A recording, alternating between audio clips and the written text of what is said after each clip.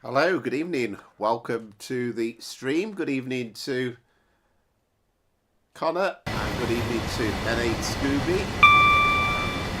Welcome along, as usual, for the 5 o'clock live stream of the sun. It's been an absolute gorgeous day here in North Staffordshire, and I hope for you all up and down the country it's been glorious weather. It really has been nice.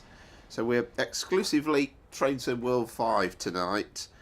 So we're going to start off with that run with the Class 465. So that's going to be Dartford to Faversham. Then we'll have the Class 801 on a Doncaster to Peterborough run on the East Coast Main Line. Then the 350 from Euston to Tring. And then we're going to finish up with the Class 66 with Nottingham to Derby. So first scenario is going to be 1 Echo 95, the 1016. I mean, it's a London Bridge to Ramsgate service, but it's going to be Dartford to Faversham. So let's get the game loaded up.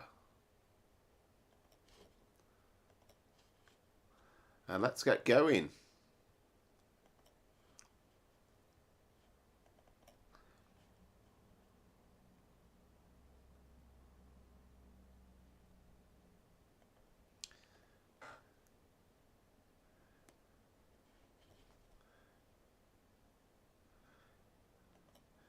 Yeah, and you kind of got a sneak preview with the intro as to the livery that we're taking on with the 465.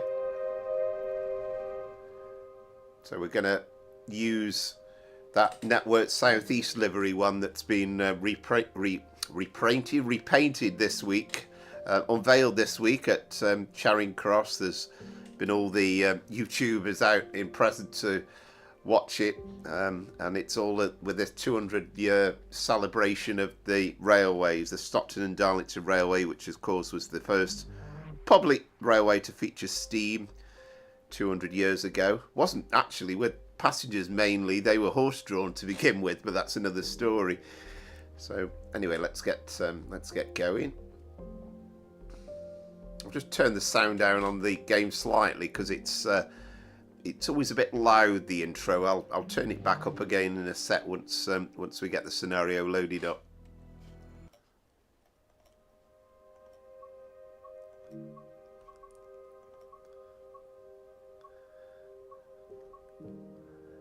So what do we want? We want the Southeastern high speed, and I don't think I've done the 465 on the channel before.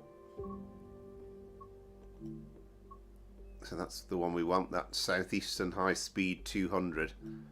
Beautiful livery as well. And apologies, I've forgotten to actually write down who's created it, but it's a lovely old scenario.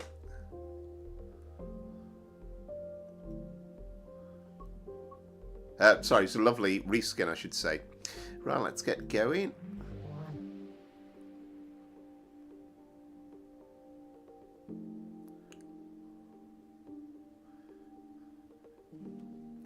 Yeah, I think many of you have been enjoying the sunshine today. It's been absolutely gorgeous, has to be said.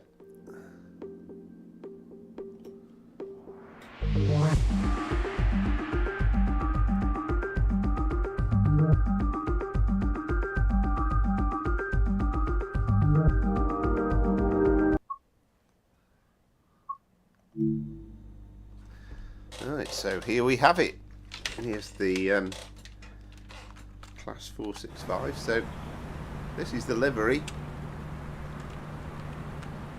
And there you have it, Network South East. But then you also have Southeastern celebrating Railway 200. And it's also got the Chris Green nameplate on, which of course it's doing its usual thing with the glitching, but you'll see it in a second. There you are. Of course, Chris Green was the man who created Network South East.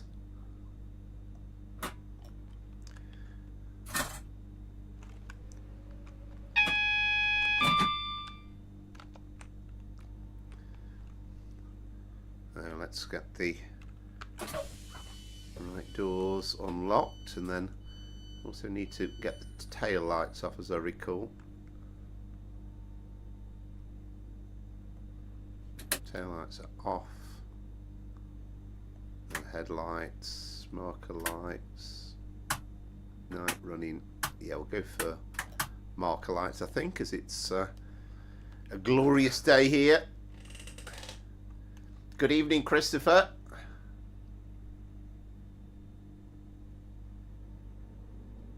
Oh, heck, you've not been feeling well, have you, N8 Scooby? I think it's possible that that's what I might have had, actually. I've not been feeling the best, about a week or so back, and there seems to be quite a lot of it around.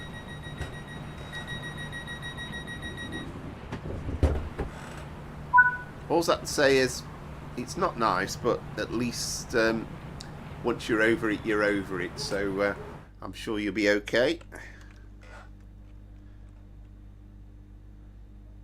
All right. Evening to Mace Tays. I did wonder, actually. I did wonder. So, yeah. Well, I'll still get going anyway. So, I mean, it doesn't matter if you end up being behind me in timing. It doesn't. There's no race for who gets there first. Yeah, hope you're well. I've just been enjoying the Newcastle Brighton game, actually, which that was a good tie. So perhaps we're going to get Newcastle winning the League Cup in a couple of weeks and Brighton winning the FA Cup.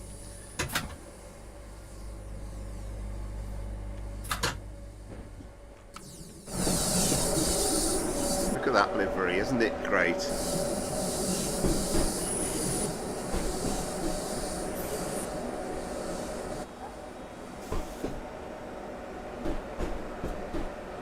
And of course, because it's a double length unit, we've got a southeastern one behind.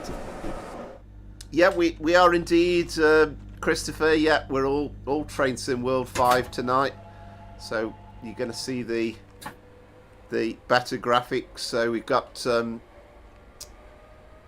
this service to Faversham, and then we're on the East Coast Main Line with a Zoomer LNER service, and then we've got a Euston Tring with a 350, and then finally a freight run Class 66 Nottingham through to Derby.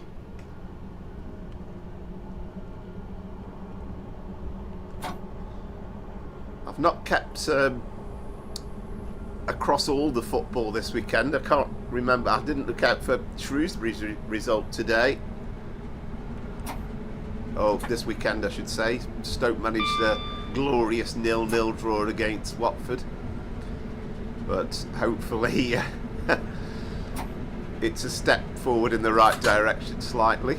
I'm just thankful I don't pay any money to go see them nowadays, because I'm not sure they're quite worth that entertainment value. Ah, okay, yeah, so that's another step forward in terms of relegation, I guess, or a step back, I suppose. Might be a better way of putting it.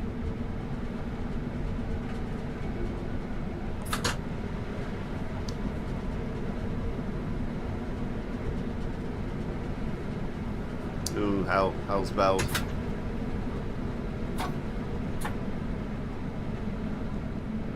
Well, we had the couple of red cards in the Newcastle game a bit earlier. I put a new sound mod on this 465, by the way, so I hope that's coming through well.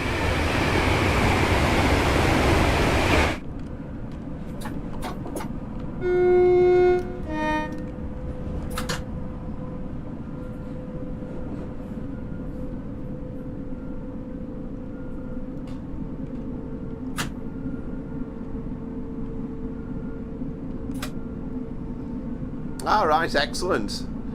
No, that's great. I think we were talking about one or two things about that last week. I must admit, I do think it's great that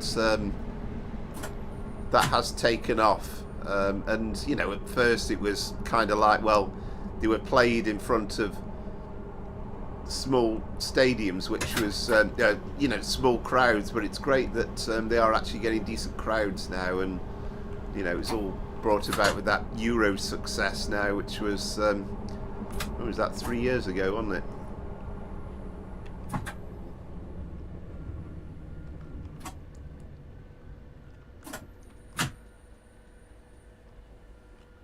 We've got quite a few waiting here at Green Hive for Blue Water. I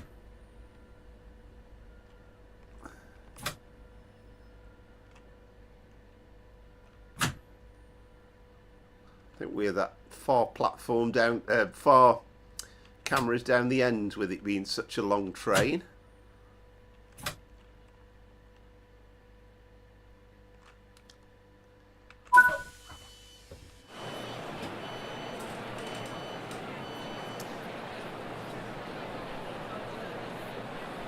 I haven't got round to watching that that game, actually. I didn't get round to watching it yesterday. We were out walking the dog with it being so lovely. But yeah, I understood it was quite horrendous, and yet really looking forward to Tuesday for the North London line.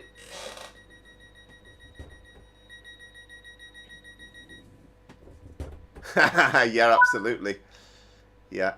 Hi, Gaming 85 as well. Welcome to the channel.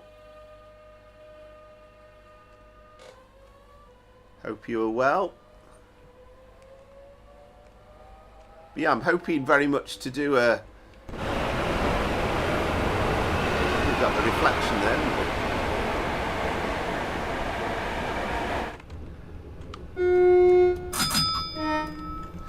Hoping to do a little live stream on Tuesday night. Probably only be an hour or so, but I would very much like to show off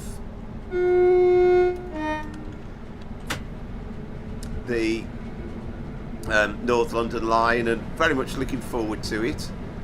I'd like to say that they've sorted the passenger problem as well, but from what I can gather, it's going to be released how it was on when we had this live preview on Thursday. I just can't understand, after all this time, how can they have a problem with the passengers?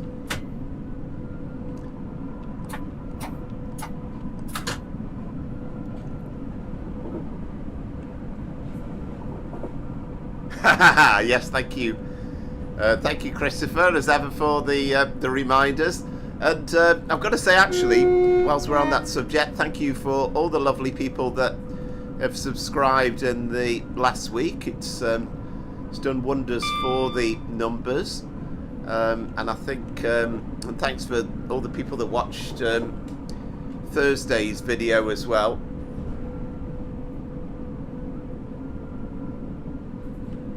Yeah, I'd love to see Waterloo in the game. I mean, I've kind of got this strange feeling that Dovetail games are a bit frightened of the longer routes, or sort of routes like that, just because of the console issues.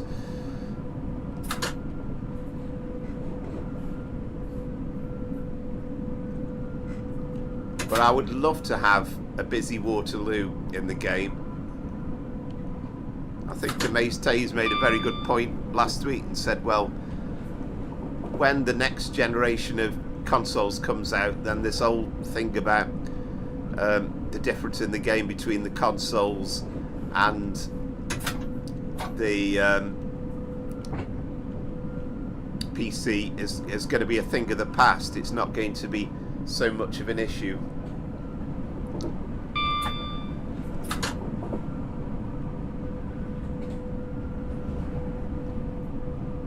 But I've not changed the weather patterns, by the way, because I think with kind of setting it with March now is bringing us up some quite nice looks, hopefully.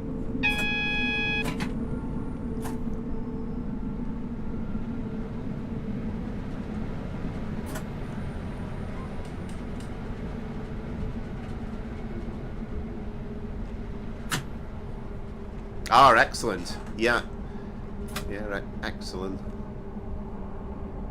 Yeah, to make for an amazing piece of DLC any part of the network out of Waterloo. I know we've got the road map as well coming up tomorrow, so hoping we'll get some news perhaps on when the Welsh Valleys route as well.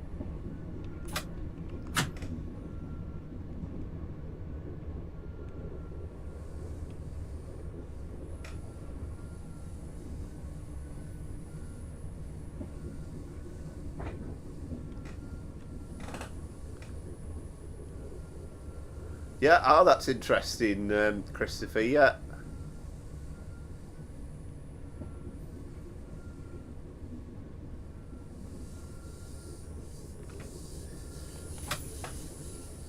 Yeah, coming into Gravesend. I have to say I was quite interested looking at the route map. I'd be interested to see, I know they said there's definitely some Pancras in there. So I'll be interested to see exactly what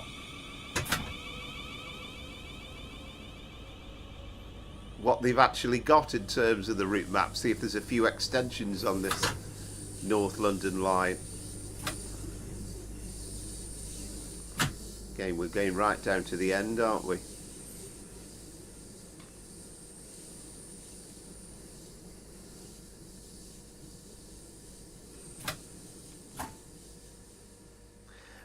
Oh, I've got to think, but right, okay. Yeah, well, I can agree with that. I think I've done first class with both, and the problem with LNER with Avanti is you're not going to talk about it on price, but it was the quality of it. Once you've kind of got over how much it costs, is excellent, really. LNER's better value for money and pretty decent as well. I mean, I would imagine like East Midlands Railway, for example, would be fairly low down because it's all right, but you kind of don't get much for the first class experience. You know, you might get a coffee and a bacon sandwich or something.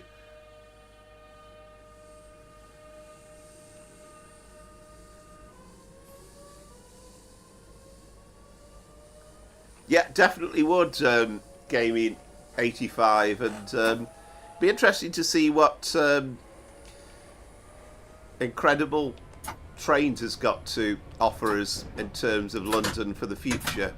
But yeah, kind of got a sneaking feeling, and you wouldn't be surprised if we got the southern end of Midland Main Line at some point, but there's also the Great Eastern and also that King's Cross Peterborough as well.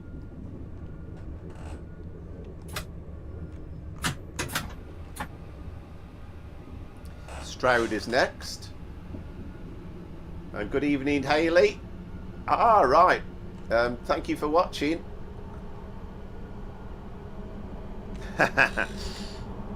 Yeah, and thank you for subscribing. That's much appreciated. Yeah, hope you're all well. And yeah, welcome to the channel. And we have quite a nice chat about different things as well during the stream as well. So again, it's going to be the usual 4 hours or so.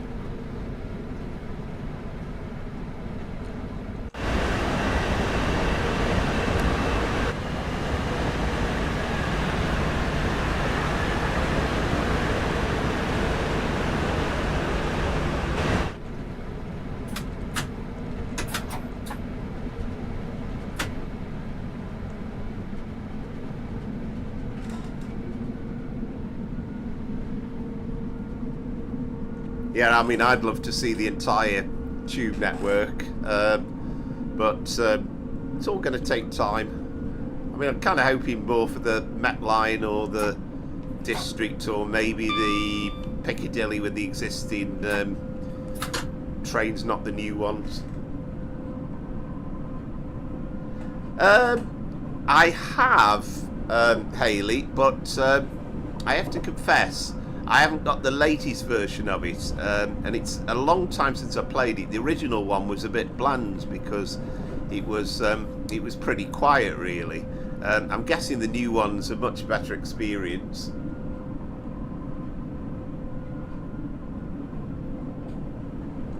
Interesting gaming. Why do you reckon? Why do you reckon that they won't?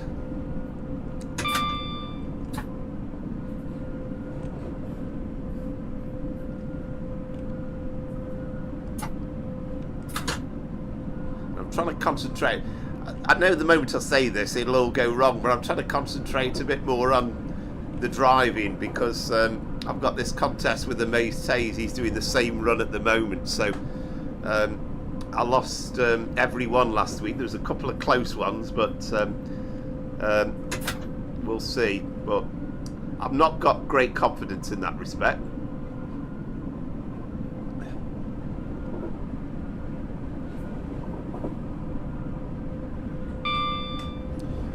Yeah, of course. Yes, of course. Yeah. You mean because it's kind of considered a bit too off the wall with Heathrow Airport and stuff. Yeah. But yeah, that would be a good one. It would be a good one, and I mean the problem is a lot of the tube routes are kind of automatic train operation, aren't they? Yeah, it's interesting. I've never been actually, but it's Art Deco, isn't it? And one of those people were probably horrified with at the time when it first came out. But yeah, interesting place. Yeah, that's right. Whether I keep it up for the 4 hours or not, though, in Maze Taze, I don't know. And I'll still probably lose. But I'll be magnanimous in defeat, though.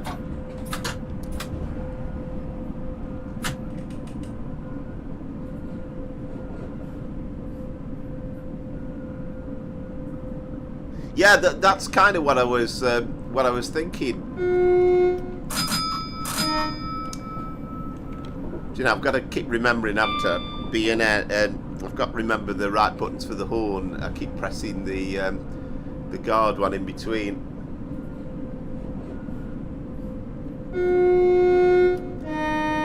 That's more like it.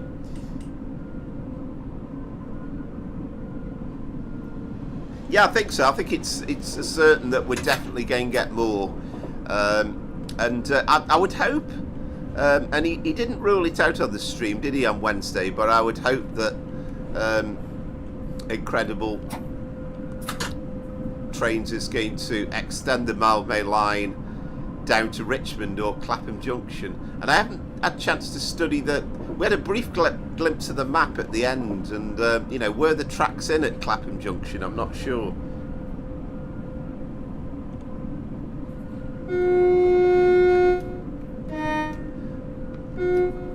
I mean, I'd be happy with the East London line, and I've rode on it many times in real life. That bit around Shoreditch High Street and so on. It's quite interesting. I mean, it is mainly. I don't know if there's so much freight that goes through it, though. That's the only thing.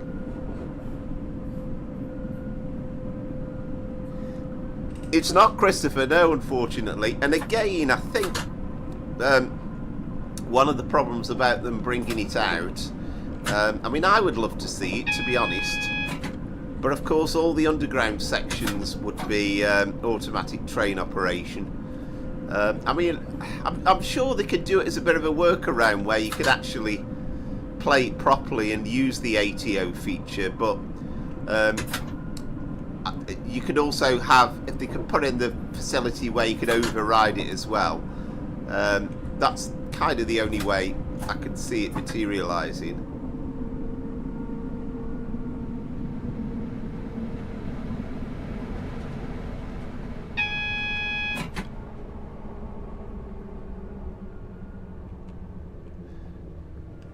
I'm not going to make this 15, I'm a blinky dink. Always catches me out, that one at Stroud. Good evening, Lawrence. I think there's been a lot of people that have requested that one. And again, welcome to the stream. Thanks for joining us. I think I would love to see that route as well. It's not one I know that well in real life, but it's quite a fascinating one, and it's got the bits by the coast as well.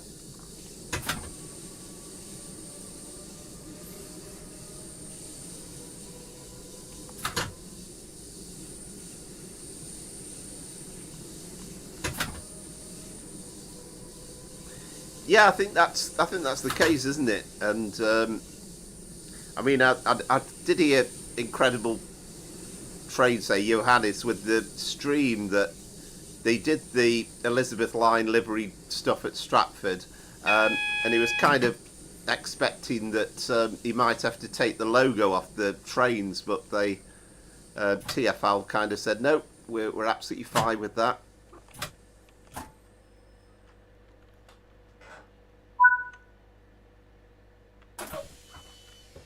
Ah, right, that's interesting, Lawrence. Of course, one of the perennial questions is what does C2C stand for? But I think the reality is it doesn't stand for anything, does it? It's people. Oh, did you see that man just doing a bit of a sidestep there? Some people say coast to coast, city to coast, but I think. Oh, there we are. There's another one doing a dodgy walk on the other platform.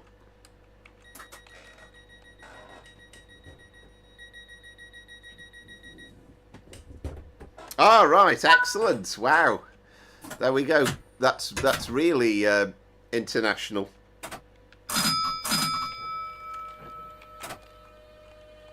It is currently in the UK. It is 17:30.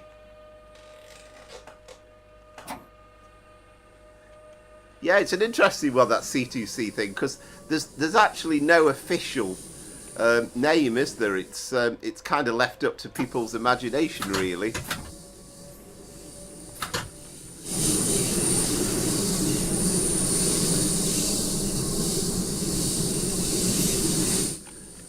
So what temperatures do you have in your part of the world, Hayley?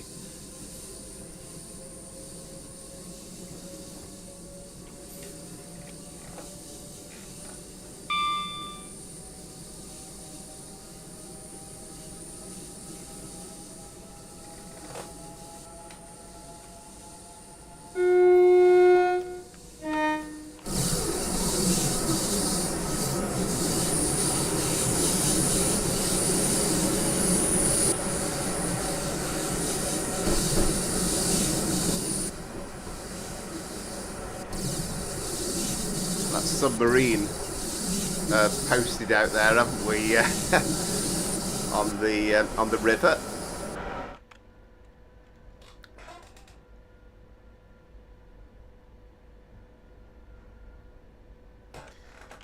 No, I must admit, I haven't got the American ones.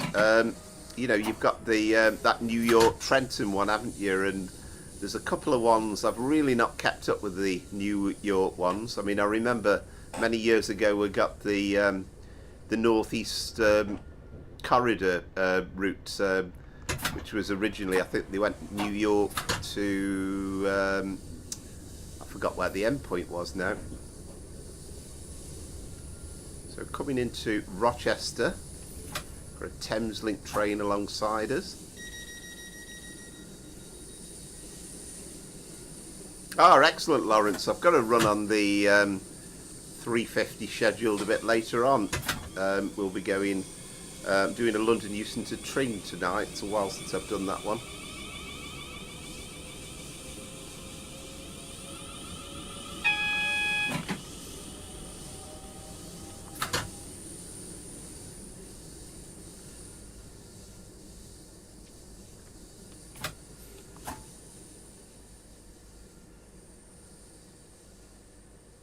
Could have stopped at those screens just before us, so we slightly overrun it a bit, but we're all right.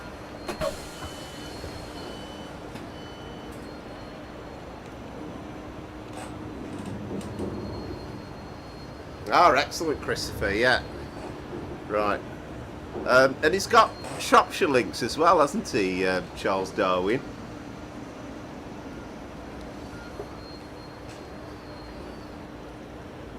Ooh, we're more or less on time as well, apart from a few seconds.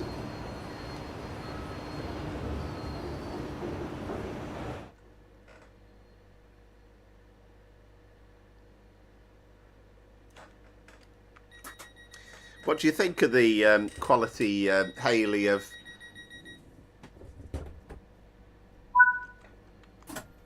the American routes?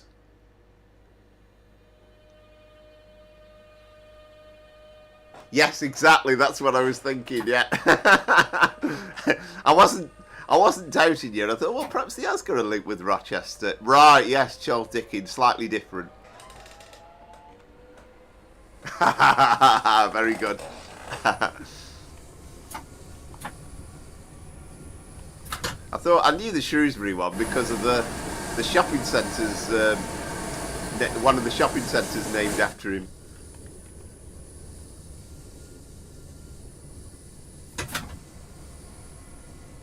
This, of course, the old Rochester station. So when we come into Chatham, of course, that's the home of where Dovetail Games are based, of course. They ought to have done as a wait and walk out of the station at Chatham towards wherever their offices are, but perhaps they don't want to give it away too much for fear of people chasing after them.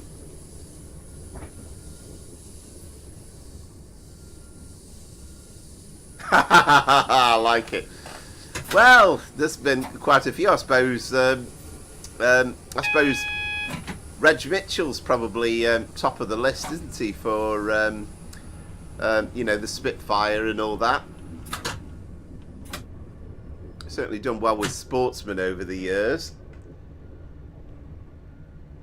Yeah, do you think it's pretty realistic for the American routes?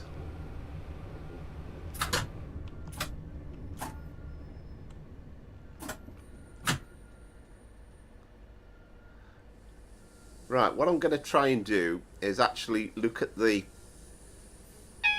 screen when I'm coming to these stations better than rather than trying to read the chat till we've got to the stop, I think.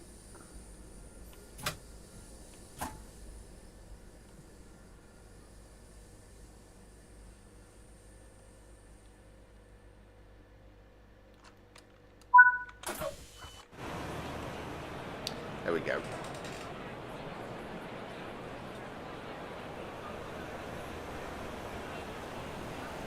Ah, right. No, I didn't know that. I didn't know that, Lawrence. Yeah. Yes, indeed. I mean, I don't know this part of Kent that well, but I've heard one or two comments made about the Medway Valley and places around here.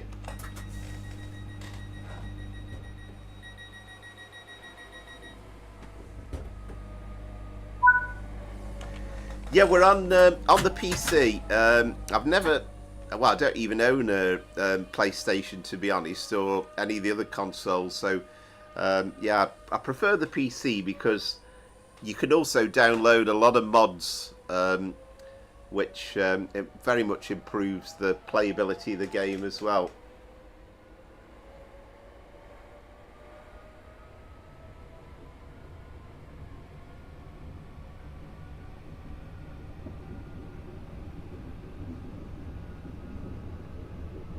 Ah, right, that's how you knew, yeah. Right, I see, yeah.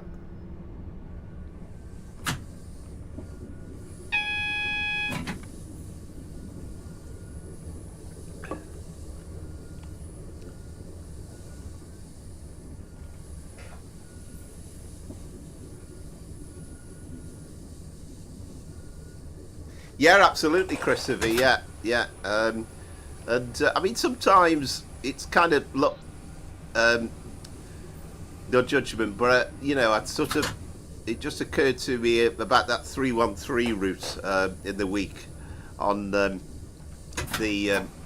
on the DC lines, and I thought let's give that a go. And you never quite be sure whether they're going to be dead popular or not, but this seems to be the one of the fastest growing ones since I did the Elizabeth line one, which was not far off, probably a year ago now, last spring I would say.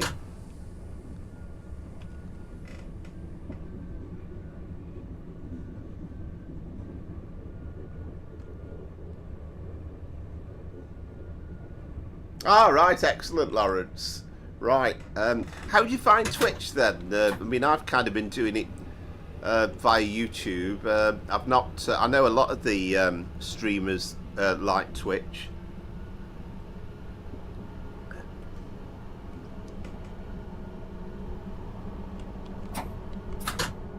Now I've got to be careful here because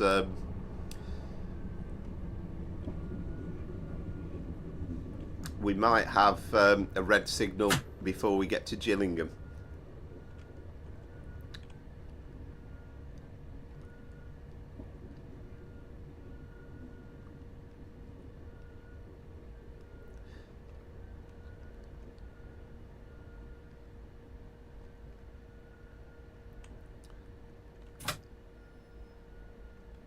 And it's like a pesky little signal, this one is, because I remember this, it's just beyond the tunnel, and you kind of get this brightness as you emerge out.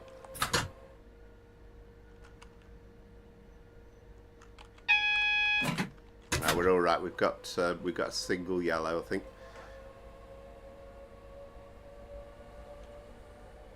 All right, excellent gaming, 85 and.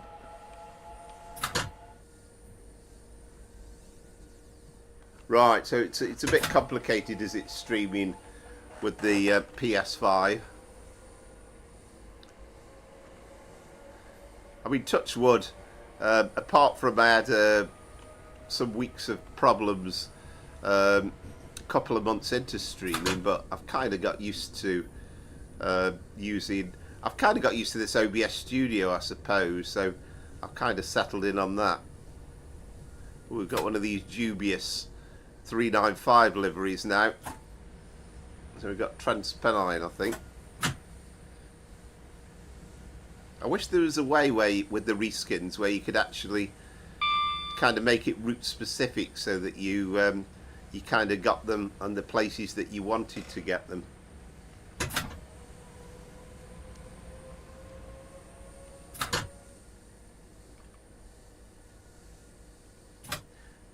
I did read it, Lawrence, but I'll confess that I didn't read it in massive depth. It didn't seem to be anything that major. There's something really exciting with the latest update, then I wasn't too bothered.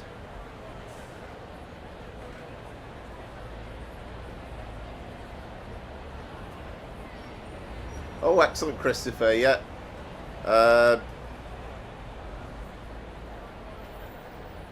Right, you enjoyed your chicken and chips, Lawrence? Yeah, it was the usual for me, usual Sunday roast and glass of wine.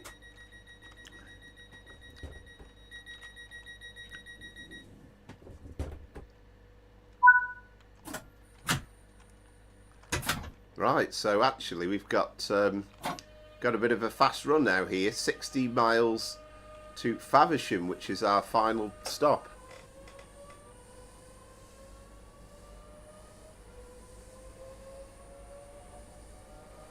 Well,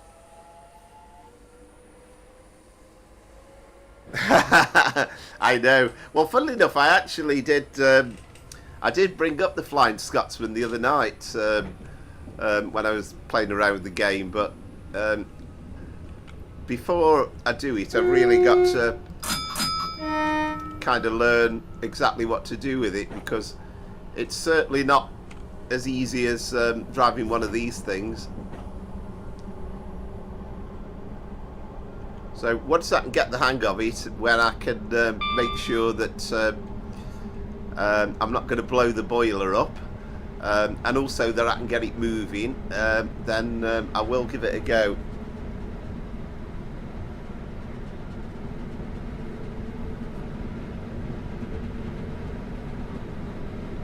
Ah, right, interesting, Lawrence. Yeah, great.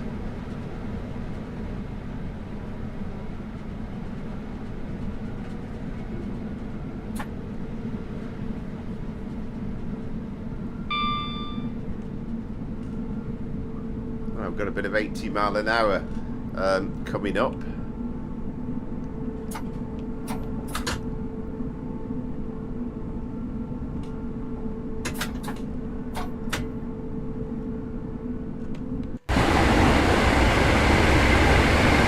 Get a bit of speed up now.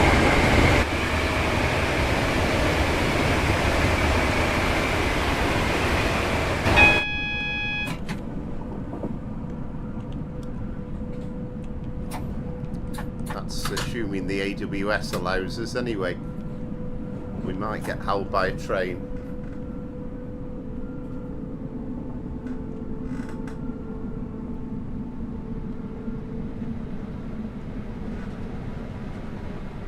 Oh, that's interesting.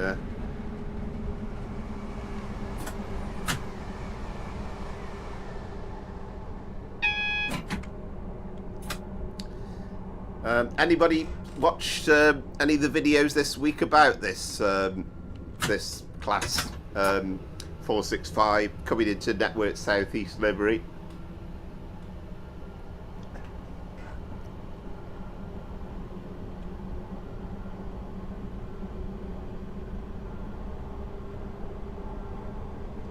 Ah, fantastic amaze tays, yeah. I must really get into a few more of these rail tour runs. I'm kind of interested with this map that's coming out with the Midland Main Line, and we got a glimpse of it towards the end, but I'm trying to work out if there's any bits on it that might just be doable for stuff like that. I know he did say he's put the St Pancras model in from Southeastern high speed, but I don't know whether the tracks will go all the way through.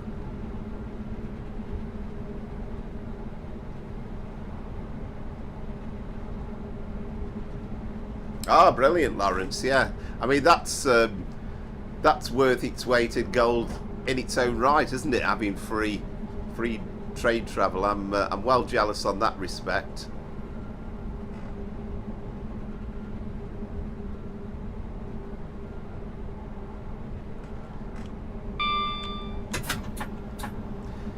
Yeah, it's I can say myself, it's a great route.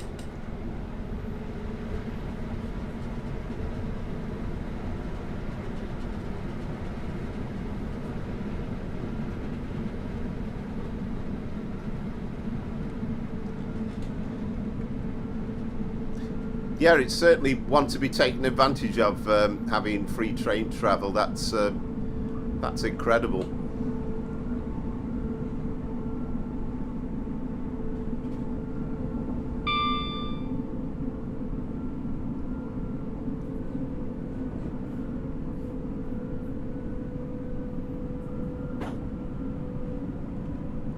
Yeah, take it we're talking about the Goblin line there, Lawrence. Yeah, unfortunately, we've only got the overground units on there. It'd be good if we could get something to represent the 357s and the tube stuff as well.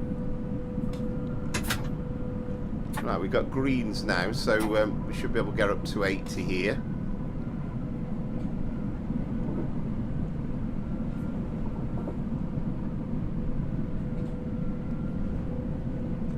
So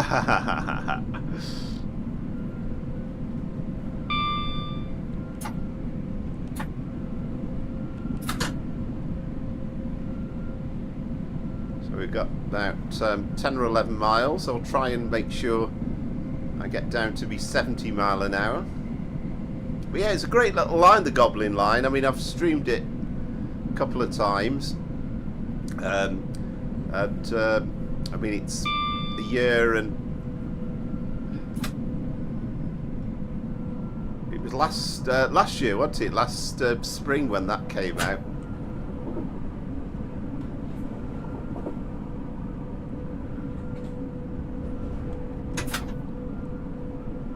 Bit too premature for the 70, but we're okay.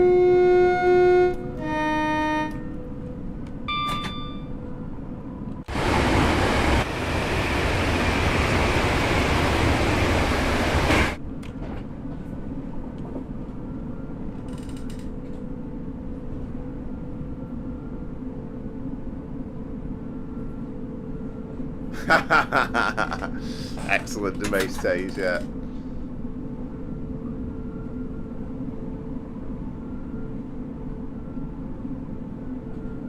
Oh, okay, yeah. Oh, interesting.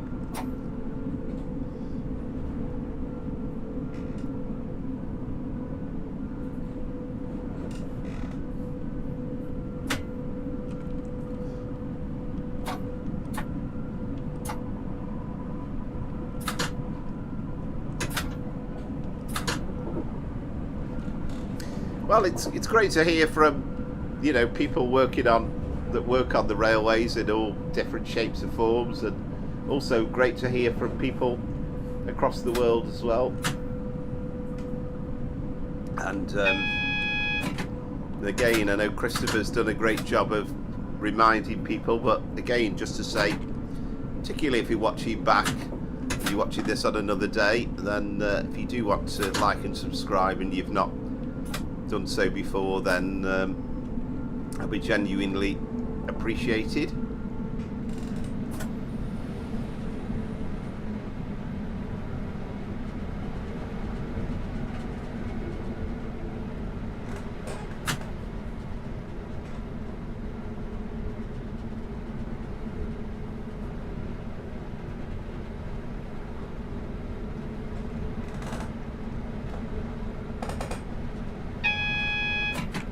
Right, what signal have we got here? So is this single yellow?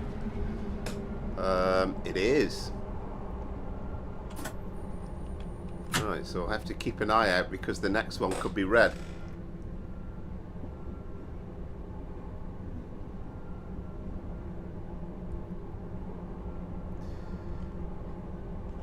Yes, Hayley, I'm massively looking forward to that Manchester commuter route. The only difficulty is, I was looking at the real timetable the other day. It's just such a shame that it doesn't go to Crewe, because a lot of the runs are going to be quite short, really. You know, 20 minutes, half an hour, but it's still going to be fantastic, I have to say.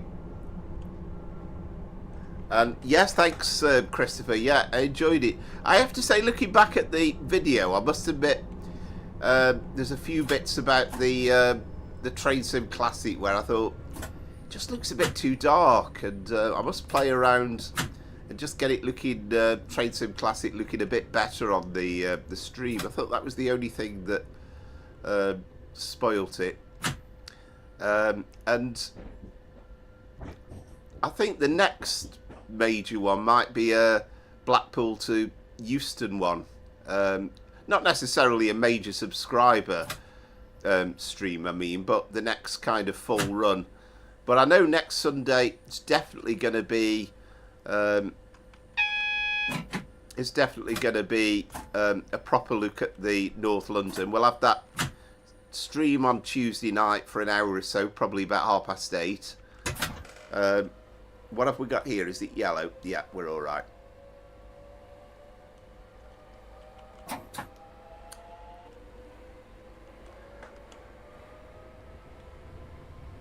So we're still some way off the platform at Faversham yet.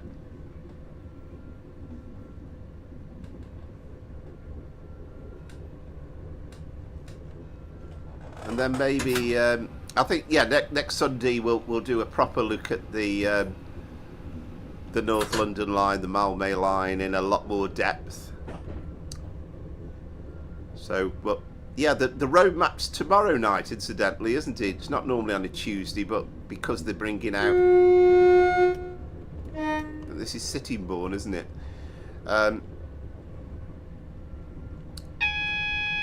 It's not normally on a Sunday, but on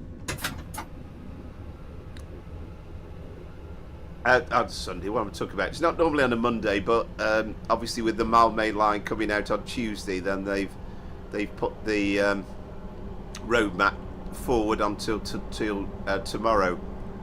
God, I went all stuttery then.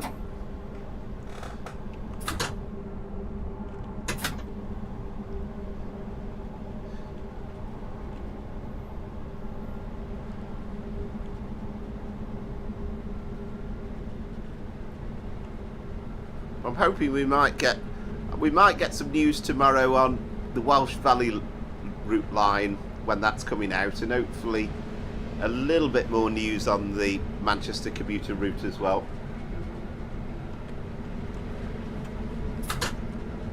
From the erstwhile Alan Thompson simulation.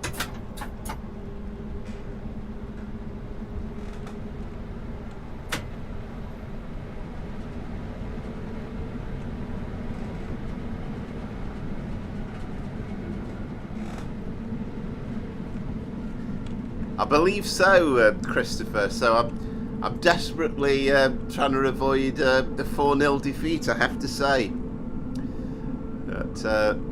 But time will tell on that one.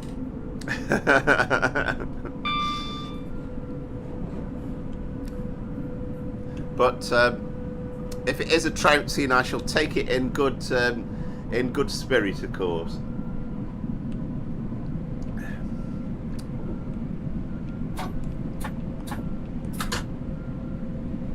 Might have to get a few points knocked off for that bit coming into Stroud with the 15 mile an hour. I didn't quite make that in time, but I wasn't massively over it.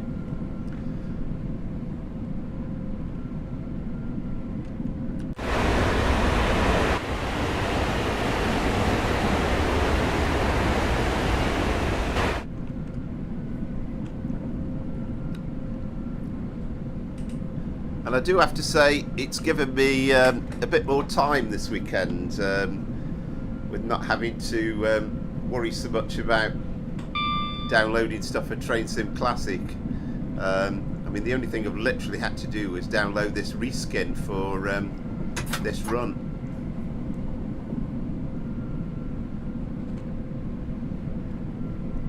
I thought that question might come up. Gaming 85. To be honest, I don't think I will. I really don't think I will. It's not really geared towards somebody in the 50s like myself. I mean, it's a good idea, and you know, I fully applaud the principle of you know, that it's going to be popular amongst younger people, which is great, and if it brings more people into trains, then I think that's an absolutely fabulous thing.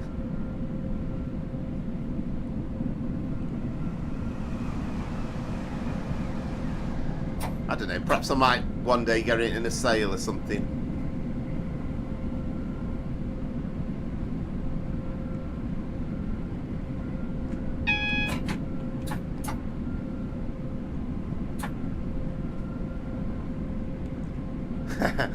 Yes, indeed, yeah.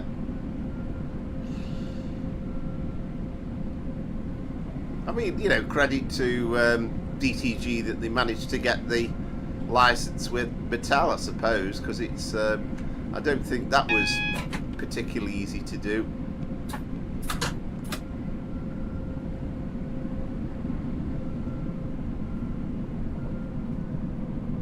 I suppose I'm going to end up watching a few videos on it now, I won't lie, and I'll be interested to see how they work it in with the storytelling. Yeah, absolutely. The daft thing is, I mean, there's absolutely nothing stopping you from spawning it in on any of the other pieces of DLC, so you could actually, I don't know, you could you could set yourselves off out of St Pancras and then go under the you know, the electric high-speed lines.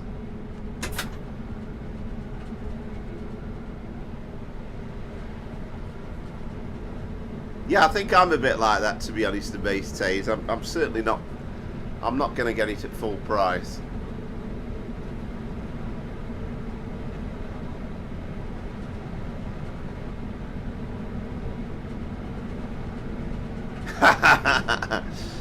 No, my first video will. My first video with the steam train is definitely going to be the Flying Scotsman. I just need to figure out how to drive it first. I mean, it's worth saying as well, I think I'm not far off getting towards the 100th video, so who knows, perhaps perhaps that might be the time to get the steam train out.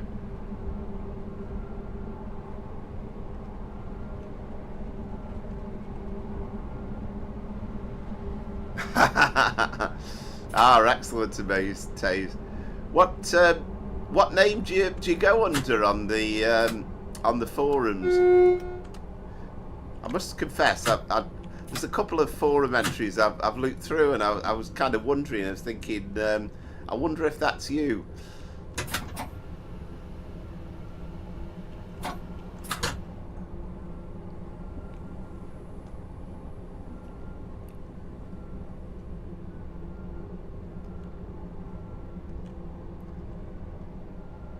Right, we're going to get this 15 spot on now coming into Faversham.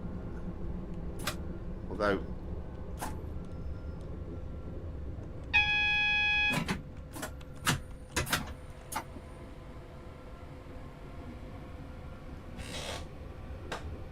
right, okay, yeah. I think you know, I've seen it. And as I say, there was a couple of entries, a couple of forum bits I've read, and I thought, oh, I wonder if that is, yeah.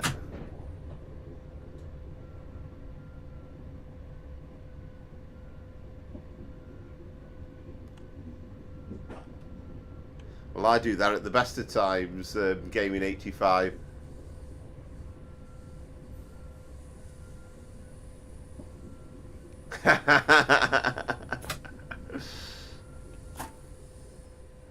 I've still overshot this 15, haven't I?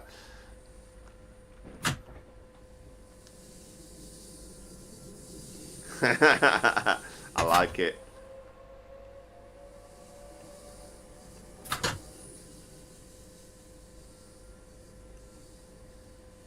Right, coming into Faversham. So I'm guessing you were slightly behind me, aren't you, time-wise? Because I started out slightly earlier, I think.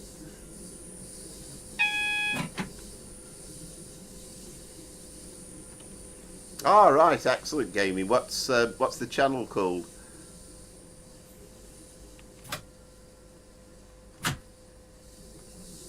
Right, I should say Gaming 85.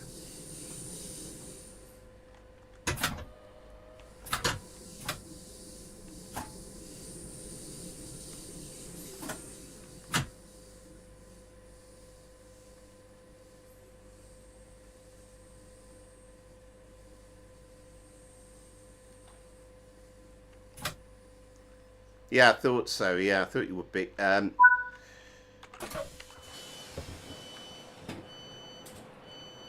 enjoyed it anyway. It was lovely to drive this new livery, and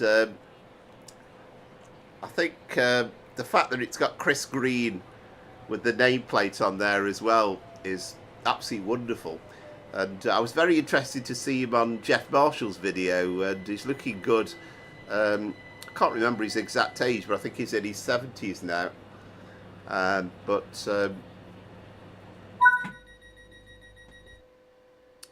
Right, there we go. So, probably some sort of paltry low score I've managed there. Now, do we have a pen in this establishment? There we go.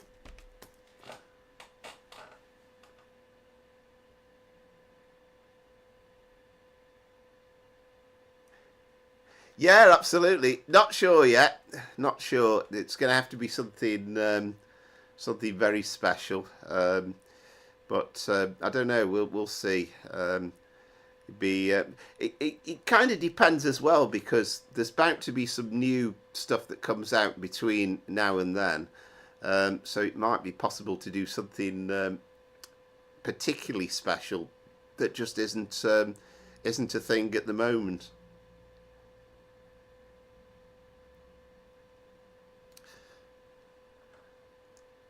Well, I've noted down my score anyway. So 12,746. Yeah, you see, I wasn't very good on Rochester, was I? 20 yards out. Gillingham was 38 yards out. Faversham was almost perfect.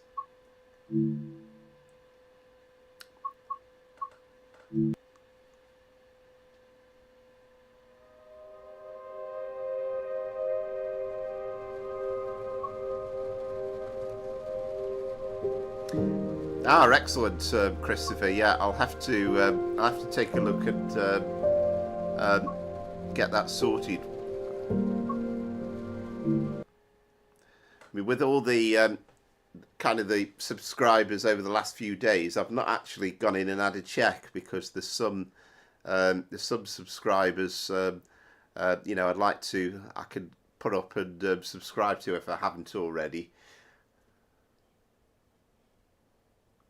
So that was the first run. So what are we doing next? We're on the East Coast Main Line.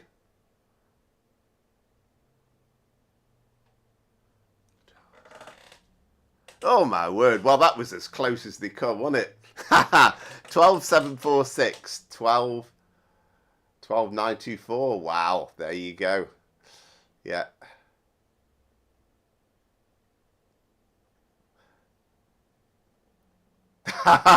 Very good.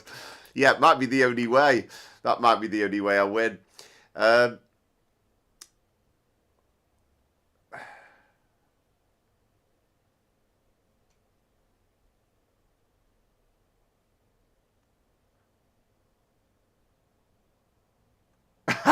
Yeah, absolutely.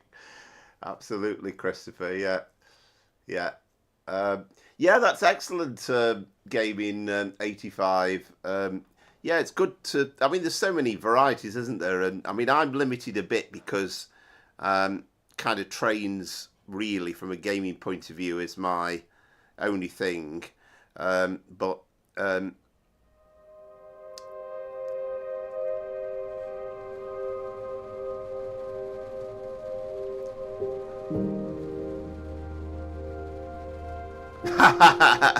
I know. Well, that's it. Well, you obviously deal with it better than me.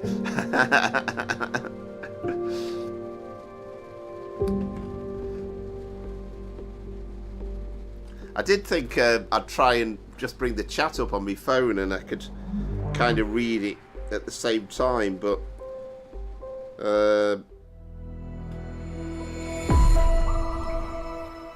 yeah, that's true. Yeah, it's like the handicap thing, isn't it? That you get with the Grand National at yeah. Right. Anyway, onwards and upwards. So let's get the LNER East Coast Main Line. So first time I've streamed a run on this route actually since we've been going. I think it was the 8011. So we'll make sure we have custom weather in. Make sure it's a nice day.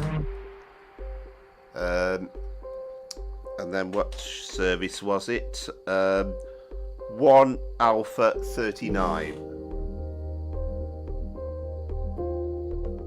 Yeah, well, that's my theory, that I think I need to do that a bit more. Yeah, it's a Leeds to King's Cross service, but of course we're only going from Doncaster to Peterborough.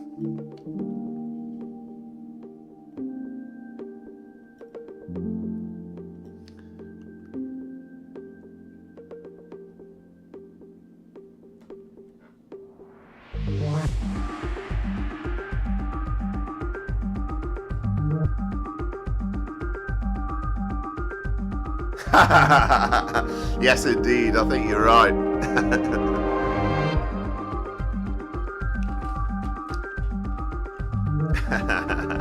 Very good.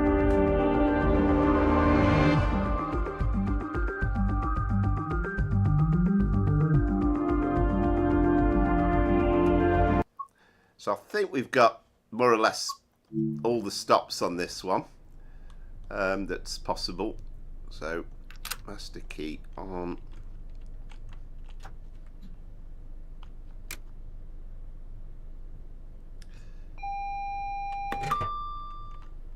TPWS and AWS operational.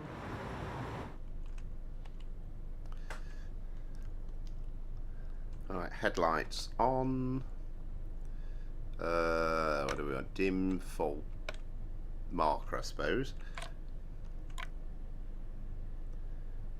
So, oh, actually, no, I'm wrong. I was thinking we were stopping at more stations, but yeah, we're non-stop to Peterborough. Right, okay.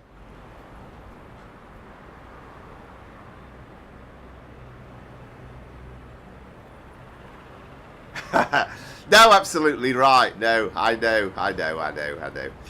Yeah, but yeah, it's all good fun.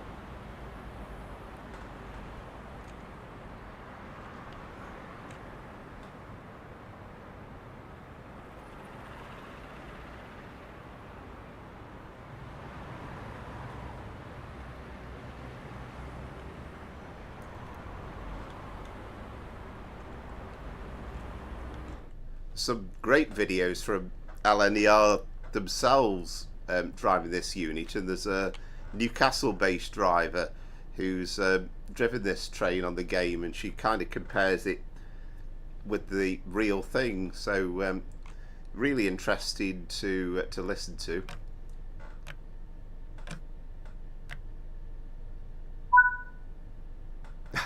Ah, right, okay, yes, of course, yeah. Links with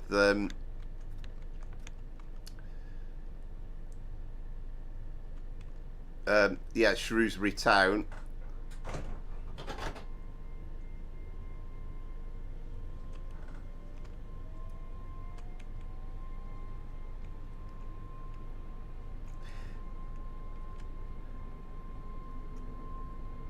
Yeah, I mean, I did actually think, and I think that at some point it'd be absolutely fantastic to kind of get a group of people, if we advertise it well enough, actually just doing a few of these runs together. Although a bit worried about I might finish bottom of the league, but you know, say for argument's sake we had like 10, 15, 20 people doing it all at the same time, then that would be quite something. And I'm not sure too many other people have gone out for that idea. I thought we got the AWS on.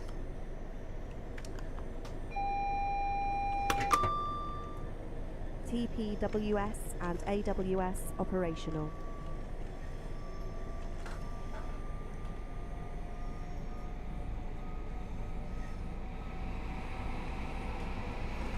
Yeah, I think that would be. Oh, we got a nice 66 coming through. I think that would be a solution, wouldn't it? Because I'm sure you'd absolutely love the idea of driving some of this stuff that's on TSW5.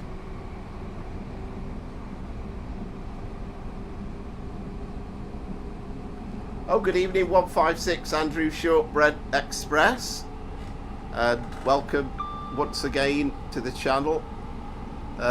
Sadly, nothing in Scotland planned tonight.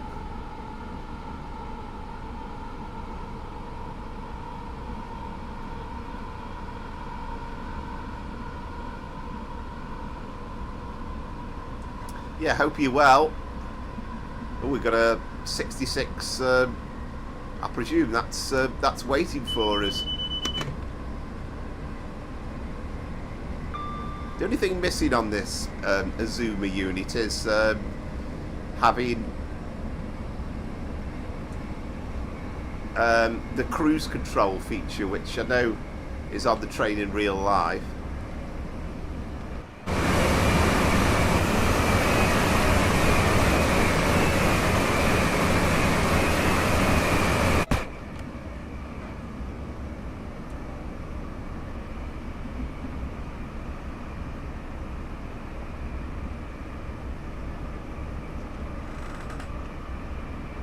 Yeah, definitely right. Yeah, would be good, and I think that could be quite interesting. It could be a way of, getting quite a few people, involved. Yeah, of course, and of course we're technically heading in the southerly direction at the moment, but yeah, it's of course goes up to Edinburgh Waverley.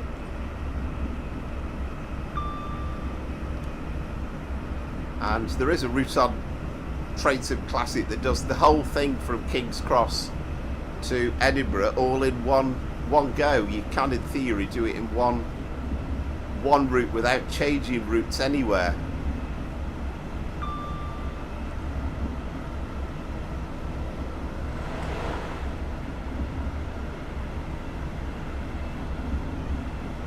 Yeah, absolutely, yeah, definitely.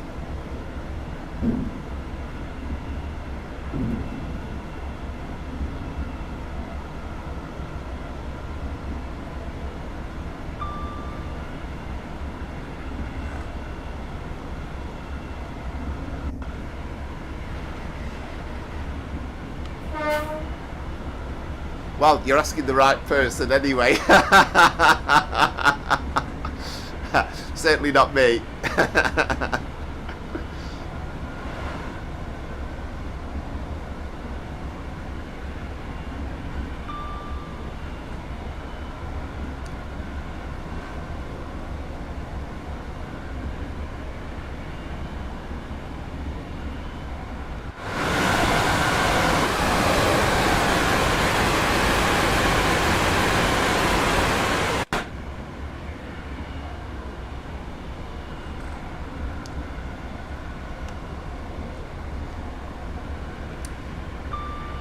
Yeah, I mean, I do have to say, in all seriousness, I mean, a lot of the buttons are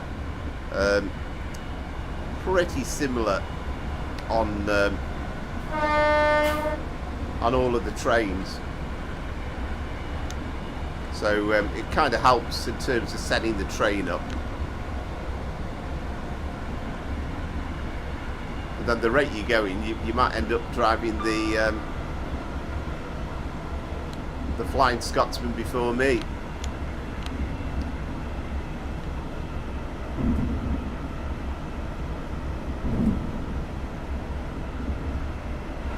This one has come from Leeds. This is a Leeds to King's Cross scenario. We've kind of done a full run from King's Cross to Leeds, but we did it in the Class 91. So I did it with Trainsim Classic. But it's good to have the Leeds to Doncaster bit in Trainsim Classic, as well as the Peterborough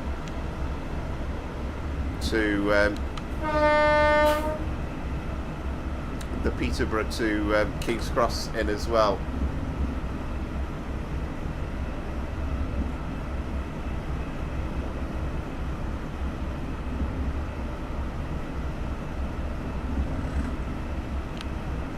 Yeah, it's pretty straightforward. The 72 stock. It's got one or two quirks. You just have to remember. Usually, you have to kind of get out of your seat, because the handle for the master switch is like behind the seat, and it's not visible when you're sitting in the seat. And I kind of tend to with the when I'm doing the when I'm driving the Bakerloo line, I like to have the window open. Again, you have to press some sort of cutout switch, so as otherwise it won't move at all.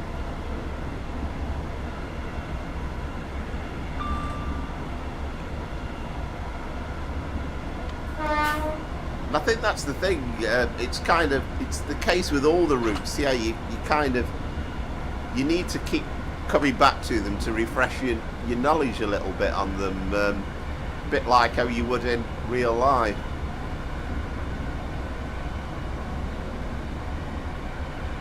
I mean, I did have a go. I don't often get the chance to drive trains when I'm not streaming these days, but I did have a go yesterday on Wellston Junction to Clapham Junction on Trainsim Classic, and I tried doing it puddless. It's fairly straightforward.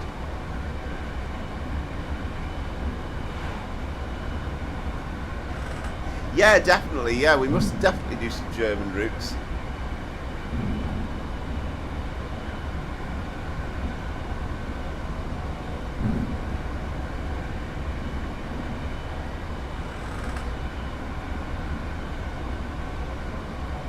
Yeah, I think some of the I think so. It does. It kind of, you do get more of an interest over time. I mean, my number one interest will always be British trades, but there is an interest in the German stuff because it's so busy and there's so much content, really.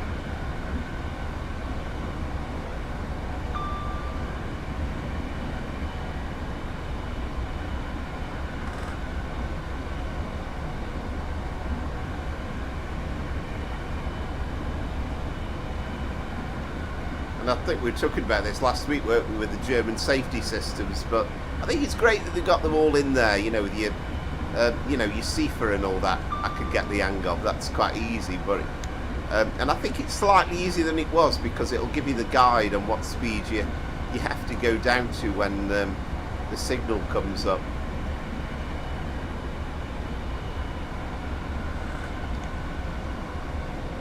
Yeah, and so brilliant to ride on in real life as well, aren't they?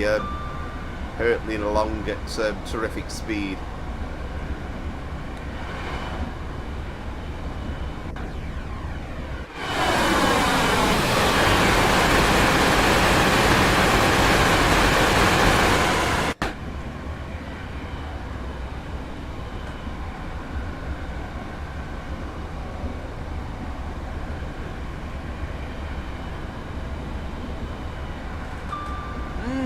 I'd have to think on that. I can't say I found anything really difficult. The older units take more by way of perhaps the Class 87 maybe on West Coast Main Line over Shap, where you're kind of having to watch your ammeter to make sure you don't go over the amps. Or you don't go to the red zone, otherwise, you know, that's a kind of a problem straight away.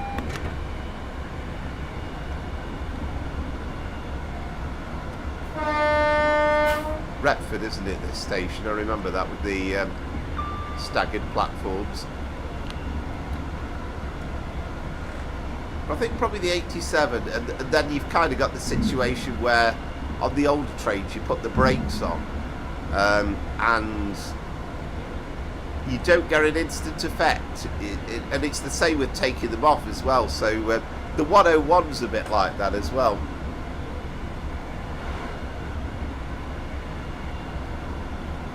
I think I did 156. Yeah, I saw. I'm sure I saw some photos on that. I wonder how much longer the those HST sets will be used on with ScotRail.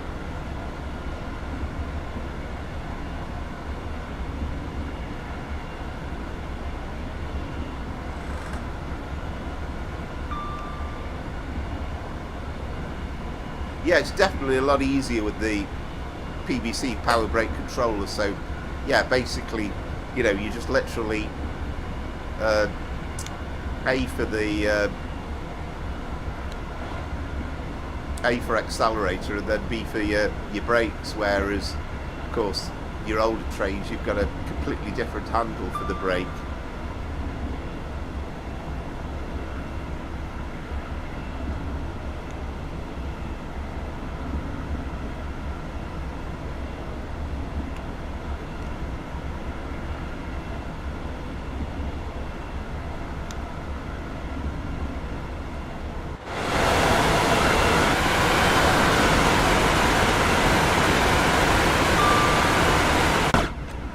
Say the route's looking absolutely stunning in the spring sunshine, a bit like it has been in reality today.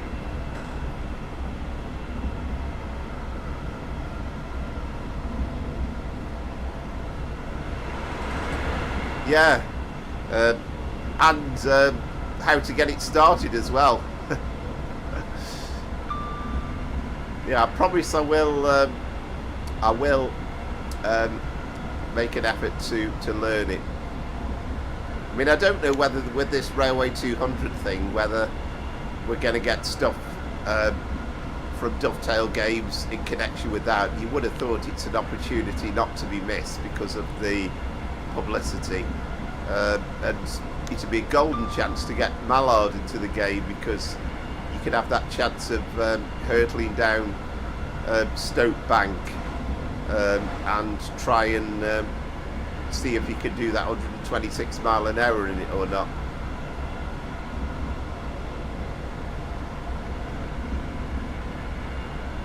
Yeah, it's been absolutely beautiful. Yeah, I think sadly that's going to be the case. 156, Andrew.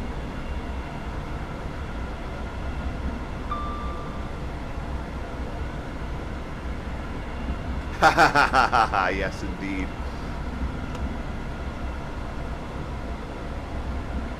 Yeah, the weather's been absolutely beautiful. We took the dog on a long walk yesterday.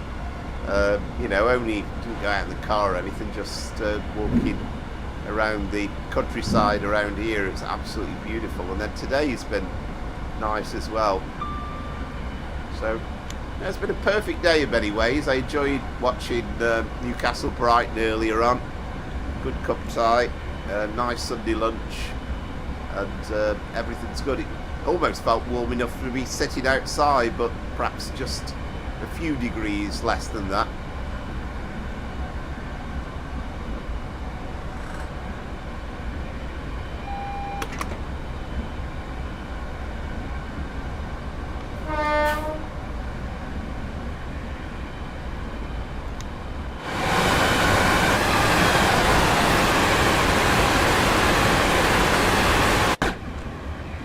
And I've probably said this before, but these like longish runs, I'm less likely to do where it's non-stop of my own accord. I'm just driving it for fun, but when it's on the street, the time just really does just fly by, so I can still massively enjoy it. Yeah, exactly. I think I looked it up. I think it's well over 300 miles. I mean, thank goodness, really, that Brighton won, because it'd be a hell of a trip to go back down. And actually, I think they've won both their trips to St James's Park this season.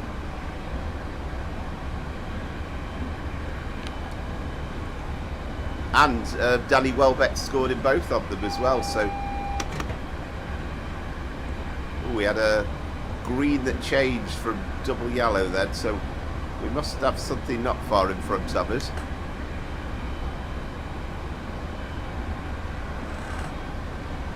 Yeah, absolutely.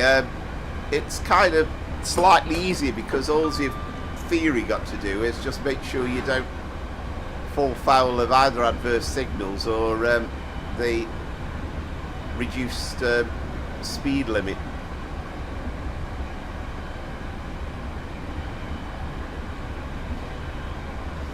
Yeah, it's got to be. I mean, I don't know for certain. I mean, if you think like something like Carlisle against Plymouth, I'm guessing.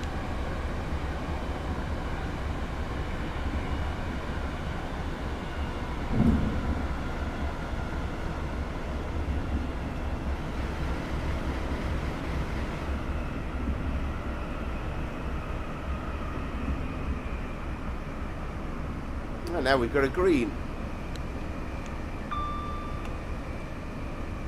So that's worked out okay.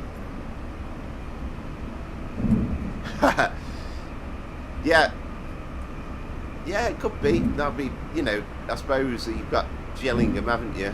But I was thinking perhaps I was going to say Exeter, but Plymouth's further southwest than Exeter, isn't it? So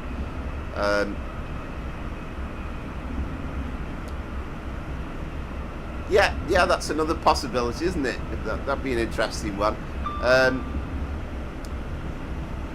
I always think as well, it's like when TV arranges these sort of games, and it's like, well, it's all very well. TV arranges some particularly awkward time for the supporters, but they've got to remember, and imagine as well when it's a midweek fixture as well, they arrive back at about 3 o'clock in the morning.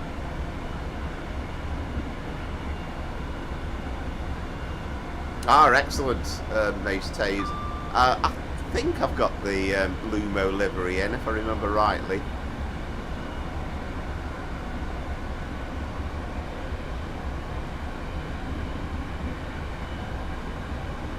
I mean, it's got to be a contender for Trainton World 6, I guess, the Peterborough King's Cross bit. Which I would imagine they've probably been working on. They've probably been working on for months, haven't they? Already, I'm guessing the Premier route for Trainton World 6, because we won't know about it till August time.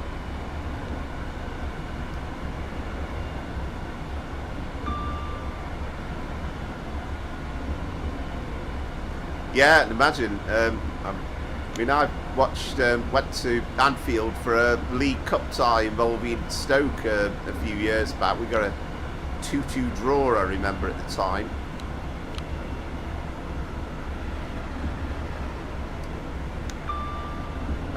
But of course, you know, from Stoke it was just an hour or so's trip away. Oh, this is Newark, isn't it? We're coming towards the famous flat crossing at Newark.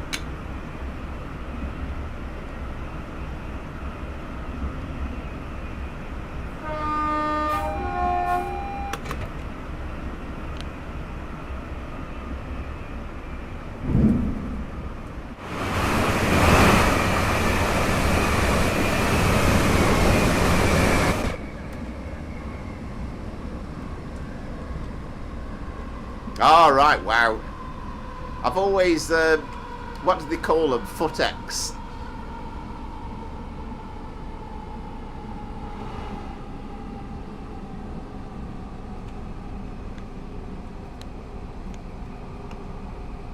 Oh, we got another green.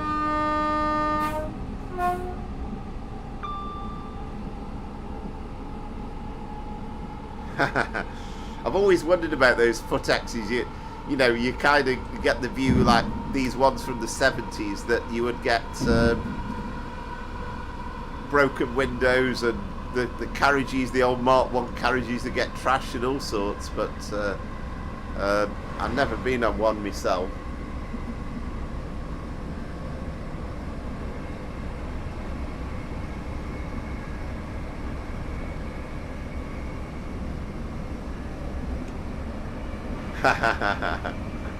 Oh, absolutely.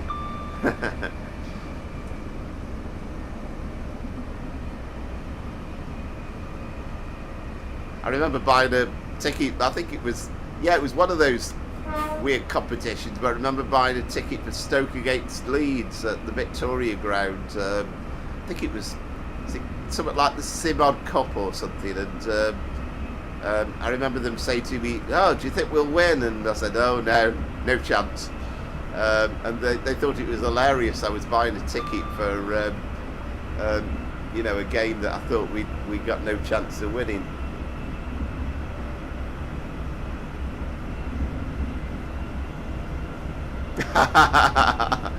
Interesting, yeah. I'm sure that it's no coincidence. I think British Rail use the oldest, filthiest, most decrepit Mark 1 stock that they had in their possession for them Footex trains.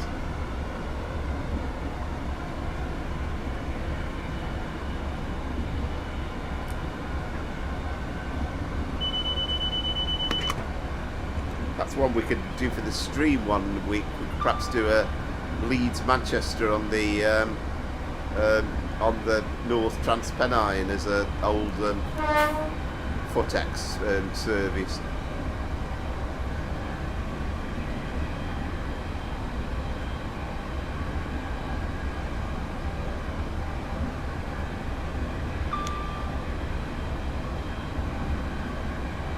Yeah, they probably weren't brave enough to actually board the trains.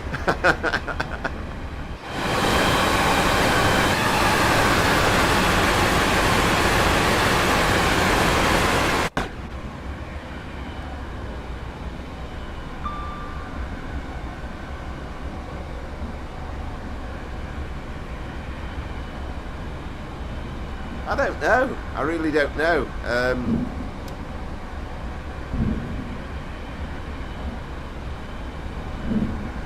You might still maybe get some added stuff on, like, you know, FA Cup semi-finals and that type of thing.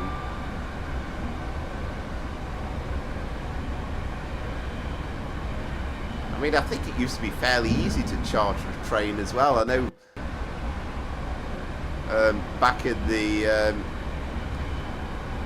early 1980s, I went on a trip from Stoke to London Euston, and we went on a Class 310 EMU all the way, and that was a train that the school had chartered. We had the whole train to ourselves. It was quite a good day because we weren't like fenced into going around the school. We could. I was with my father and we went off visiting the stations.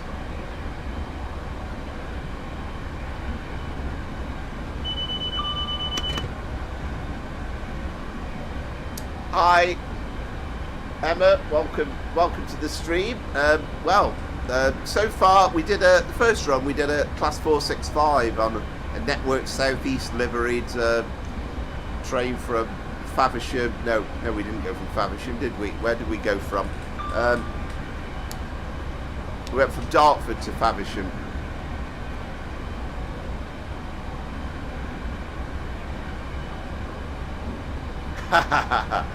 Yes, thanks Christopher. And hello Charlie as well. Yeah, good to see you on. And yeah, you're watching the right channel, Rail Enthusiast. That's good to know.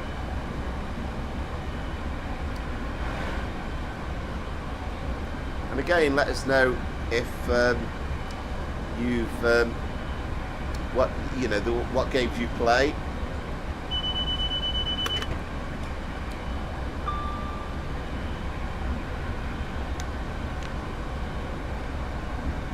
So this is the first time in a while that I've done an all Train Sim World stream, so I think maybe a little bit more interest in it generally.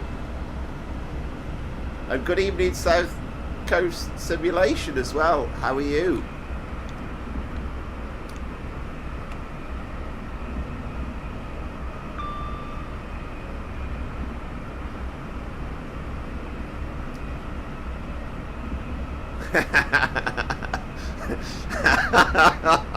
Oh, I love predictive texting sometimes. I hope you're not keeping we. I really do.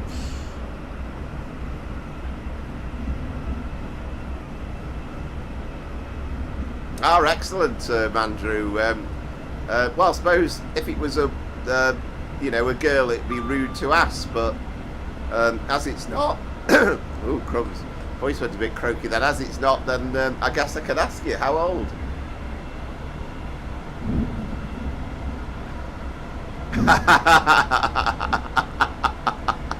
Very good.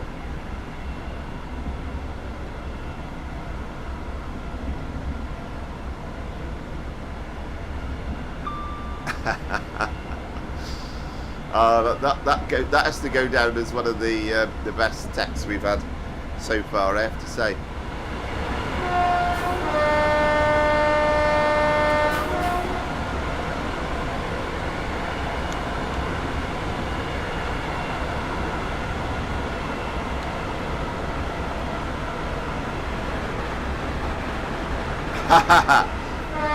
Oh, excellent. Oh, that's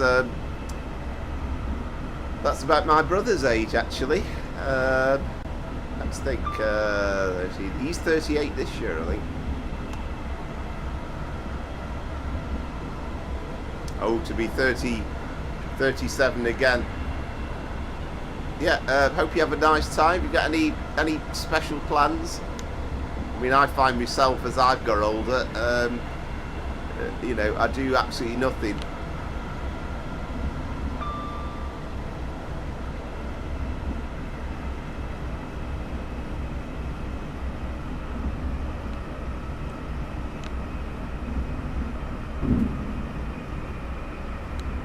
Wow, even remember the 100 mile an hour then.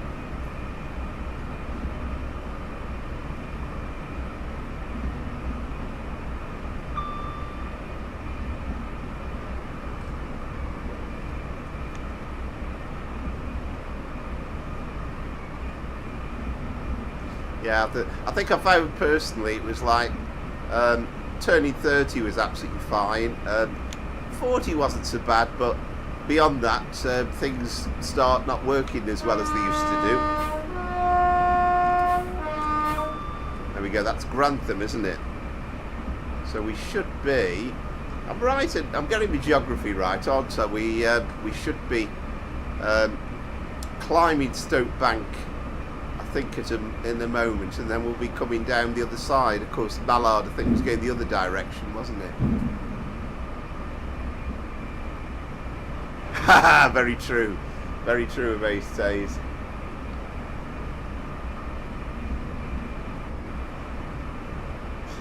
Well, that's the thing. Actually, we're a bungalow, so we don't. It doesn't even have to climb the stairs. Actually, I mean, he remembered last week, but it was a special stream, so he really was.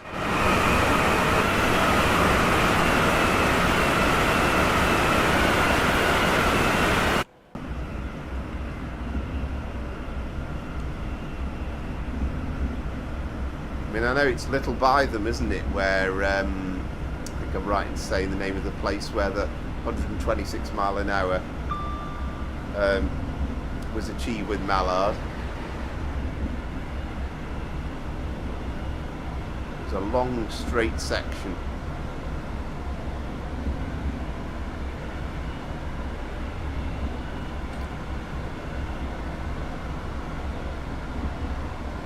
No, I don't think he'll remember this week. 2 weeks going, that's not very likely.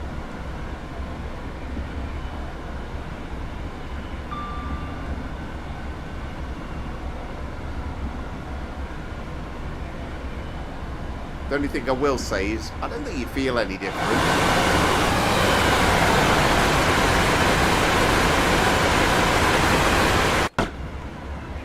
I remember my mum always said that that, you know, you might get older, but you don't feel any older. Look at the mirror sometimes, but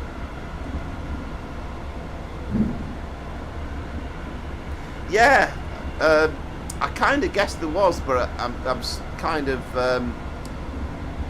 trying to remember where it is exactly. We've probably passed it now, haven't we? I think it's this Stoke Tunnel. I think we're heading towards.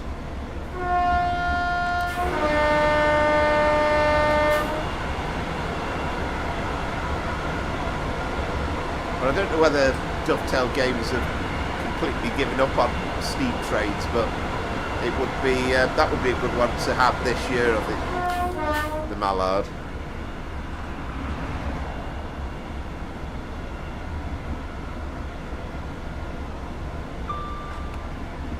Yeah, absolutely right. Yeah, I mean that's, you know, sort of the long-term plan, really. In as much as I've got one, I'd love to, you know, do a lot more streaming and playing, chilling out. Indeed, that's exactly right. That's exactly right.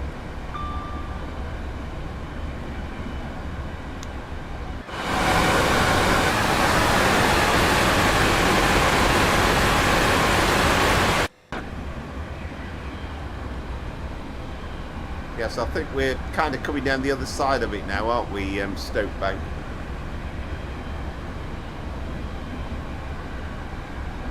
Ah, right, did he mention that? Yeah.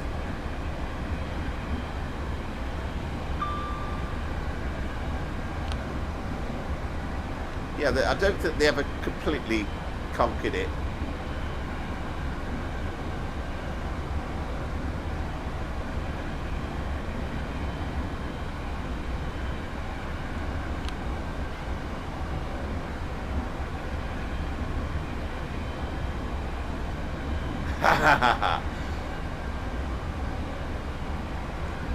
Absolutely right, yeah, fantastic.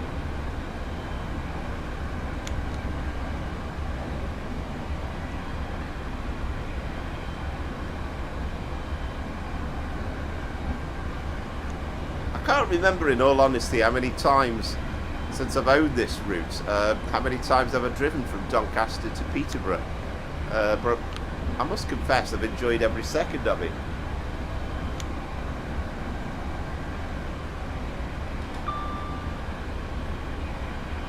Yeah, I think you're right, aren't you? Yeah, unless we've got something in the works along the way. But yeah, 18 minutes to go. I mean, we are kind of 2 miles a minute, aren't we, at the moment? So it ain't going to take us 20 minutes, but does that mean we're going to be held up slightly?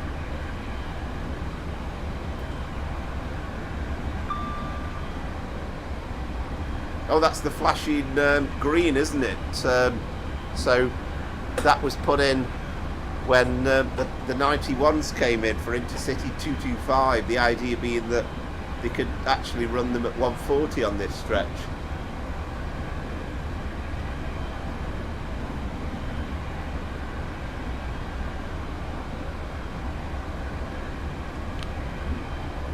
Yeah, that sounds like a good plan.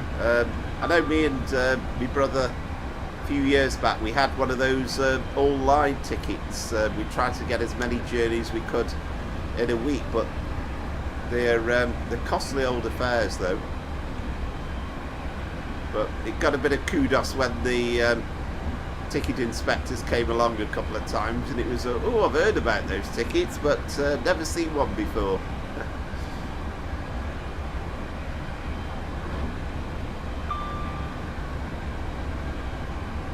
I mean, I used to love driving, going on long car journeys at one time, but I've got no enjoyment for it now. I'd much sooner go by train.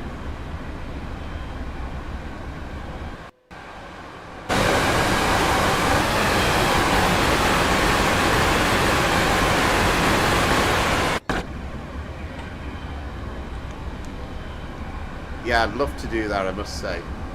I'd love to visit Australia anyway, just to see like Sydney. But yeah, I'd love to see at least a day at the Ashes in Australia. That would be incredible. I mean, the thing is, you never know. In a few years' time, perhaps we might have a team that seems capable of actually putting up a challenge playing away in Australia, because the last few has been pretty much whitewashes.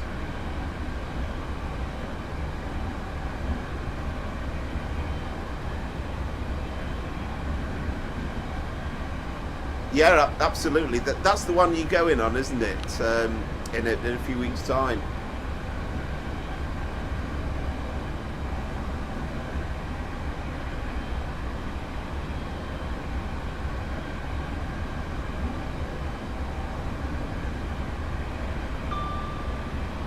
Yeah, I'd love to go on the Orient Express. I mean, the odd thing is, despite how ostentatious it is, the one thing you wouldn't be able to have is a shower, because that's kind of a little bit beyond the realms of the build of the old trains. Ah, marvellous, yeah. Shrewsbury to Carlisle from memory, isn't it? Yeah. Well, that'll come around like the blink of an eye really now, won't it? That'll be, I must admit, I'm well jealous on that. Yeah, you must make sure you take plenty of photos, and you could probably pop a few photos on the chat during the next stream.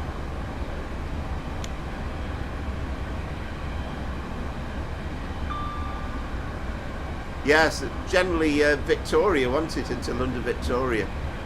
I mean, I've seen the old Pullman carriages a few times, and I probably said before, but I've been on the when I've been to the Grand National at Aintree, and we've been on the train, and we've kind of headed back to Liverpool Lime Street, and there it was in all its glory. And then we were going on a northern pacer or something, you know. It didn't quite feel so grand.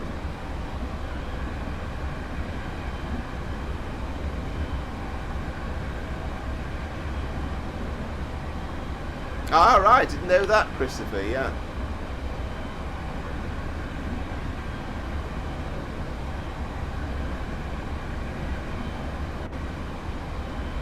Ah, excellent. Excellent. Well, we've got, I was just going to say, you were there a few weeks back, weren't you, Christopher?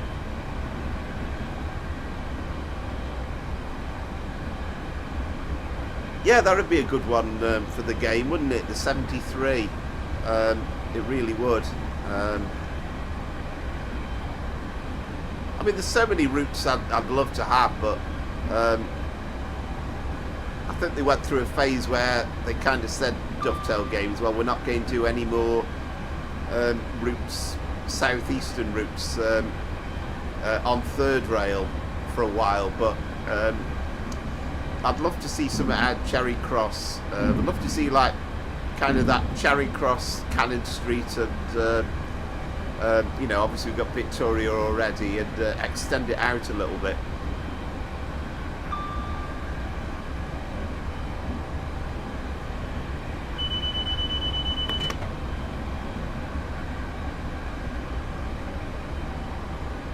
We've got it. I think that we've got most of it in the carriages on Train Sim Classic, bits and pieces, but not really the proper route. Although you could do Victoria to Dover though on Train Sim Classic, and we've got the units in that, but not so much with Train Sim World. We might have a representation of some of the carriages on Train Sim World with some of the reskins on Creators Club.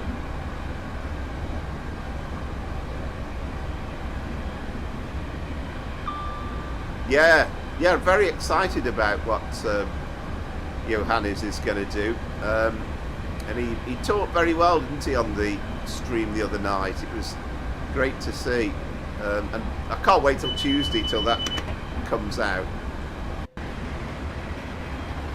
I still can't get over this passenger thing though, and I'll probably moan about it a bit more on Tuesday, but one thing I did observe was that when they went into on foot mode at Kentish Town West, I think it was, all the passengers actually appeared and all the passengers were on the train.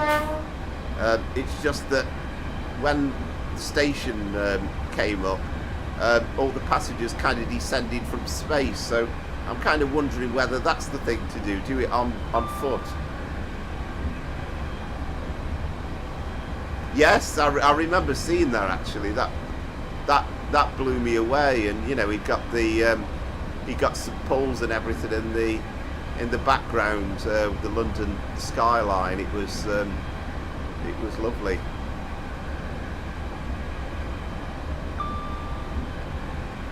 I just don't get. No, I was just going to say exactly the same thing. I really don't understand. Bear in mind that, you know, you're talking about a game that's been out for goodness knows how many years, and you know, I'm sure they've given him a bit of support and help along the way. So it's like kind of like to be a bit dismissive about it as well. It's like, oh, it's a core issue with the game, and no, it's not going to be fixed when we release the game. It's like, really? Why?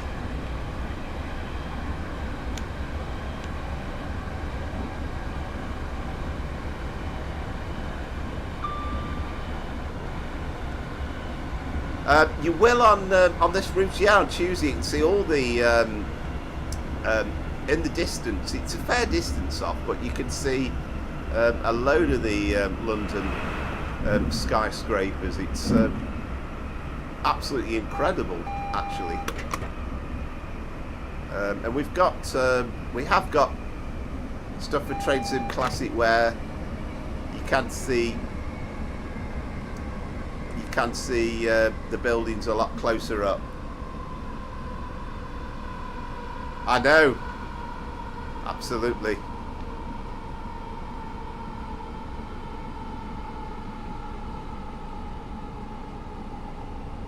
Yeah, I think I'm about right.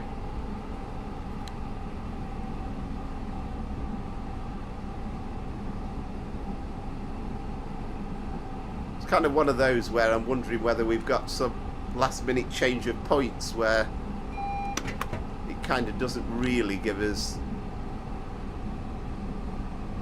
any indication. So I think we're okay with the signals.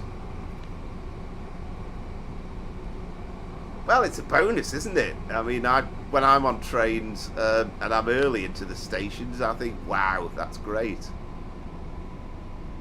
It's interesting why it's timetabled so slack. I wonder if we've got something missing that in the real timetable would have been there.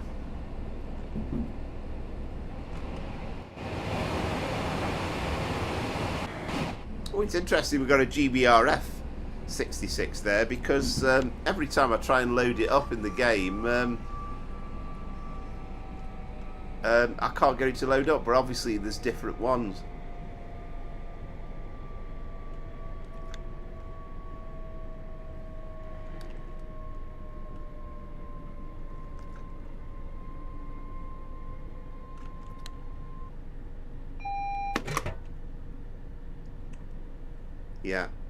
Yeah, it does. I mean, I haven't got my frame rate counter up, but yeah, not finding this too bad. Not as bad as Euston on Train Sim World 5,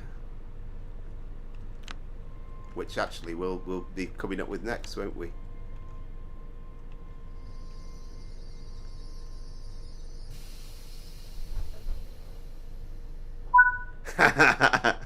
Well, what do you think? Place your bets, place your bets. Yeah, I don't think there'll be too many backing me.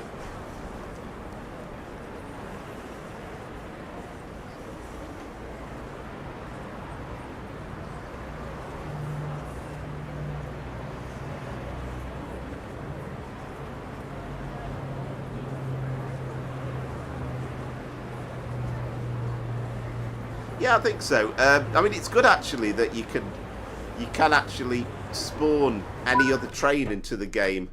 Oh, there we go. There's a driver taking over. Well, I've got a gold medal anyway, so that's not too bad. Although I think platinum's the best.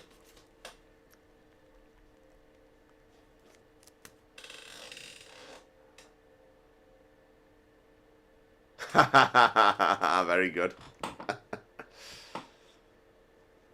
I mean, the problem is if I've lost on this one, then I'm 2-0 down with 2 to go, so it's not looking very promising then. So 11,767.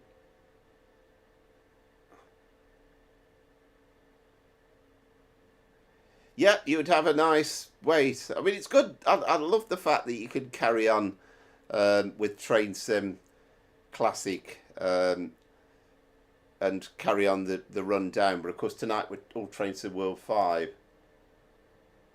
We're going to do the 4 hours. So where are we now? We're just coming up to 7 o'clock. So it's possible. We'll see how we go. But I think, I mean, the 66 only something like a half an hour run. So it's possible we might have chance for a bonus ride, but we'll see. Once we're past 9 o'clock, then that's the cutting off point.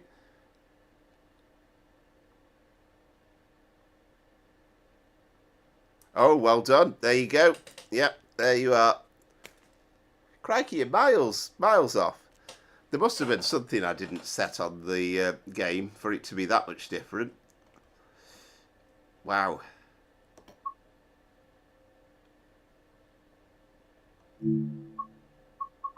Words fail me on that one. That's brilliant.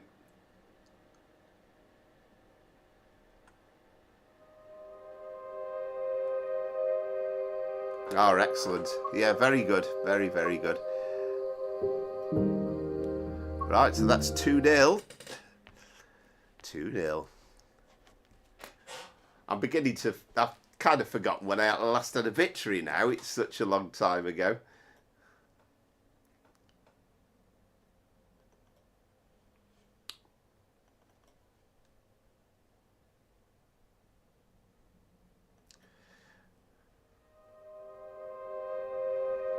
I don't know. I didn't think I drove that one too badly, in all honesty. But I mean, I did set up the. I got the AWS and the vigilance going. So I don't know. Was it something like with I really don't know.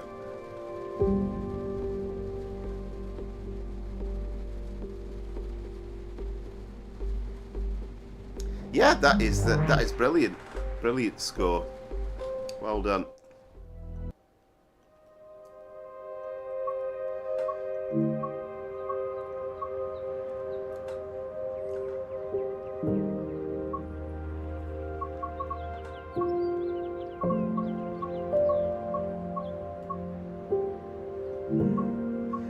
Right, time. So we're on to West Coast Main Line South then now. So we're doing a 350 scenario. So yeah, usual custom weather. And then I've forgotten which one it is now. Let's have a look. 2 Tango 1 3.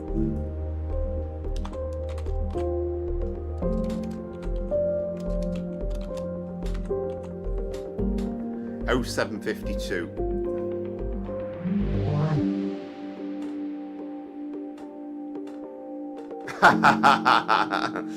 Yeah, absolutely right. I think, yeah.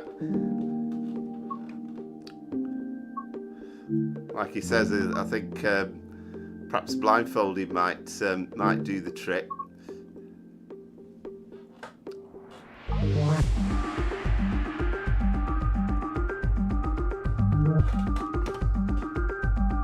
Ah, okay, yeah.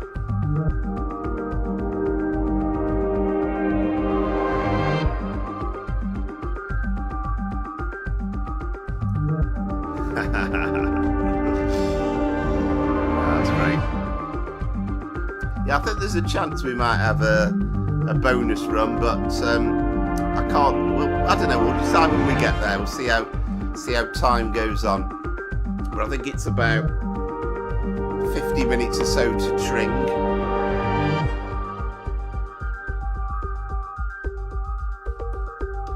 I think it's Hertfordshire Tring, and a lot of the West Coast Main Line in the early stages is literally in Hertfordshire. Once you get kind of beyond the London suburbs.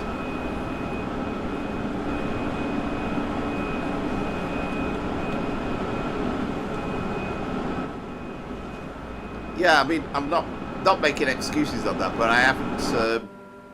I can't say that I've driven West Coast Main Line in ages, but I must admit, for all that, I thought it was, reasonably straightforward to drive.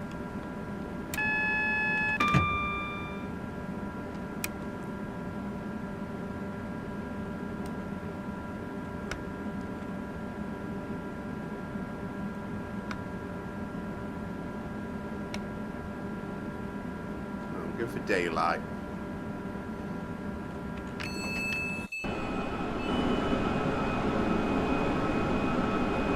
Again, the frame rate's very suspect when you look back on that, it has to be said. So, just check out where we're calling at. So we're calling at Watford Junction, Hemel Hempstead, Berkhamsted, and Tring.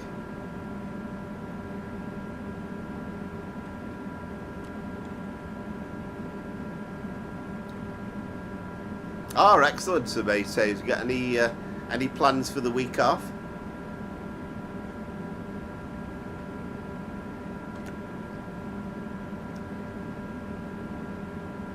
We're due off 0754. So this is 1 Alpha 39. Quite like this 350, I have to say.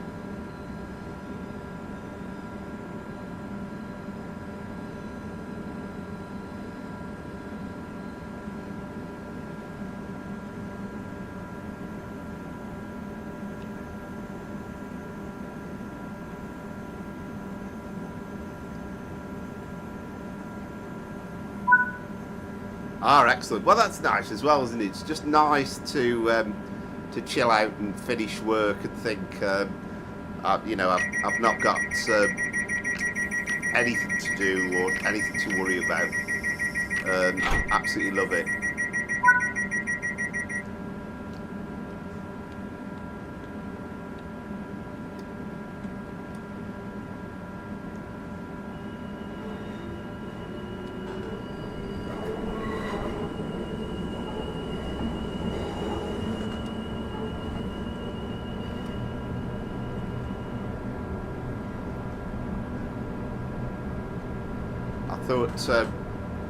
I thought we were a letter missing there, Amazed Tate. Still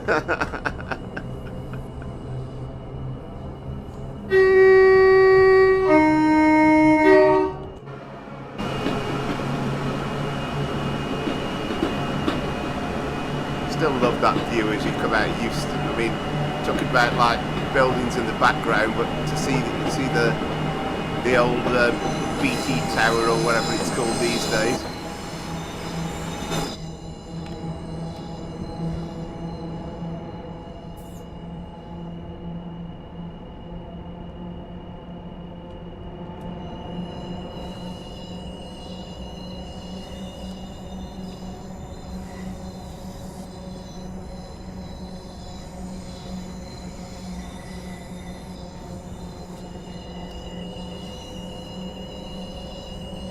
I'll never tire of this route though, I must say, and you know, I'm a bit biased because you know, the West Coast Main Line is where I live on, so it'll always be my absolute favourite route.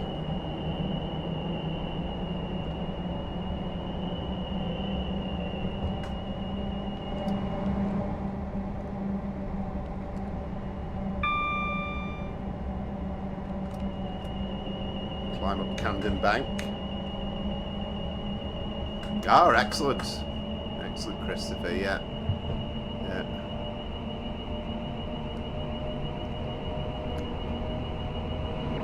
I don't know why, I seem to, nowadays, I seem to enjoy more of me sort of pasta and stuff like that.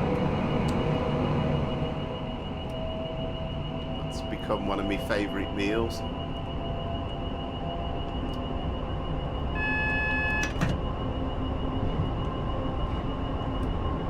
I mean, I do agree with, I forgot who said it now, but I would love to see like something like the line out of Waterloo, but this is the one I really wanted.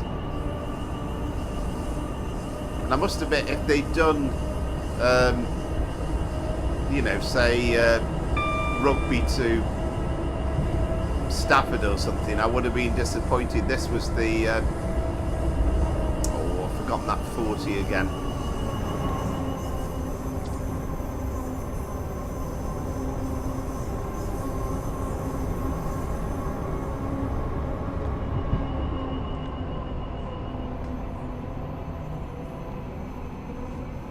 Yeah, I think yeah, we had a chap on wannabe trade sim. I think it was when I was doing the East London line, funnily enough, but that Merseyrail route builder, and he's doing the Merseyrail for Trade Sim Classic. Oh, excuse me.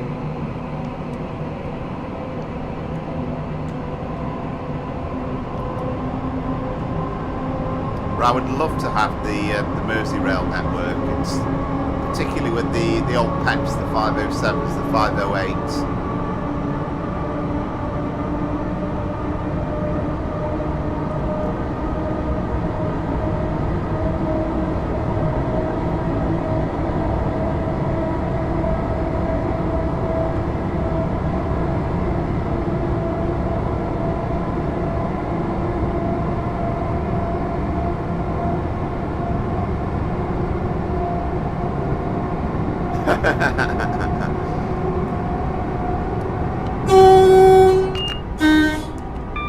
I mean, I guess sometimes it's partly convenience, isn't it?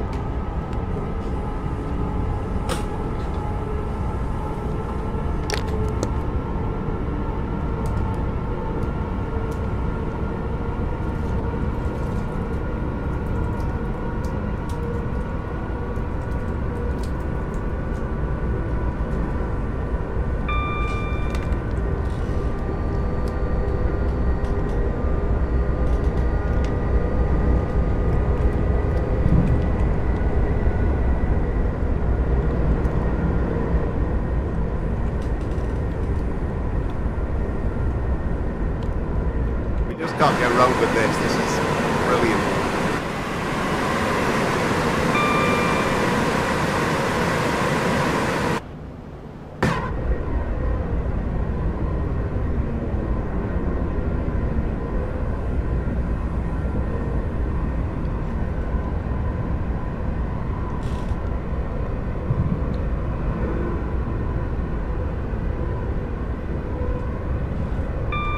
Yeah, and you know, nothing wrong in that.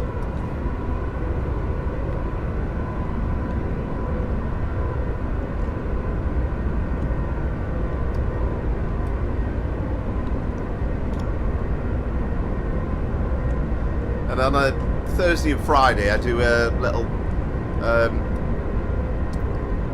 it's kind of chicken and olives and vegetables and stuff, potatoes, and it was a Jamie Oliver thing from a few years back. That's about as complicated as I do, really. And Sunday lunch, I don't mind doing the Sunday roast.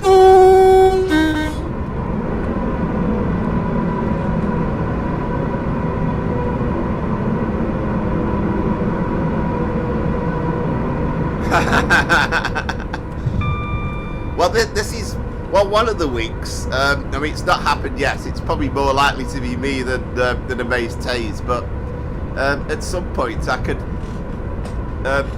One of us will go sailing through a red signal, and of course it's game over by default then. So that's going to happen at some point.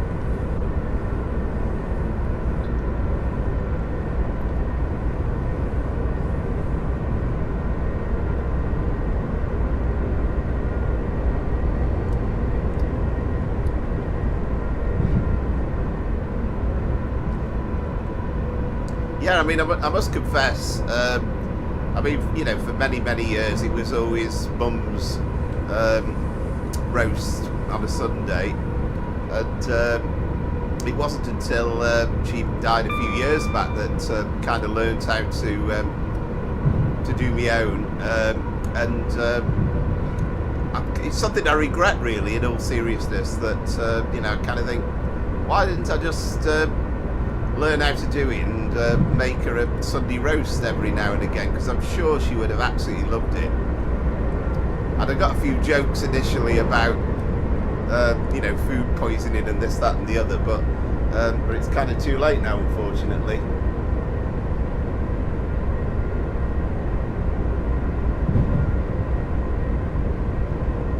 Oh, I know, that's the thing, isn't it? It makes you so tired, particularly on a day like this. But it's lovely though to see the weather just getting better. Spring is in the air, and just that general more optimistic feel about life.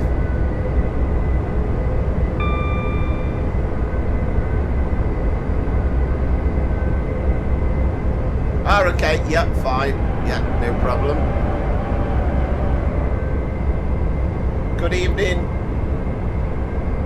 Oh, well, that takes the pressure off now.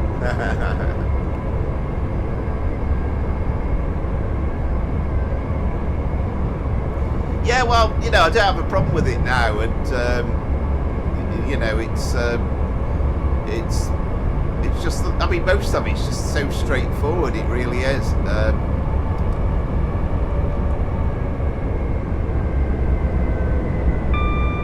Yeah, good evening, slow line train spotting. Everything's fine with me. Hope things are good for you.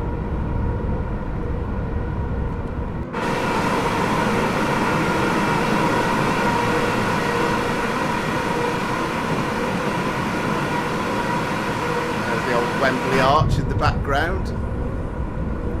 We hurtle through Wembley Central.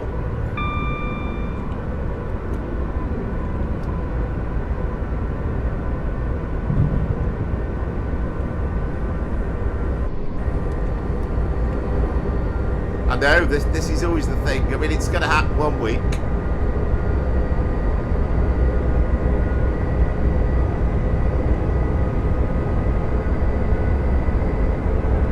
and I'm sure you've seen them. But I was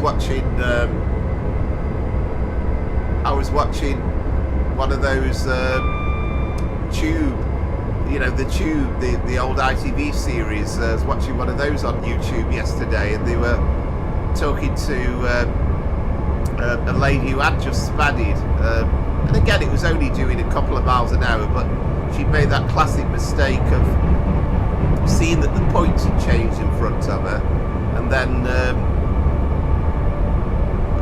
pushed off, emerged out the station, and then of course the trick cop thing set the brakes on, and of course then it was that awkward conversation with your manager later.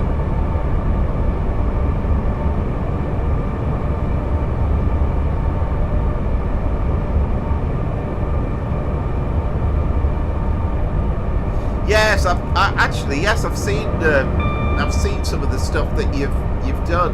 Yeah. No, I know what you mean. I mean, I went into the route editor yesterday for between Clapham Junction and Wilston, with the idea of changing some of the buildings, and I did about 3 buildings, but even that took me half an hour, so I got bored of it.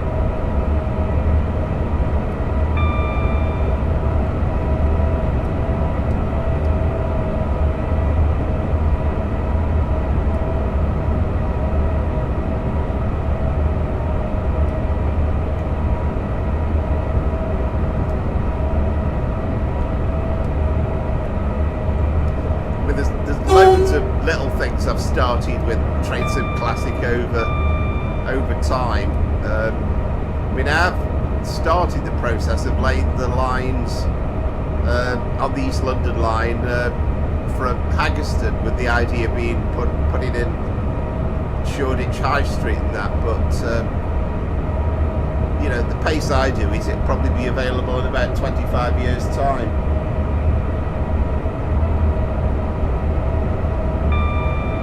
Yeah, exactly.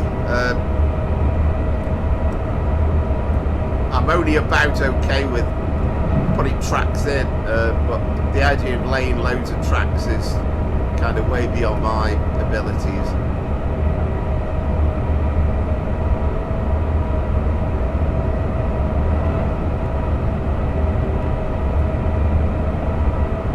I mean, I've got an old something to downloaded absolutely ages ago, which covers Manchester Piccadilly through Stockport and Macclesfield through to Stoke, and just complete green grass everywhere, and I've kind of got a passable bit of scenery all the way, but goodness, it's taken ages, and it's way off being something that's show-offable.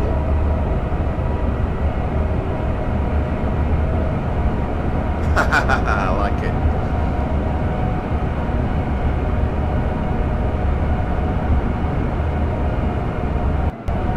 I thought all these train services stopped at Harrow and Wealdstone, but clearly not.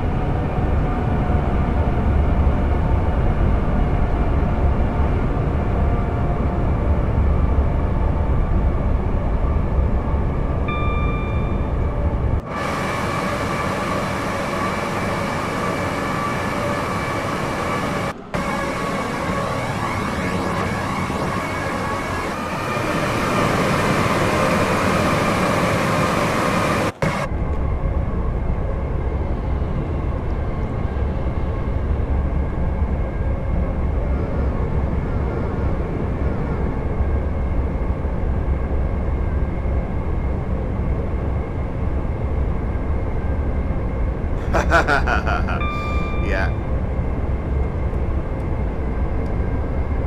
I think that's one of the amazing things about this route, though, and the timetable. You just get such a variety of different services.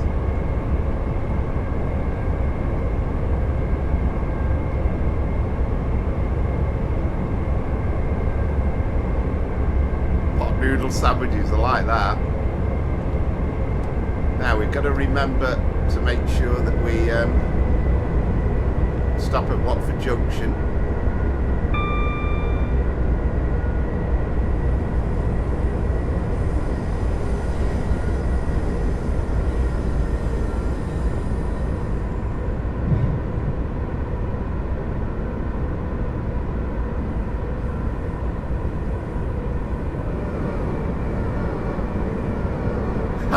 Fantastic.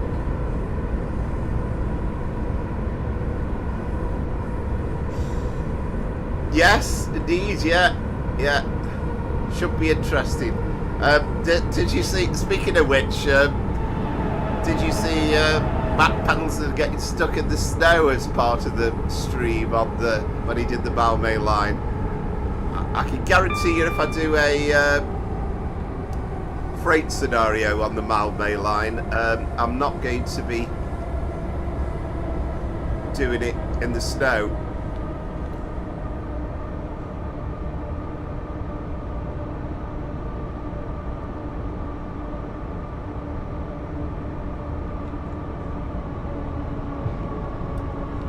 Yeah, that's interesting, slow line train spotting.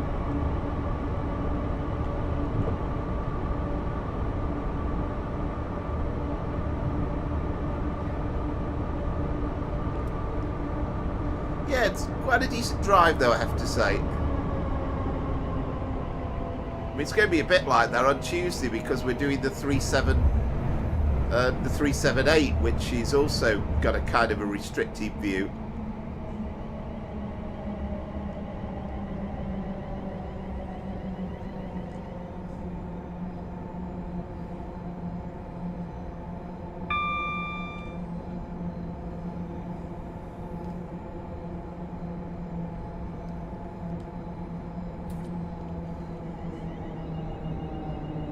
Yeah, I mean, we can kind of, I don't know if I can demonstrate on this one. You've kind of got this view.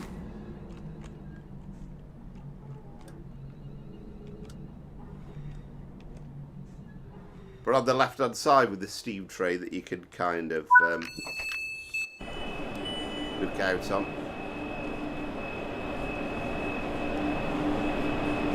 I mean, the only good thing about being in a an EMU like this, let's just oh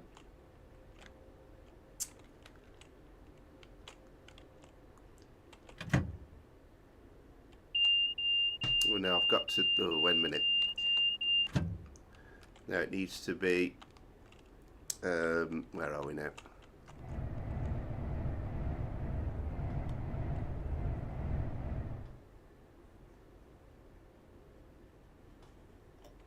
Why are we locked on that? I was going to show you the carriages, but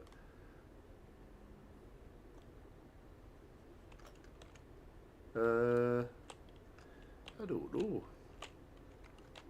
Anyway, it doesn't matter.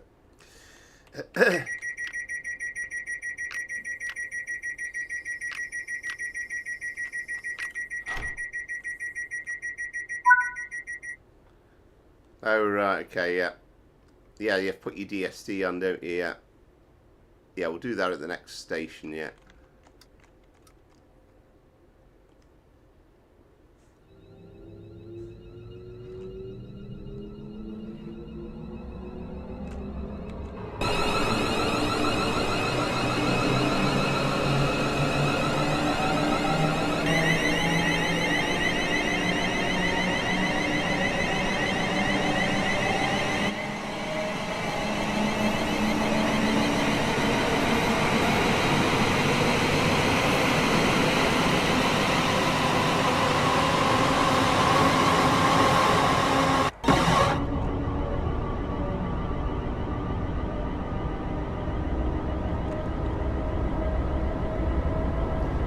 Yeah, I've done it before. Well, we'll have a go at the next station, but yeah, you're perhaps right. Yeah, perhaps full service and put the DSD on.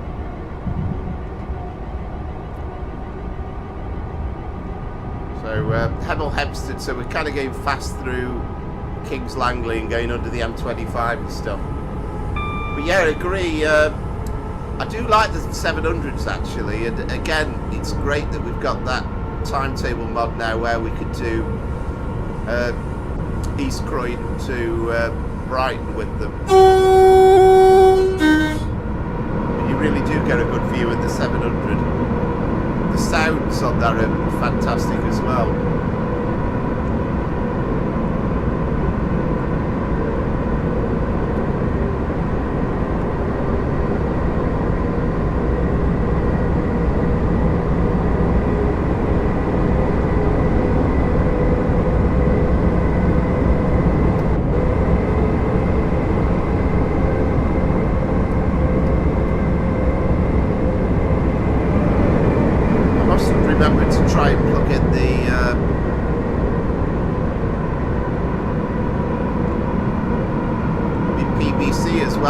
used it in ages.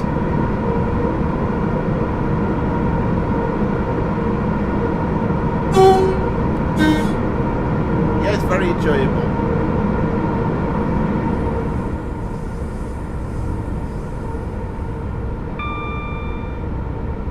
Ah, right, interesting.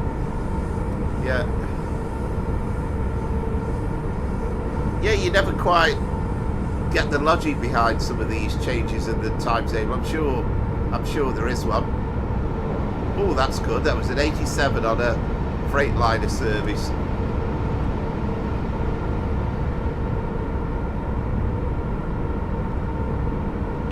Yeah, definitely. That would be lovely, wouldn't it, to have that, you know, you're talking about Blackfriars and having that section in between. And then, yeah, join up with the East Coast Main Line.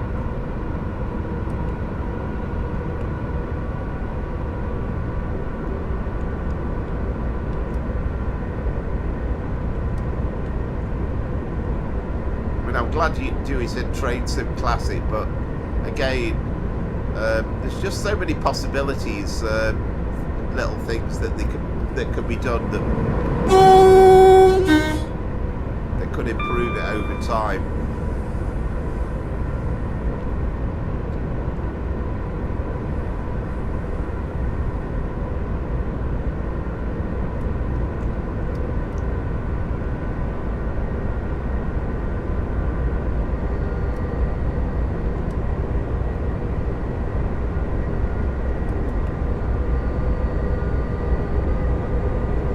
I won't rule out, you know, obviously I'll bring Train Sim Classic back into the equation again with the streams, but certainly next week will be an all, it'll be completely the North London line, so, or at least, I don't know, might try a 378 on the Watford DC lines now that that's a possibility as well.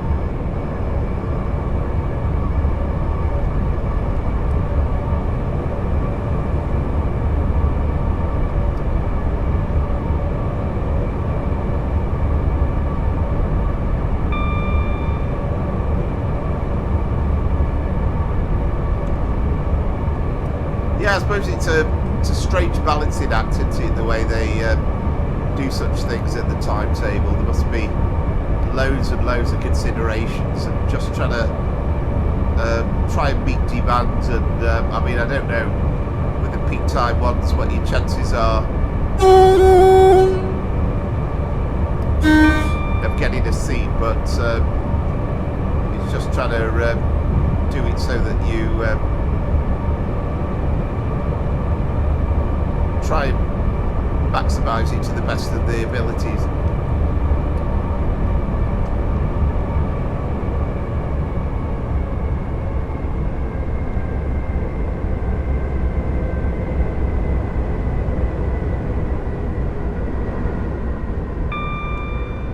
I know these things, brakes, probably don't really need to start braking till probably 0.7 of a mile, do I? But just trying to just make sure.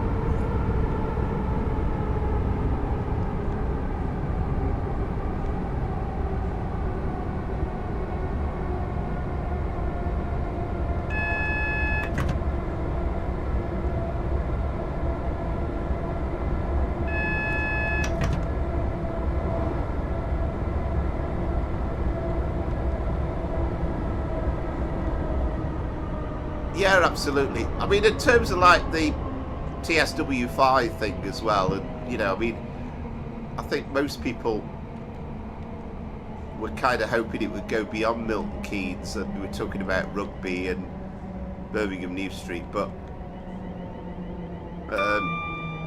I've got to say, it always seemed to me like, I thought Milton Keynes was always the most likely endpoint.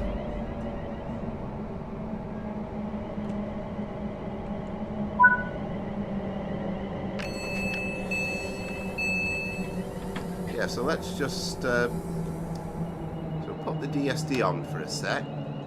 Now, no. So yeah, so the other idea was we've got to be maximum brake, maybe. Yeah, that's right, yeah. I'm just intrigued to know if we're busy or not, really.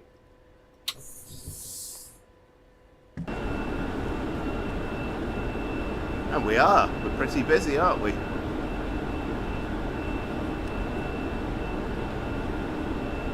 We're calling at Berkhamsted. Well, Berkhamsted next, anyway.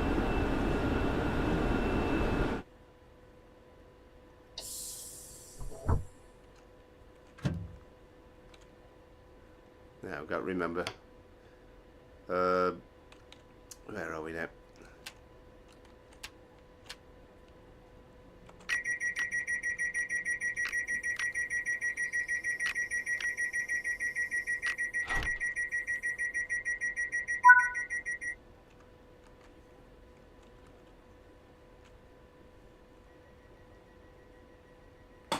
Yeah, well, we've had all sorts of things, haven't we, with the southern ones? I mean, I think going back a little bit further in time, I think when they belonged in Connex days, and they went as far as Rugby, and then they were curtailed to Milton Keynes, and then, as you say, Hemel Hempstead, and of course now they're Watford Junction.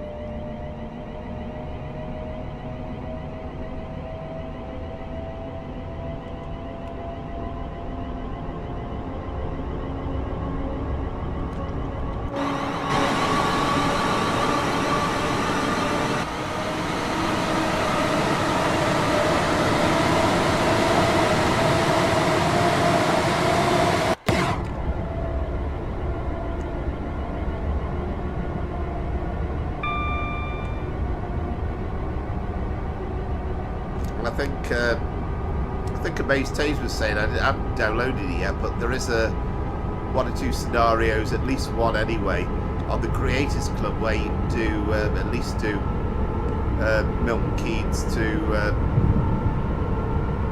Wembley Central with the Southern 377.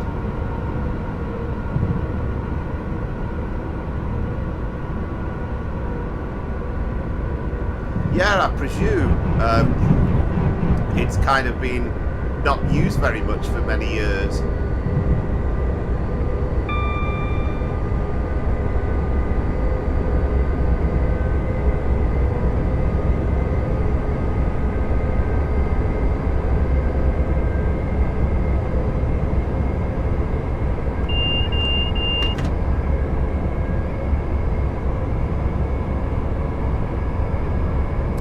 It's something I must get round to downloading, but at the moment I haven't got that Train Sim Classic route that's available with the Watford Junction to St Albans Abbey branch on.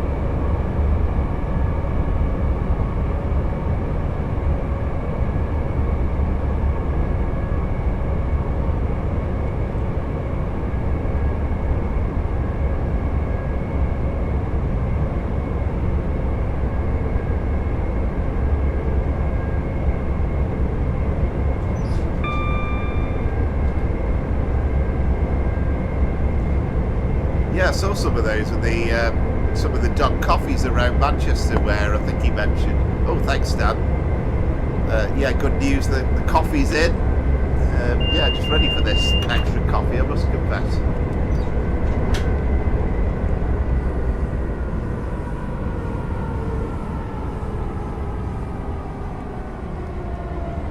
Slightly sharpish break in there because I suddenly lost my concentration and didn't realise we were coming into Berkhamsted, but we're all right.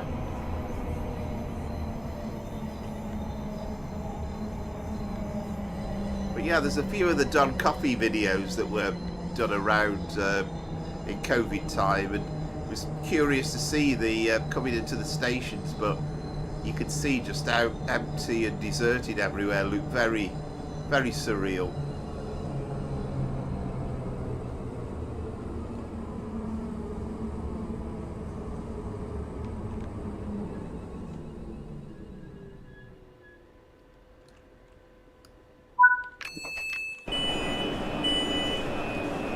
That would make quite an interesting route on Trade Sim World, wouldn't it, as well, that east-west route.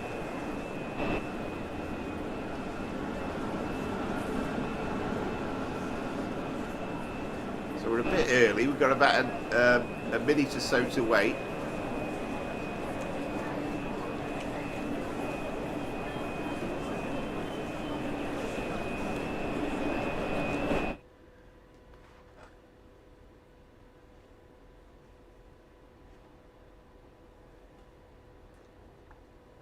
Ah, excellent, Mace, yeah.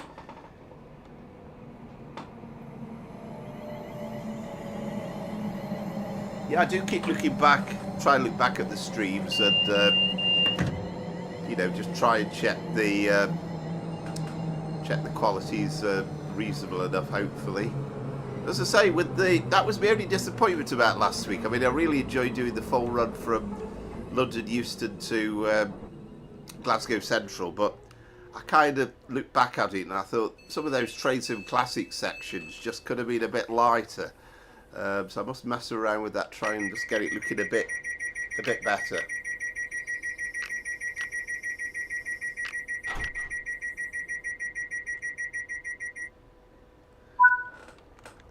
Yeah, absolutely. Yeah, I know what you mean. I think the only way you probably fall foul is if the next stop happened before the last one was supposed to happen. But once it's registered that you're on the move, it'll kind of reset itself, won't it?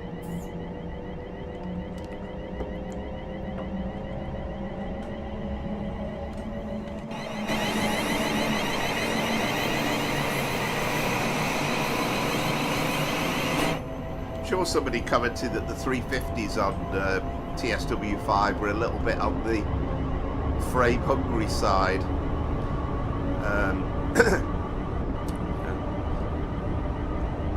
There's a few optimization things, hopefully they can get a bit better, because, you know, Euston's still very frame rate hungry.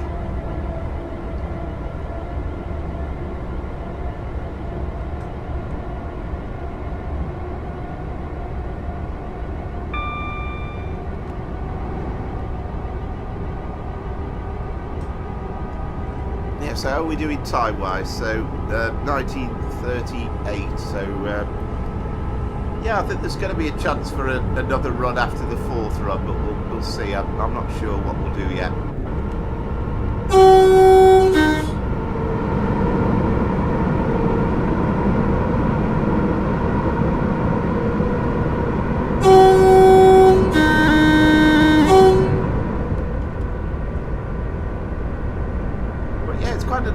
Drive the 350, and I don't feel as though I'm taking much of a run out.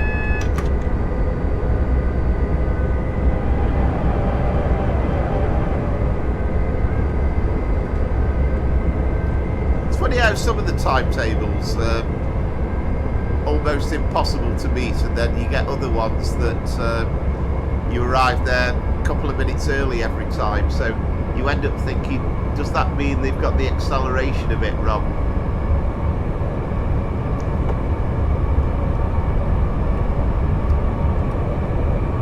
Might be my driving, I suppose. I do sometimes have a tendency to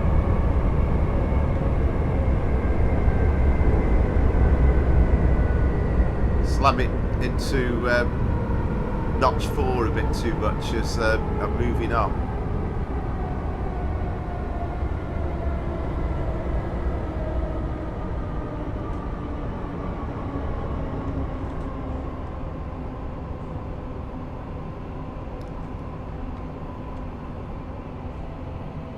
I mean, much as though the frustrations about, you know, you haven't got the full routes on these games and stuff. Now we're alright, we've got the main platform, haven't we? It's still so much better with the 24-hour timetable.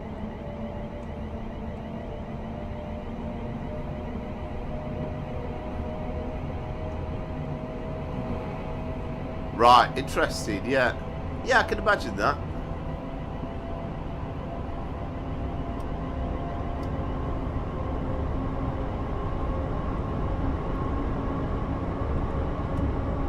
I mean, it kind of almost feels as though with that approach control one that it kind of comes a little bit too early.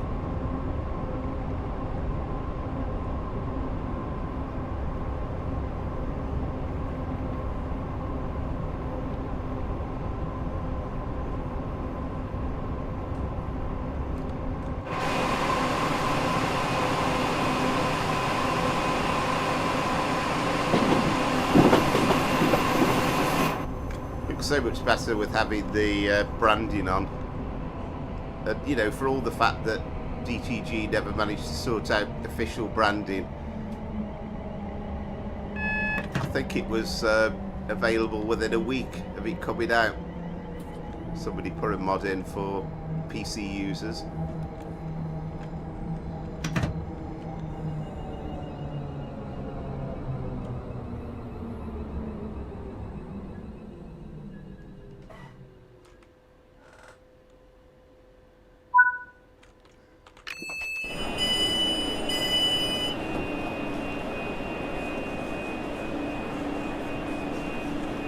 There we go. So that was the third run, and I think the freight run's only about half an hour or so. So yeah, we'll perhaps get something else in just to make up the 4 hours.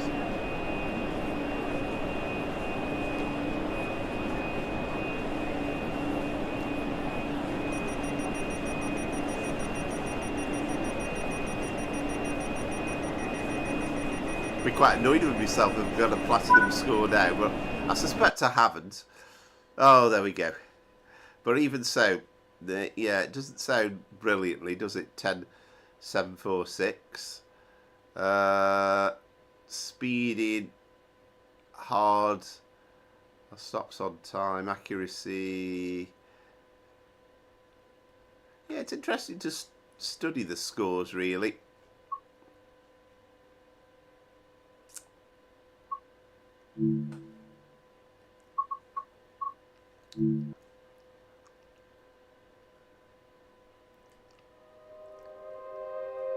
Alright, so a bit of freight moving now.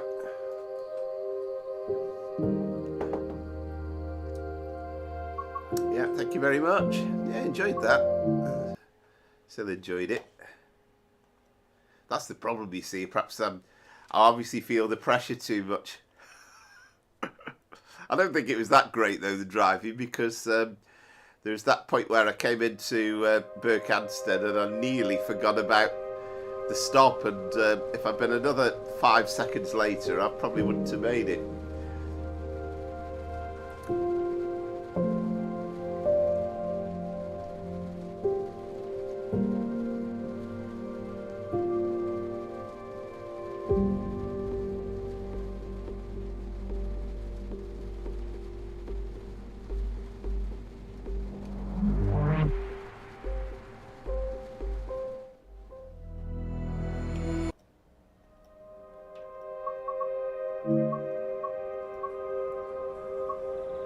Right then, so what have we got? 6 Mike 57, isn't it? So we're on the Midland Main Line. Class 66.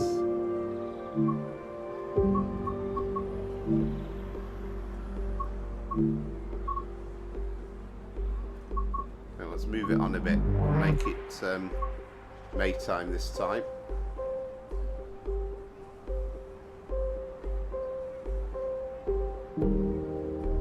Ah, right, interesting, yeah. Yeah, it's interesting to know these things. I mean, there are times when, I'm sure there used to be a mod on that Czech website where you could actually go beyond some of these walls a little bit more.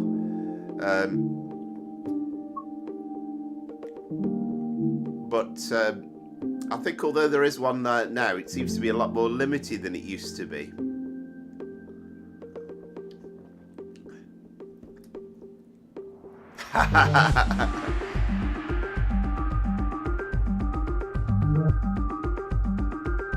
Yeah, there aren't that many places, are there? I've done some walks along the tracks on some of the routes, and unfortunately can't.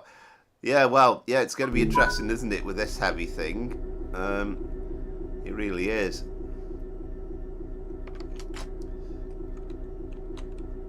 Yeah, I might be regretting picking this one.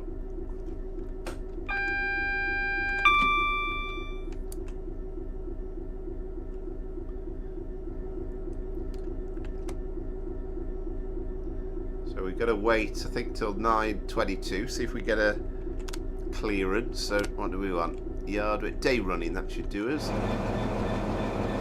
We are at Nottingham.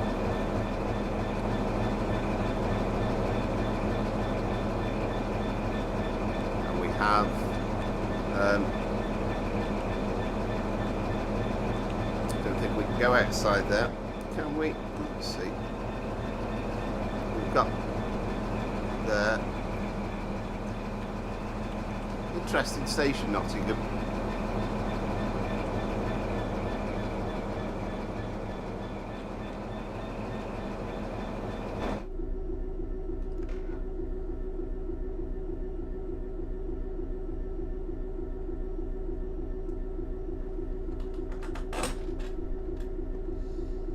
I lost 1991, kid.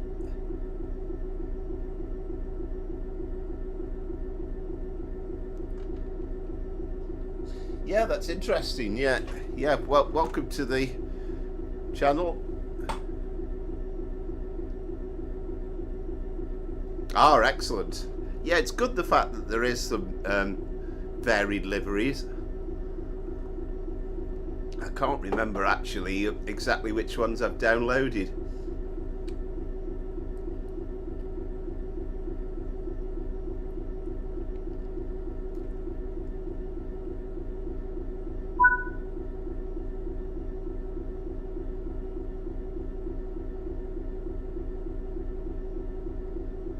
Yeah, I think the secret is the point being it just lets you go.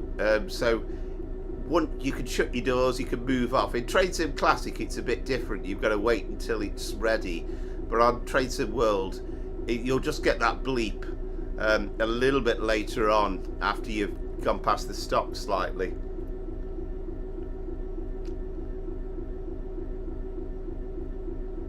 So we're going to wait for signals to clear.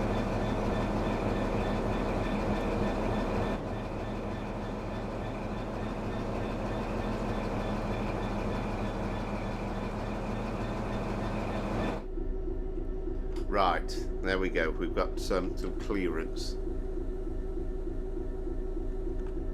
We just wait for the 2 years for the brakes to come off properly.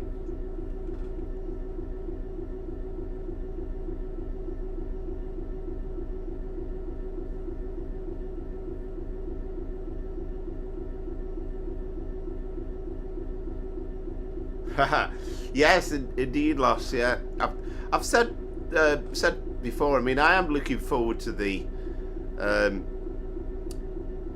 Great Western the GWE remaster, but I do think they missed a trick by not giving us an electrified version between Paddington and Reading. That would be something in its own right.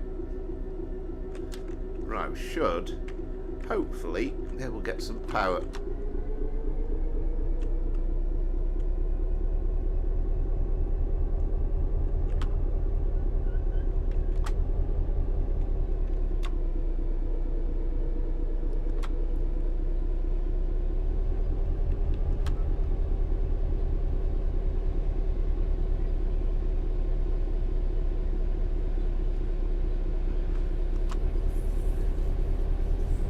Yeah, absolutely. I mean, the one thing, again, I'm just doing this on the fly, so apart from when I did the 30 seconds of it out at Nottingham Station for the intro that I did earlier on, I've got no idea if we've got a clear run or whether we're going to get any adverse signals or not.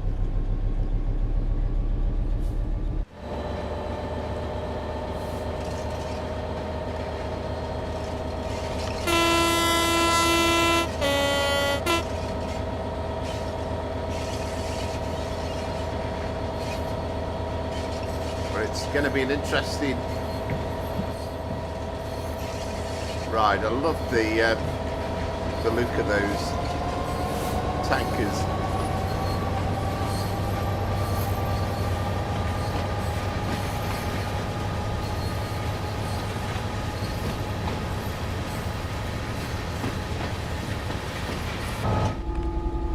And of course, we were talking about the those cargo line packs as well. I think I've discovered that I've got this one. Obviously, this is the petrol one, but I'm not sure if I've got the aggregates one. So I must pick that up at some point.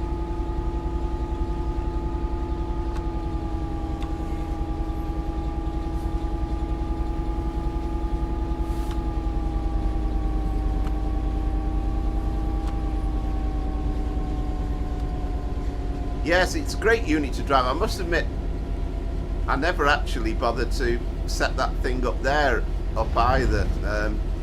I ought to learn to try and do that properly as well.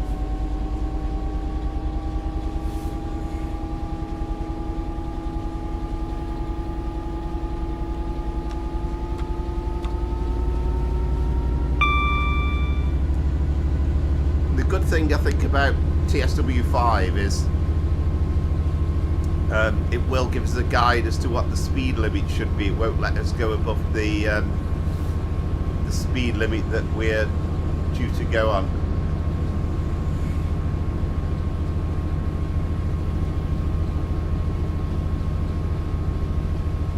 I don't know whether we've got a clear run through to Derby.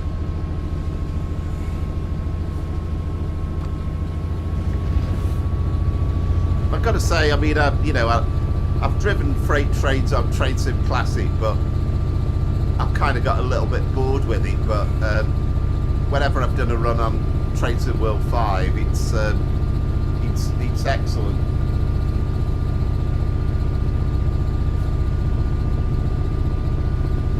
Ah, excellent, yeah.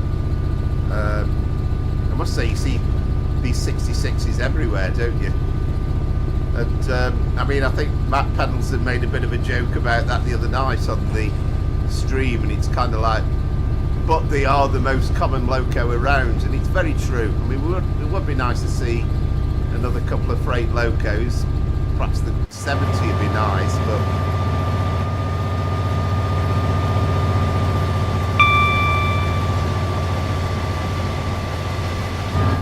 we've got a gradient here as well, haven't we?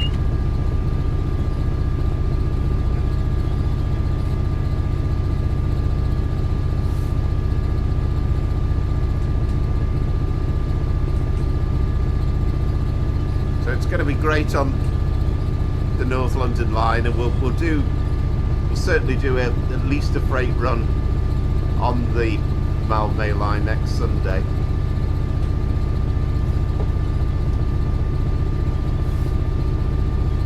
It would indeed.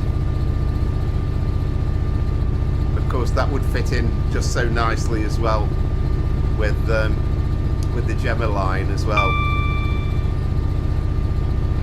I mean, whether they could do all the way to Ipswich or not with, they certainly won't do all the way to Norwich, but I'd be more than happy with that out of Liverpool Street.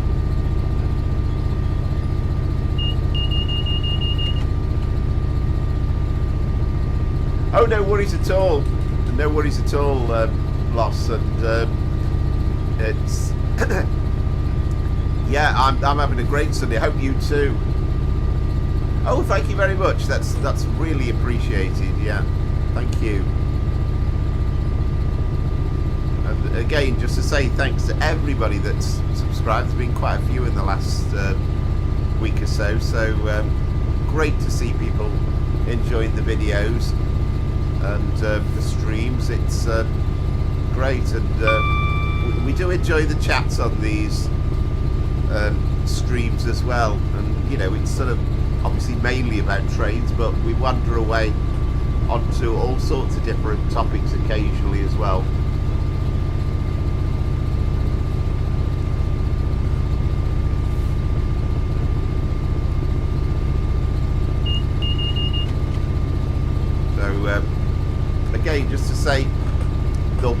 stream on Tuesday night. So pretty much I'm hoping to get home from work on time about 6 o'clock and get the Midland Main Line downloaded and installed, and then I'm hoping to be ready to go live about 8:30.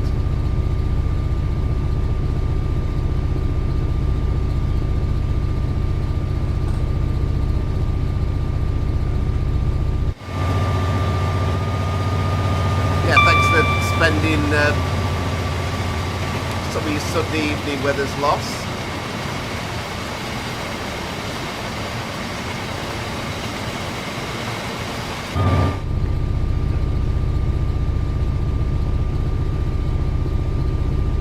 Yeah, thank you very much. Yeah, very much looking forward to it.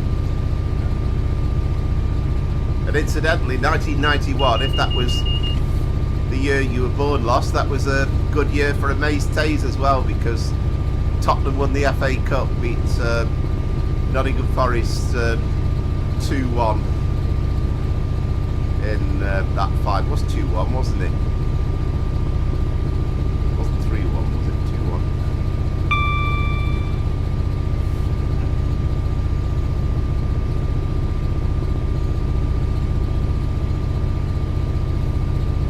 Might be alright with this run as long as we don't suddenly get any adverse signals on the descent.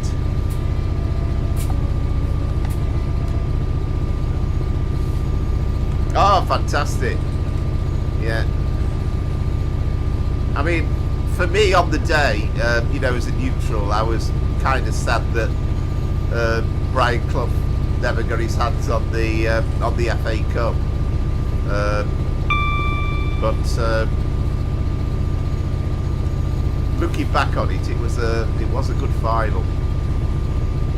You know, it was a shame about the Gaza thing because he was so hyped for the occasion, and you know, by rights he should have been. If he'd been sent off, early, you know, straight away, and you'd understand the referee's reluctance to send a player off in an FA Cup final, then it wouldn't have happened what happened. But he kind of got himself so hyped up for the occasion that he went completely bad.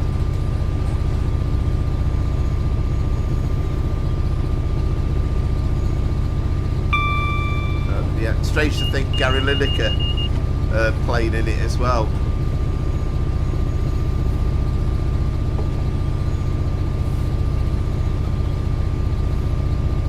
Oh wow.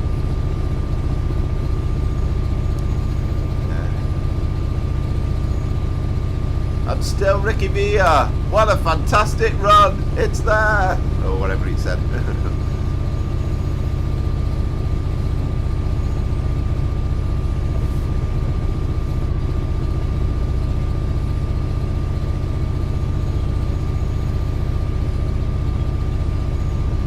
Or if you're watching on ITV and Brian Moore, it was 3-2 to Tottenham.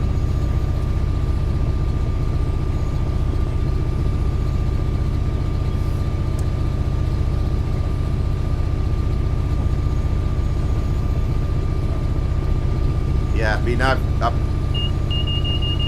course, I've been to one FA Cup final,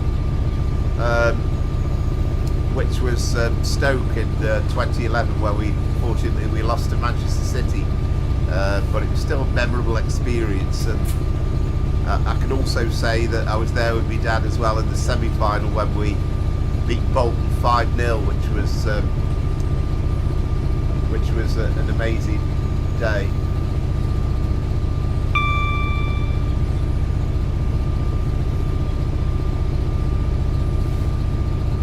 Yeah, absolutely. Yeah. I mean, I've got a friend who's claimed to fame. He happened to bump into him one night when he was out in Leicester a few years back, and again he was completely and utterly, he couldn't control himself at all.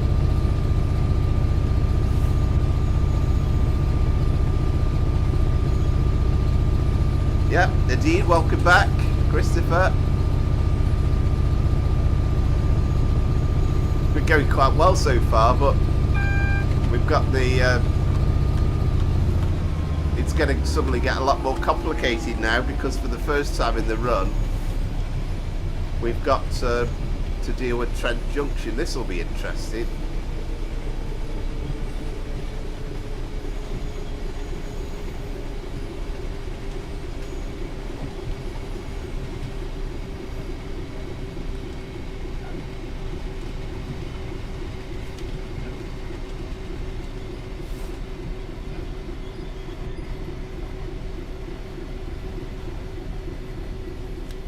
Ah, right, interesting,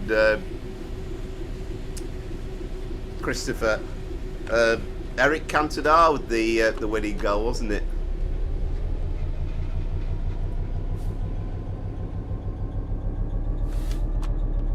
Right. I'm so worried about stopping. So right, okay. So we've still got take the brakes off, and then we'll get going again. We are on a bit of a climb.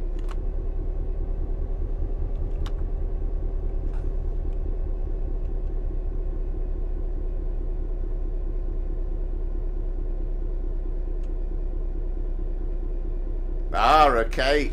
Lost. Arsenal, maybe? Oh, right, okay.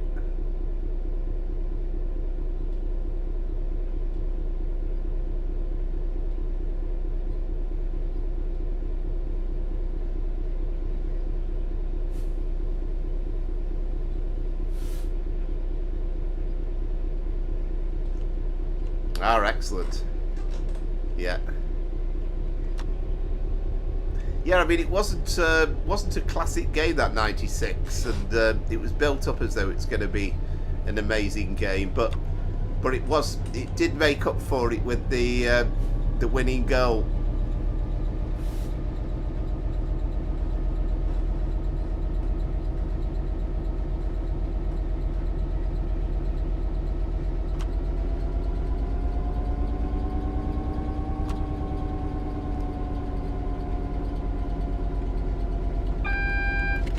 Cantona was just amazing to watch.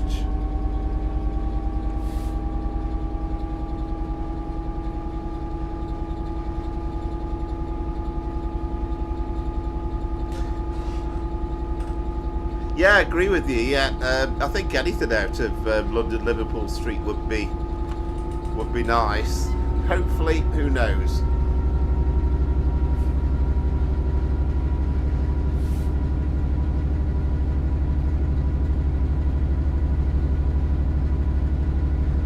I think if I'd been doing this in the snow, I'd have had Matt Pendleton's problem from the other night.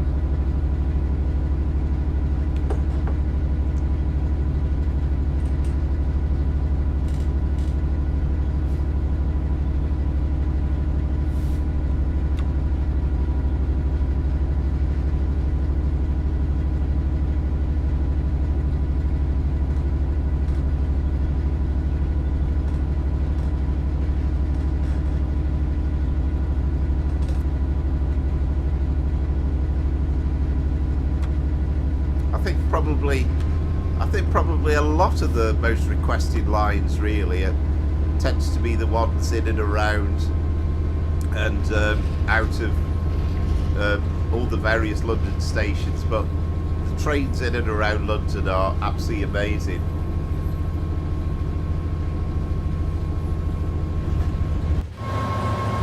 There we go.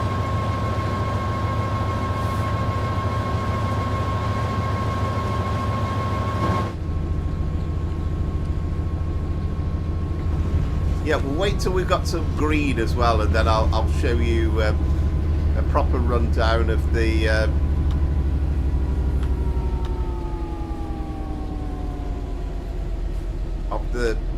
whole of the train.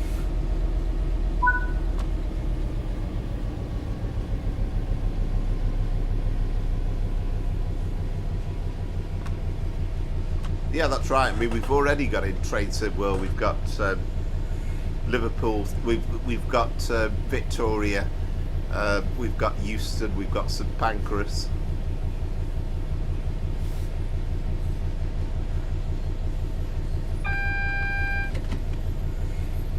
Yeah, that's right. We've got a tanker train behind us. I think what did the mate say? Was it 22 tankers?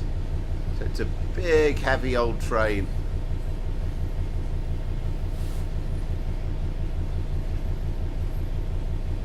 Now we're on a bit of a climb, so it might be all right actually, just easing the power off rather than put any brakes on for the 10 mile an hour.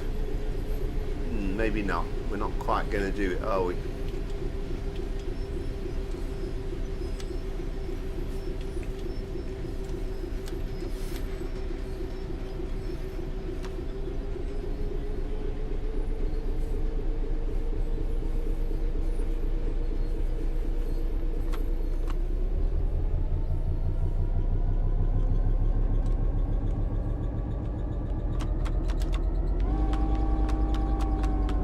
I knew that would happen. I was trying to be all yeah, you can only get this thing going in notch 1 initially.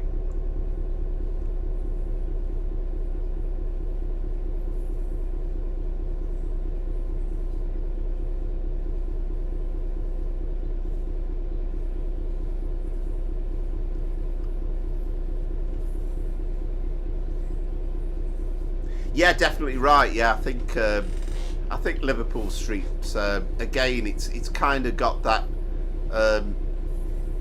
standard that you expect of a premier route to come out of the next version of Train Sim World. So that would make a lot of sense. I think it's got to be something really, really glamorous like that. I think it's either going to be Liverpool Street to, I don't know, Ipswich, say, or perhaps King's Cross to Peterborough is the other possibility.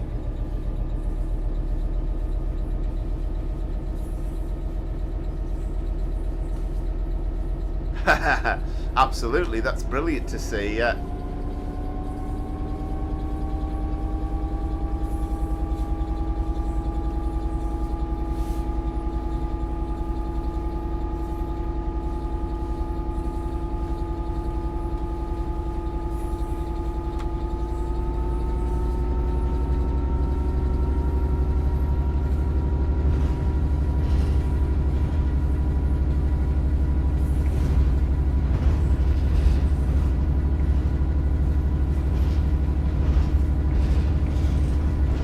I love that sound as we crash over the points.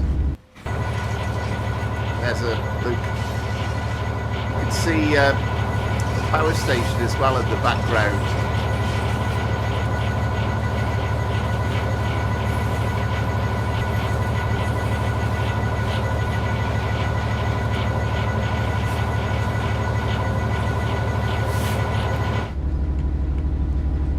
It would indeed, yeah.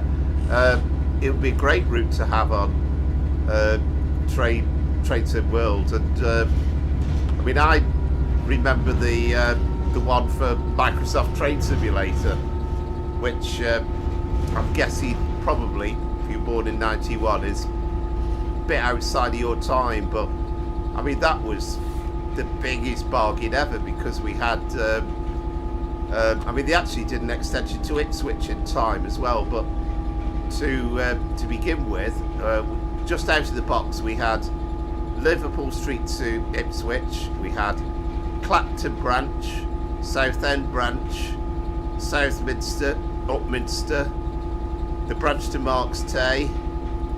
There's probably Harwich was in there as well. Whole plethora of stock to go with it as well.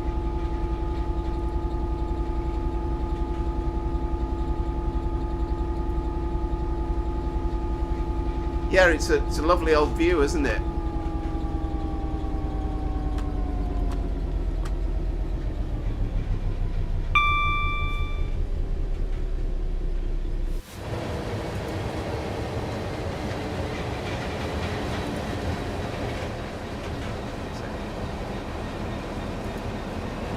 I think those cooling towers have come down now in real life, or they're coming down.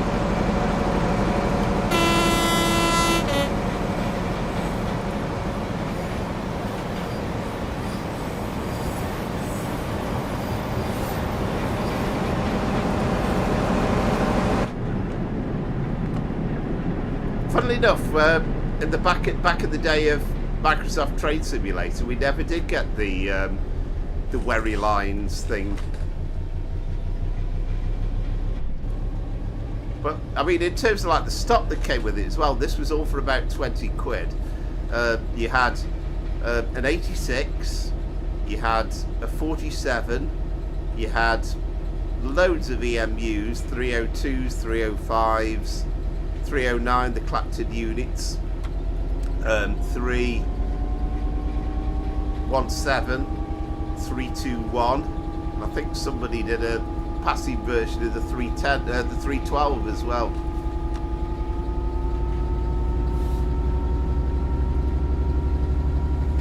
Yeah, that's right. They were the first to bring it out.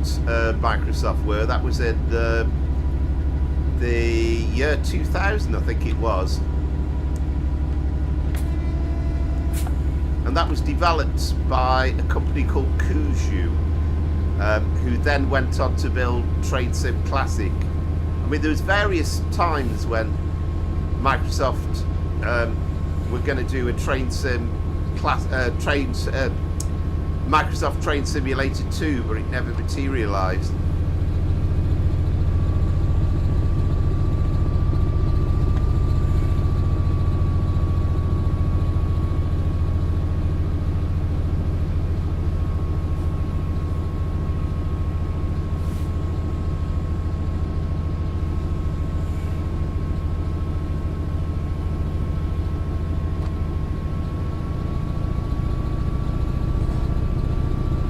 Yeah, do you find? Yeah, you find it's a bit limiting. There is the limitations, isn't there? It's. I think it is better overall as a game in train, in with a PC.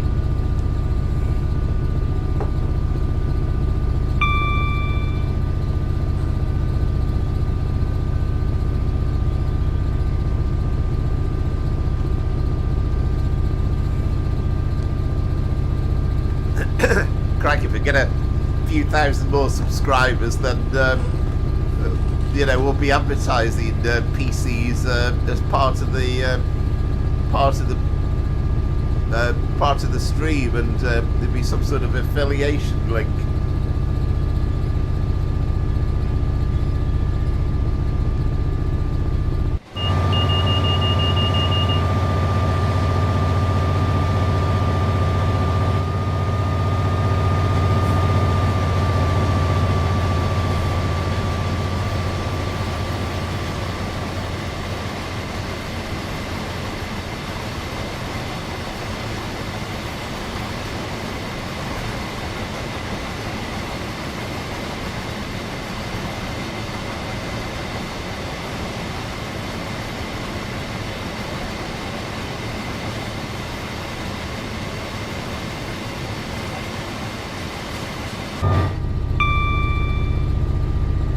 Yeah, it's got to be at the absolute best, and I mean, you've only got to look on the Train Sim community website to see just some of the mods available. I mean, some of the sound mods really transform them. I mean, you know, the Pendolino for a start. Sound mods, it wasn't too bad as it came out, but the moment you're able to put in these sound mods, are brilliant works of art.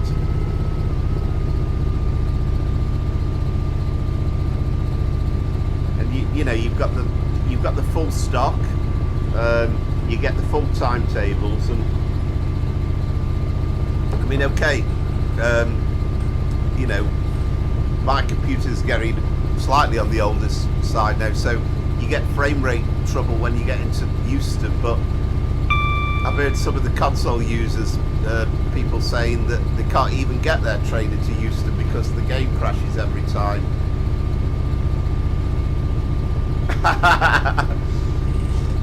Well, there we go. Can we get your cat to subscribe?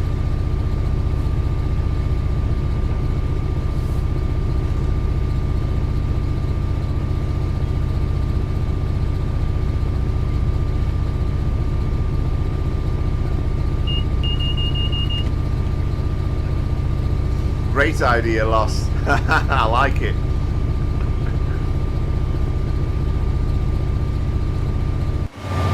Anybody would think I do this for the enjoyment.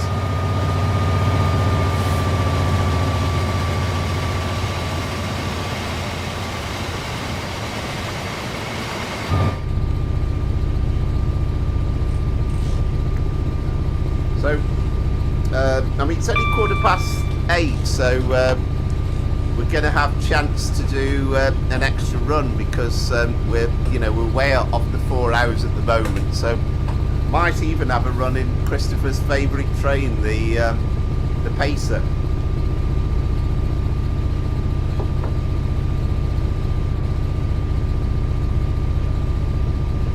Yes, indeed. Yeah, I mean that chap Fawkes, who's done the timetables, and he did an upgraded timetable for the 5 circle line as well.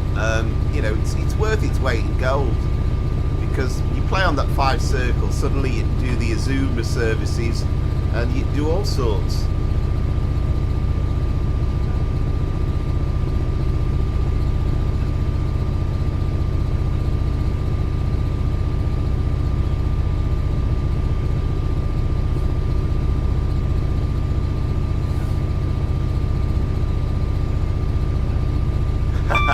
I was thinking possibly Tees Valley, might do a Tees Valley run. So we'll see what time exactly we get into Derby and see what's available on the timetable. Yes, indeed, the Network Rail train. I mean, it's fantastic that they even thought of putting that in.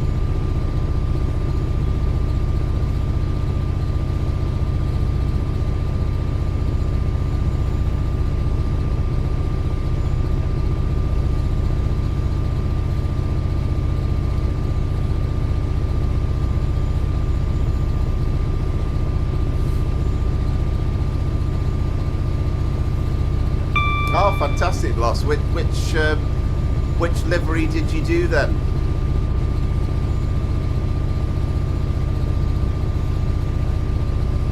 Yeah, well, it's always a possibility. Yeah.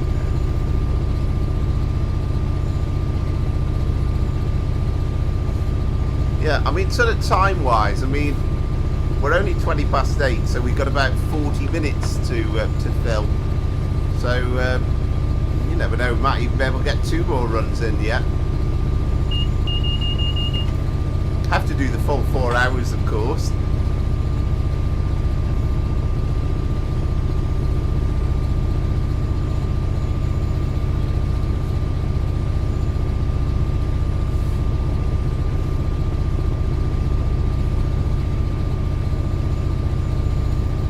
Ah, lovely.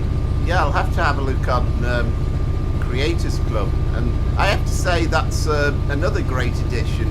I mean, thankfully that is available for the console users, but I mean, there's some brilliant stuff. I mean, like, we started off tonight with the 465 and the Network South East colours, and that was just incredible in its own right.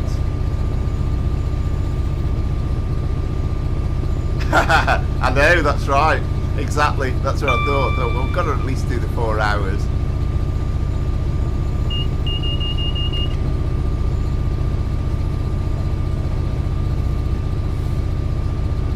Ah, brilliant. Brilliant. Yeah.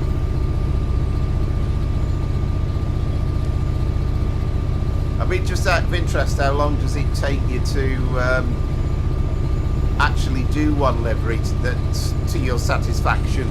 I mean, do you spend several days, or are you able to do it in say one night?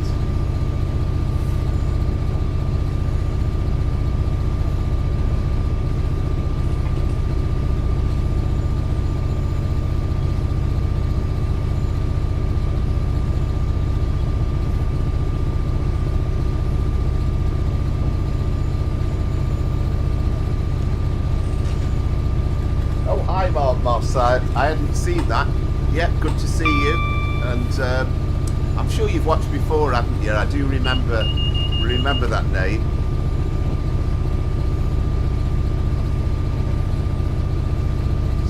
again, thanks for tuning in, thanks for watching, and we've got a couple of, well, at least we've got one more run, unscheduled run, shall we say.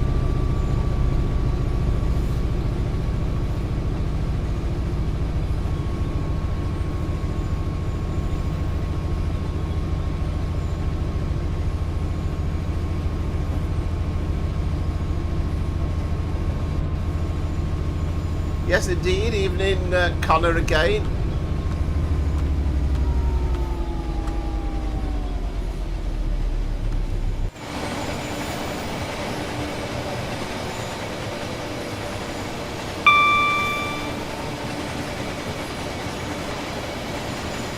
Can't remember where exactly it is, but we do have Pride Park at the game.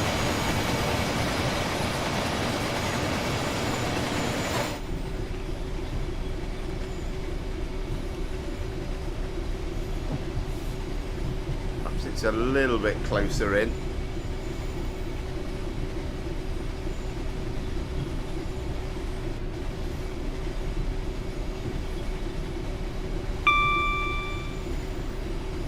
I'll be fine.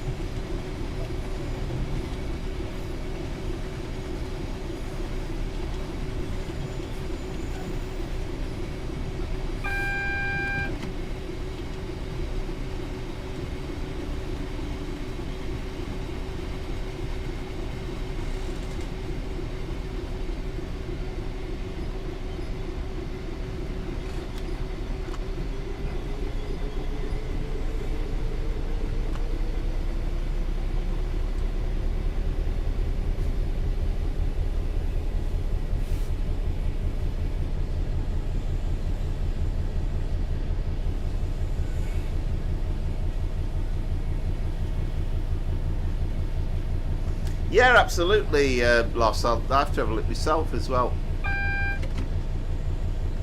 Yeah, just out of interest, yeah, how long does it take you to create one particular livery? Do you manage to do it in a night?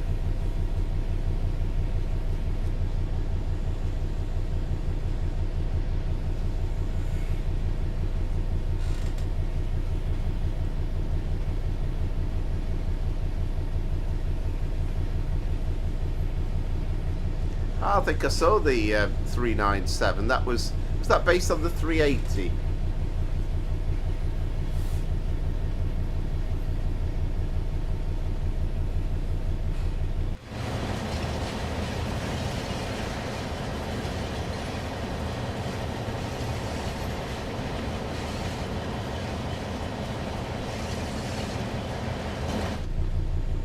Love this thing by the Derby Technical Centre. Yeah, I could imagine, and it's kind of just getting it just right, isn't it?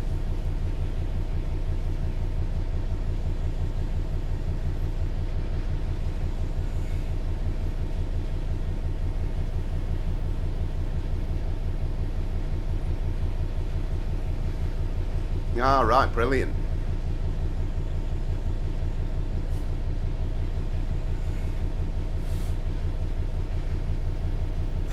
No, not at all. I think I like all the chat's interested anyway, but I always think that you bring an added bonus to it, really, because you can add extra interesting questions which kind of take away some of the geekiness sometimes. So I think it's really good.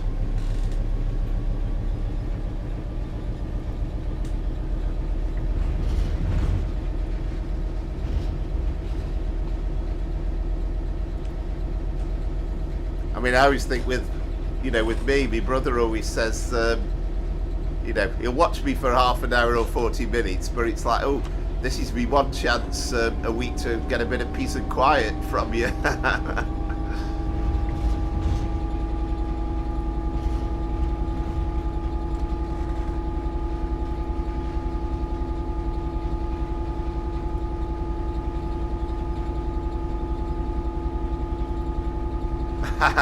Absolutely right.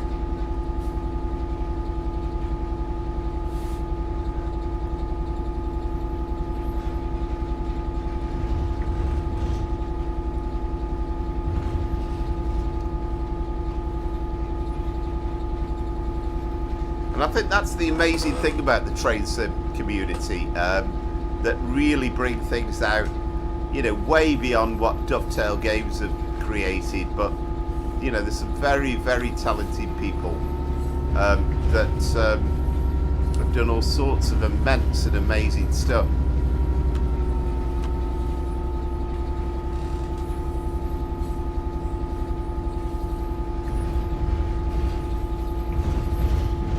Oh, excellent. Right.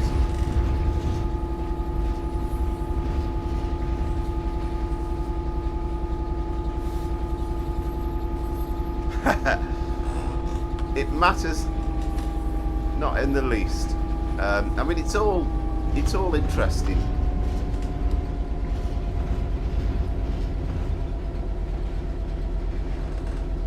This is Derby Station we're coming into.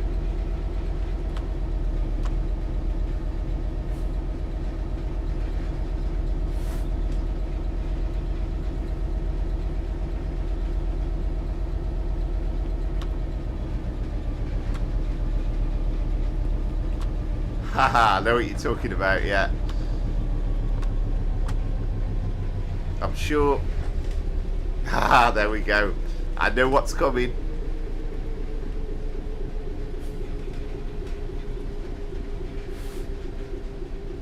I mean, even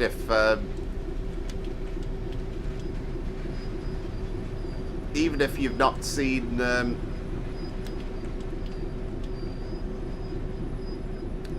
series, I'm sure you've seen the films.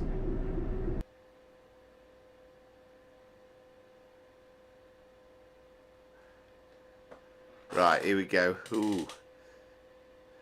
Well, 4632, it sounds a bit low. I mean, I've got a platinum, but it's not the best of scores. At least we... I mean, the kind of stopping and bringing it to a halt at times wasn't the best.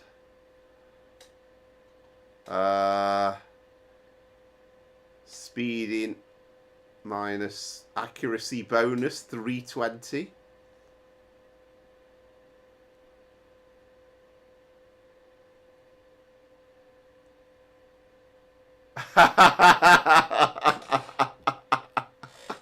There you go.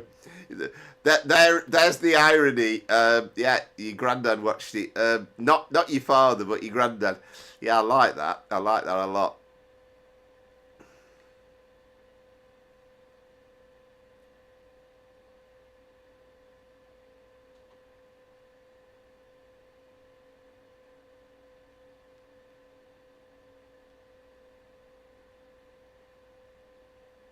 Ah, excellent, Amaze Days. Yeah, George and Mildred. George died recently, didn't he? My name's escapes me as to who it was.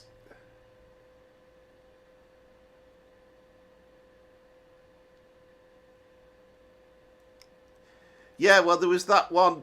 The only one really probably was that one that kind of used the Heidi High lot from... or was it... Well, it was a combination of Heidi High and Are You Being Served with Oh Dr. Beechin, I think. Yeah, oh, there you go.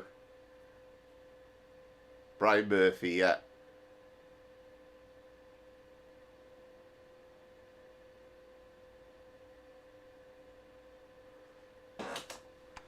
Oh, at last. Wow.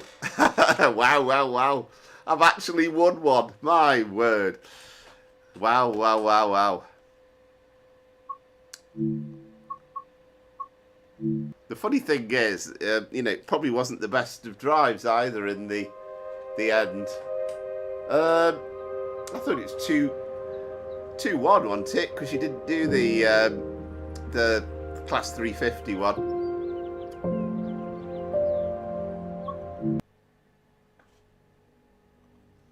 So, how are we doing for time? Let's have a look. So, we're half past.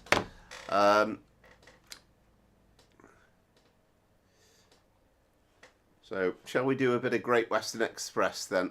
Let's load it up again.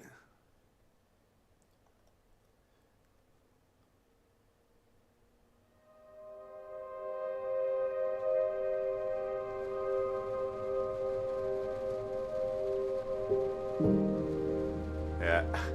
Well, no, that doesn't count. No, it's still only 2-1. Oh wow, the cup holders have gone.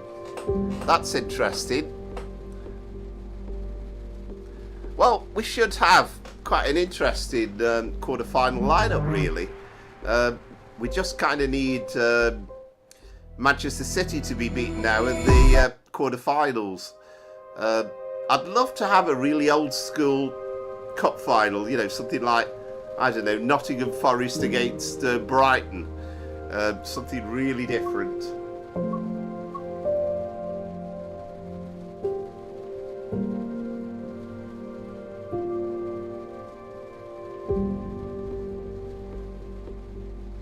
Yeah, I think I do remember.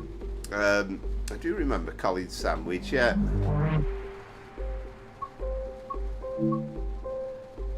There was a lot of. I mean, we were mentioning the two Ronnies last week, but there's a lot of skits about the two Ronnies with British Rail. There's a particular one I remember actually where, and it was a bit of a thing about Jimmy Savile, ironically, where this man comes into the cafe, orders the most disgusting meal going, and you're thinking, what's he doing? What's he doing? What's he doing? And then he waits until the end and then hurls it as a picture of Jimmy Savile.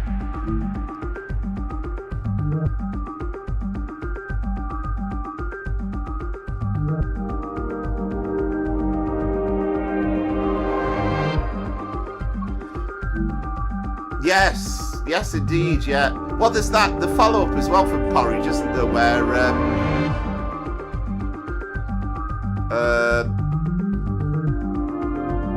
what do we do here? Well, I've got more variety with this one, haven't I? So,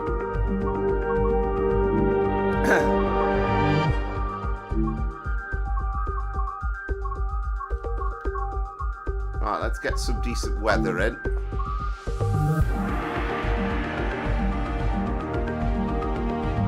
Yes, exactly right. Yeah. And he gets off at. There's something that happens at Stafford Station. There's one or two oddities as well about the stations that they go for as well.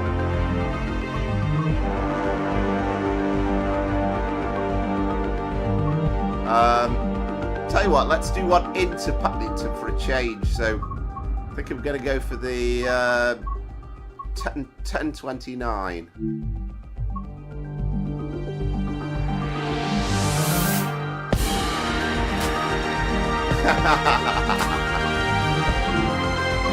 Very good. Very good.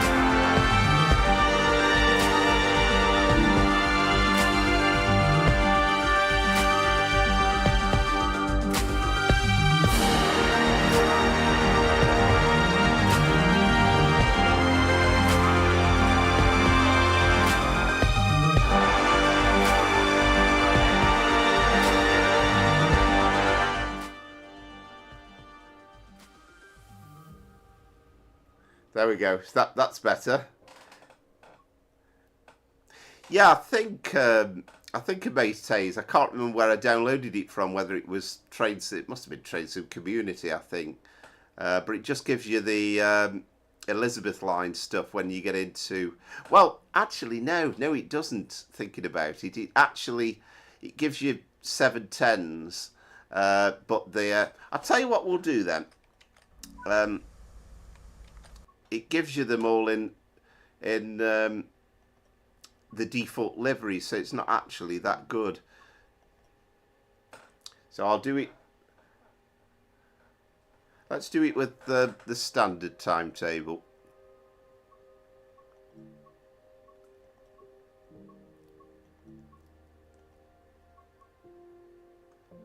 2016 high-speed train.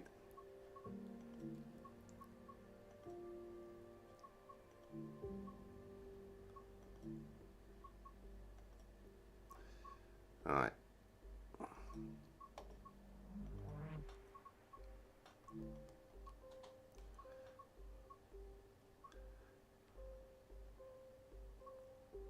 Yeah, we'll do one definitely that's, shall we do the 0950, 1K43. Yeah, that's right.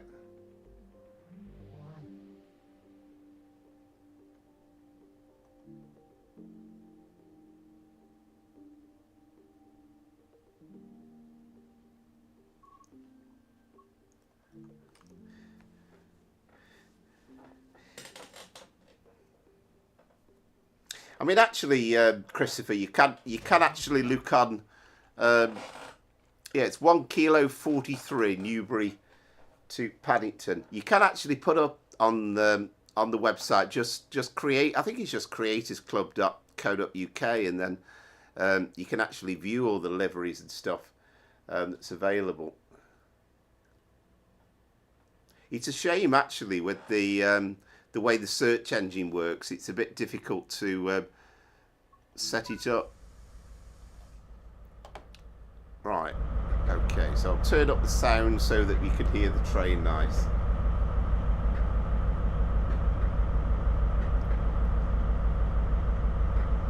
Yeah, that's it, yeah.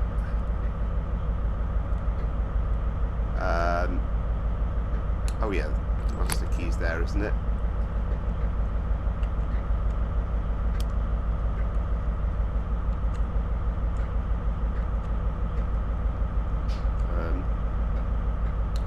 I forgot how to drive this thing now.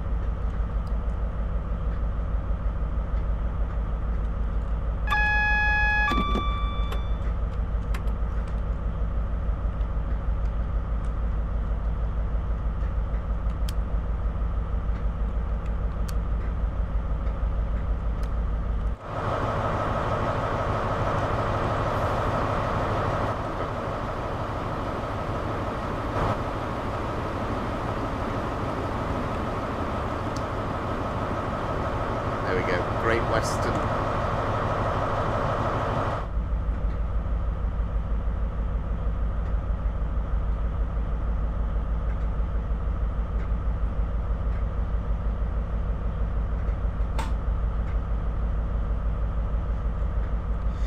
Yeah, it's a bit weird actually sometimes how the Creators Club works. Sometimes you have to kind of search for the train, and then once you've found a train that he's done a livery on, you'll find you'll be able to then get a bit of a reskin going on it.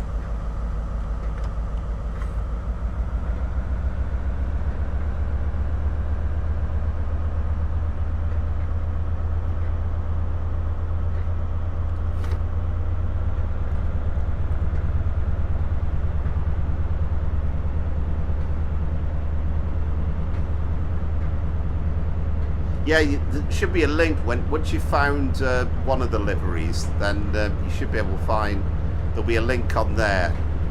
The search engine, I think Mace Tays was saying last week, is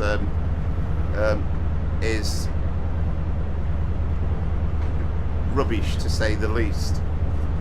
I'm fine, Connor. Hope you are too.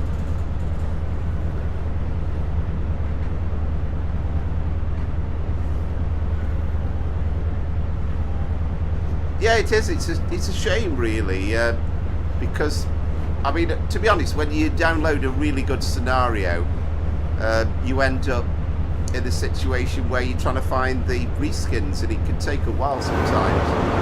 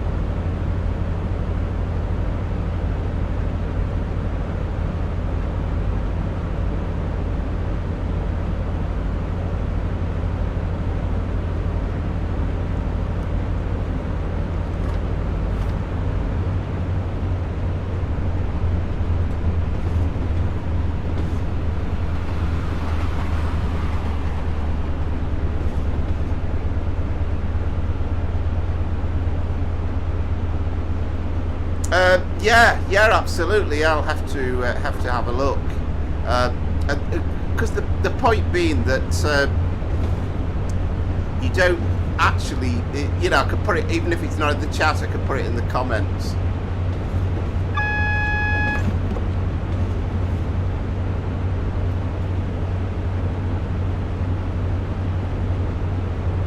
I agree, the May says. I mean, it's old. It's the oldest route that came out, but it's still pretty good.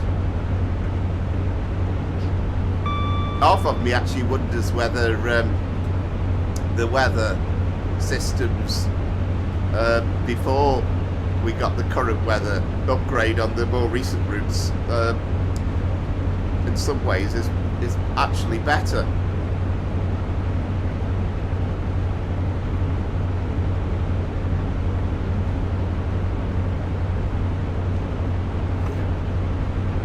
Yeah, I agree with you, Loss, and it would have been lovely as well if we could have some of the branches put in. I mean, the obvious one's the Heathrow Express one, but that might never happen. But even if we could put in the is it the Windsor branch? There's a couple of them, isn't there? The Greenford branch.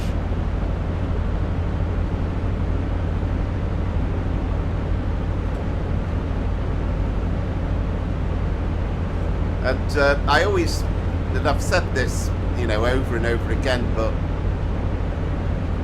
they kind of missed a trick, because they built the route when the line was being electrified, but then made the rather daft decision to keep that in situ in partly built electrification. Why didn't they just think, let's try and electrify the whole line and make it up to standard?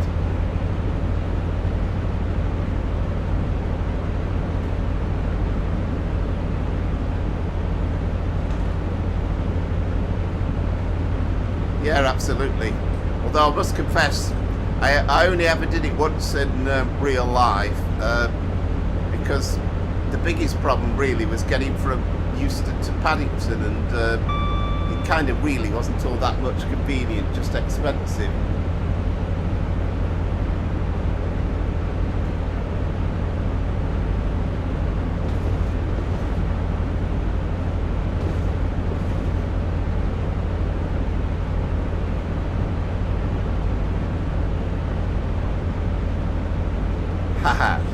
Yes, indeed. Yeah, Connor is the king of the announcements.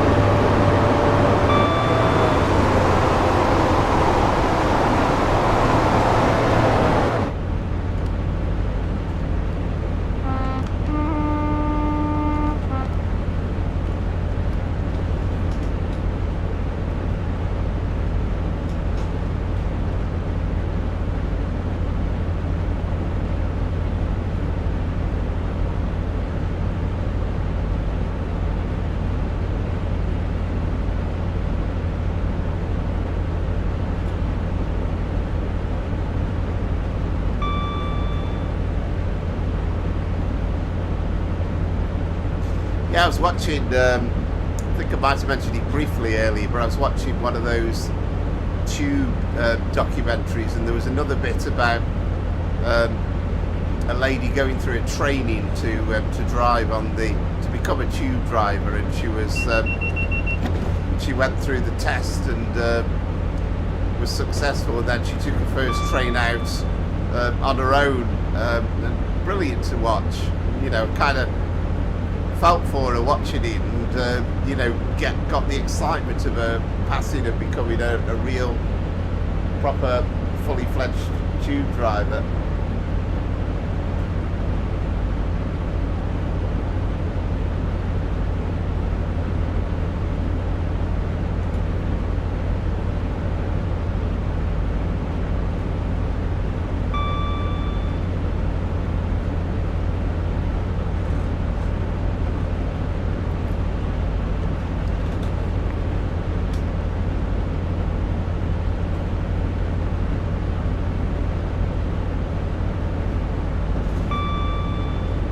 so we should be just about right if we get to Paddington in time, then, or not too early, then we should be just about over the 4-hour mark.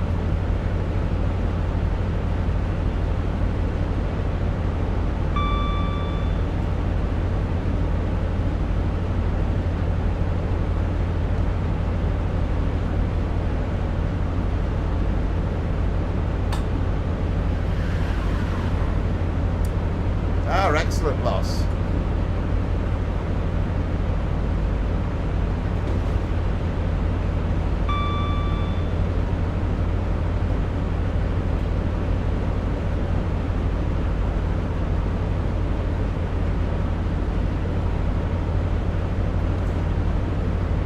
Yeah, it's interesting, and you know, I mean, I've talked to people at work before, because obviously they know I do this stream and the, you know, sort of the train simulator stuff and that, and there's a lot of people, you know, show a great deal of ignorance, and they say, oh well, driving a train, oh how difficult's that, you know, and they just have no idea the skill and expertise of the real thing, and the sheer knowledge that you have to go through to learn the routes as well.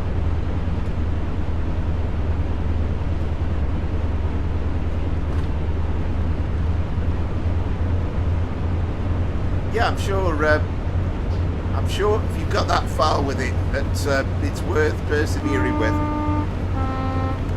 because if it's your passion and it's what you want to do, then you know, I'm sure you'll be successful in the end.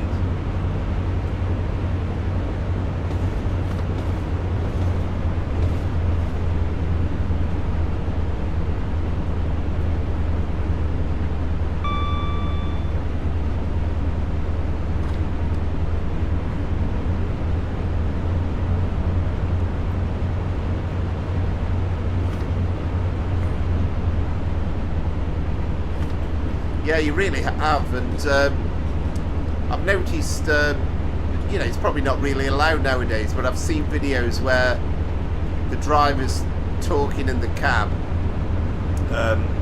and he's completely able to shut his mind from the conversation and just drive absolutely properly, and everything goes in,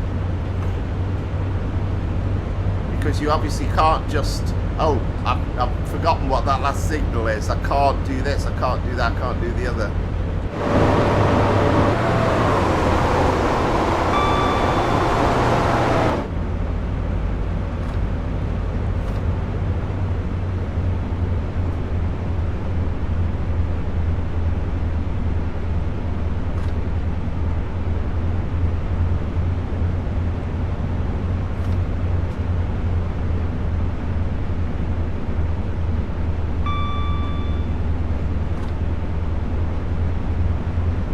Yes, I did see that about the Severn Valley. Yeah, it's such a shame. I mean, the only good news is that at least where it's happened, it still means they'll be able to run trains.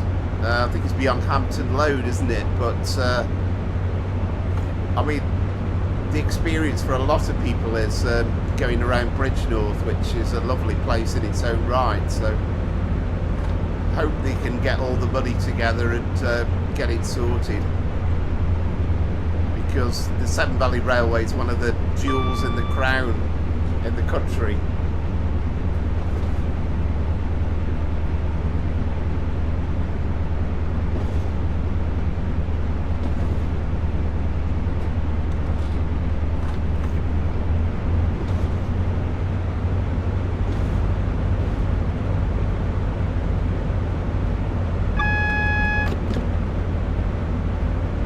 Like this section here, you know, they've put the catenary posts in because that was how it was when they were filming it. So this is Slough.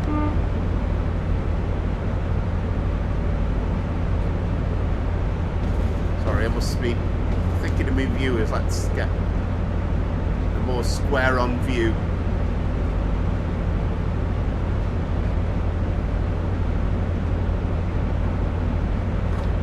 Yeah, I mean, it's one of those things that, you know, in theory you could go Bridgnorth to Kidderminster, and Kidderminster's one end to it, but it's quite away from the town. But Bridgnorth is just a beautiful place to wander around.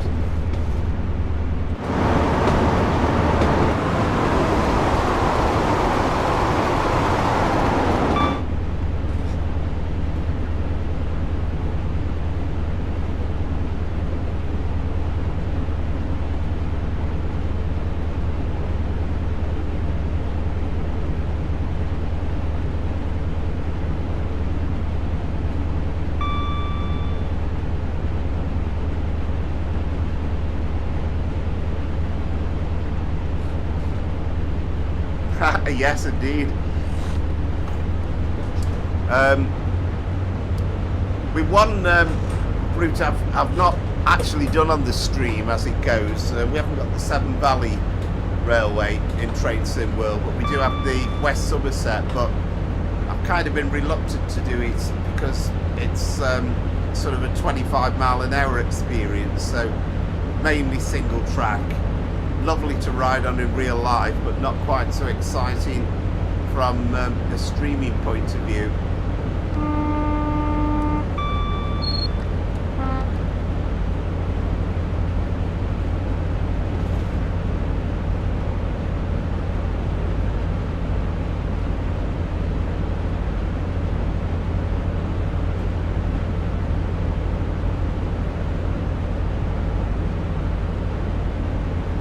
Oh, excellent! Yeah, there's an old, was it a route master? But there's an old double-decker bus, which I'm sure was something like that on Live and Let Die, wasn't there, years ago?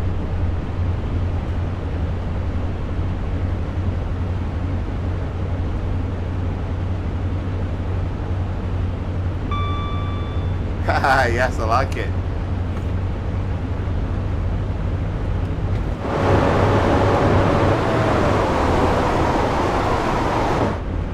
Speaking of buses, when we travel on the Midland Main Line on Tuesday night, we'll get the first look at the model, or the representation at least, of the Boris bus on Train Sim World 5.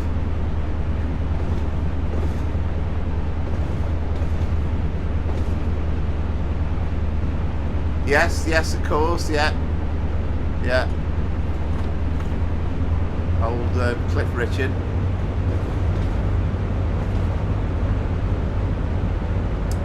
Yeah, I do like some of these announcements, and it's please mind the gap between the train and the platform and take care when stepping down from the train. Yeah, absolutely. And he got that model, Johannes. So he got it, he built it himself, but he I think he built it for Transport Tycoon, I think he was saying. And it's just little stuff like that, you think, hang on a minute, you know, these stuff that Dovetail Games come out with is pretty good, but a little bit of effort and, you know, some ideas like that, and it would have transformed some of these routes.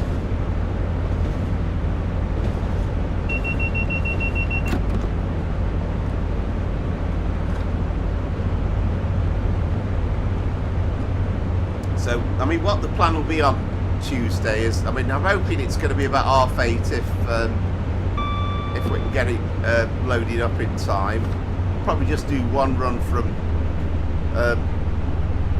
Willesden Junction to Stratford, but then at the end I'll probably leave the game on stream for about 20 minutes after, and you just watch some of the traffic coming through Stratford. I'll watch that myself, actually.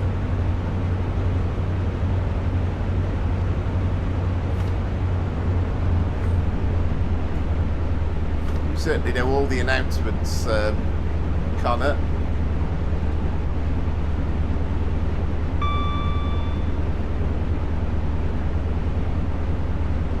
Yeah, there aren't many, are there? It's kind of like one of those things where they're only really used for the sake of tourists now.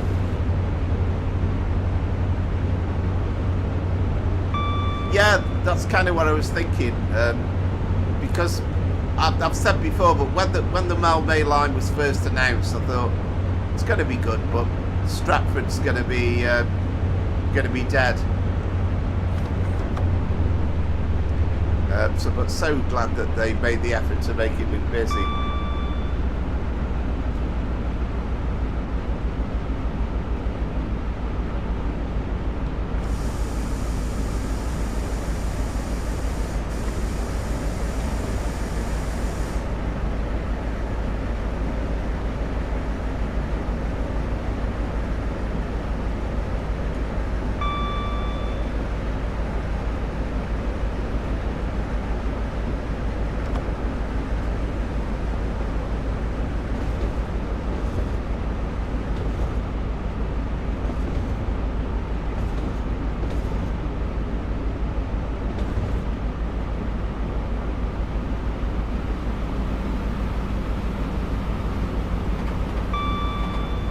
Yeah, absolutely.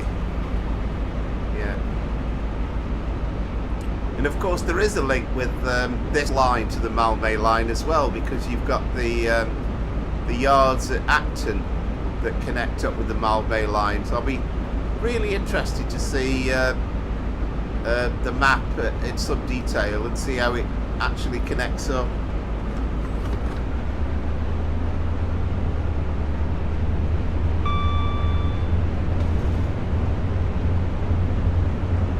Services to Hereford, please change here.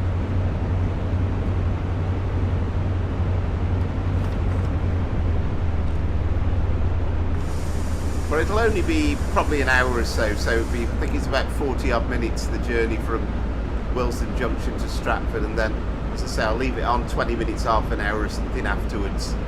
But then next Sunday we'll have a proper full in-depth look at the Midland Main Line.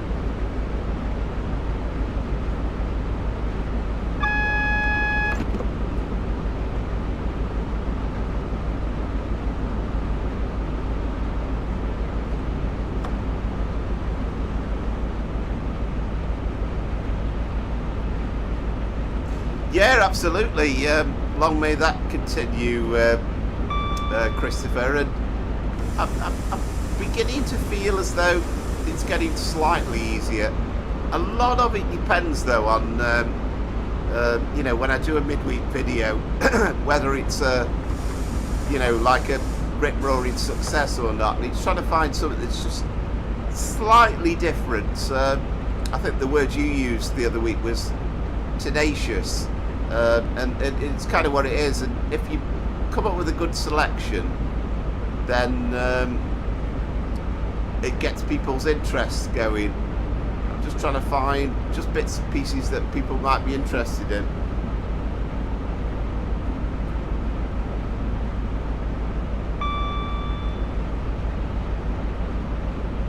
Yeah, 100%, absolutely 100%. And that's the one thing I kind of realised, because I did the recording videos for quite a long time, and then the streams bolstered it a bit when we started doing that in September, but it's kind of doing a little bit of both. But I seem to get more subscribers generally from the recording videos. Interesting though that this week, because we've done all Trains in World 5, probably got more subscribers this week.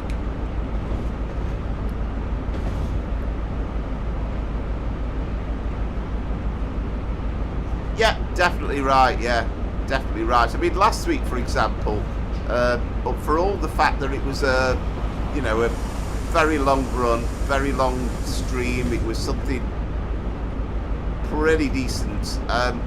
We were up against Matt Pedleston was doing his charity stream, and there was another prominent YouTuber doing a big stream last Sunday as well. So all these things have an effect. But there's generally more interest in the railways in and around London than, say, for argument's sake, when I've done, I did a video from Blackpool to Manchester Victoria, and I was pretty pleased with the video, but it wasn't massively popular.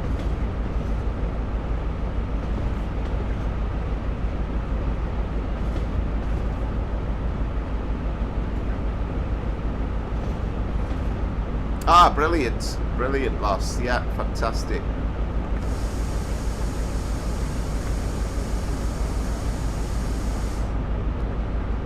And I do try and, if I see a really good video as well, try to comment on other people's as well. But it's great to interact with people. I mean, I've said it a million times, but it's been one of the bonuses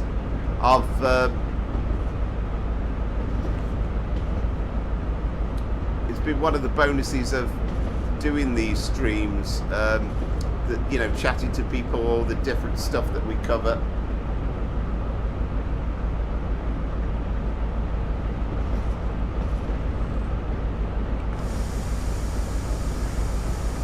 Yeah, definitely right, and I think that's the thing, and hopefully we can show off a bit of the lovely English countryside and the variety of trades, and generally how good it looks graphically. But yeah, there's some very good people in the community.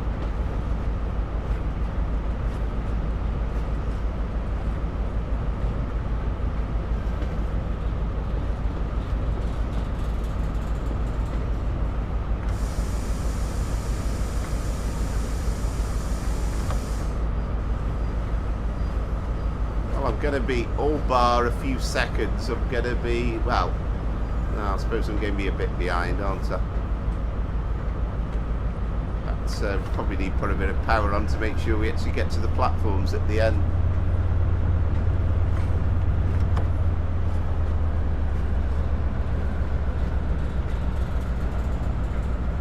Yeah, it can vary, I suppose, the different things, but yeah, generally I think the train community and the train enthusiast community generally are a good bunch. And I think it's great, it's all these different ages as well, young and old, everybody's welcome.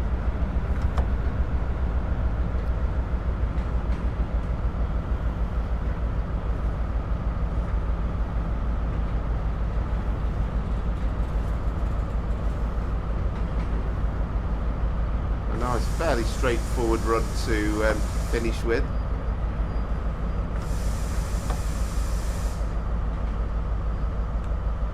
And again, one of the great stations in the country, London Paddington.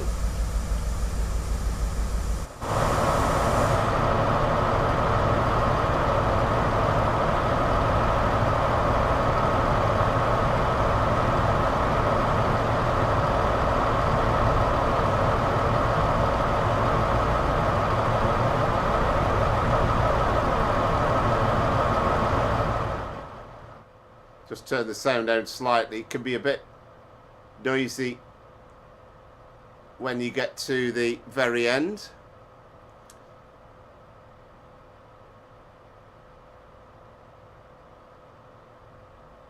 Haha, I like it, Connor. Very good.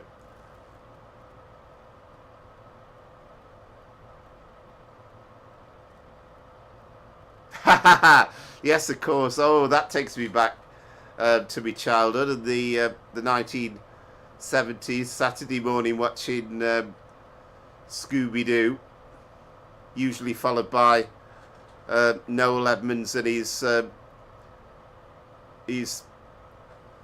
Saturday swap shop.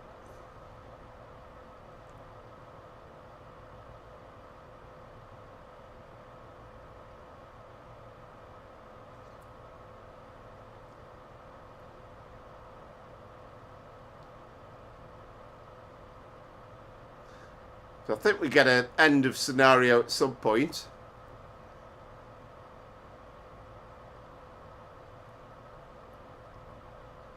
Yeah, that's right. Another thing, wasn't it? Saturday tea time with... Yeah. Yeah, we had to flip between the two with Chris Tarrant on ITV and Noel Edmonds on BBC One. I think me and my sister were always, we always felt Tiswas was okay, but, you know, it felt a bit silly sometimes.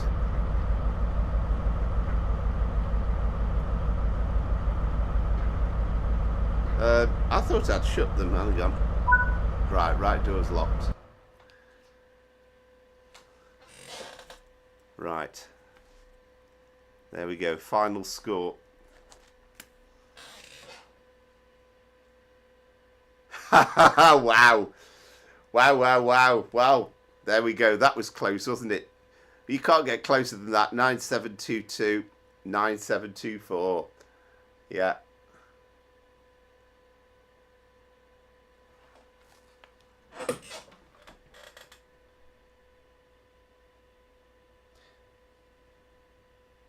Yeah, 2 points. That's incredible. That really is incredible to be that close.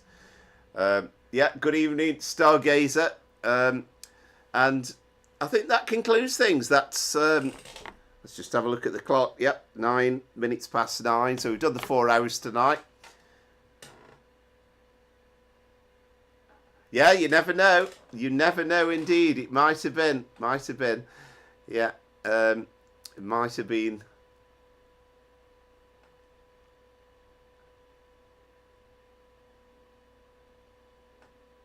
Yes, good evening, Stargazer. Well, it's kind of at the end of the stream, so if you've only just joined us, then by all means have a look through, have a watch through for the start. Once we finish, of course, it'll all be available. Thanks for watching, and yes, indeed, yeah, enjoyed it, and another fabulous night. Have a great week, guys. Yeah, thanks everybody for the company. So I'll be back on Tuesday night for the first look at the Midland Main Line, the North London line, and the schedule will be, the attention is 8:30 if I can get it downloaded in time. I'll let you know if I'm running late, but the idea is going to be 8:30. It'll only be for an hour or so. And yeah, nice to talk to you all as ever. Fantastic night, and hope you all enjoyed this week on Train Sim World 5 all the way. Something a little bit different.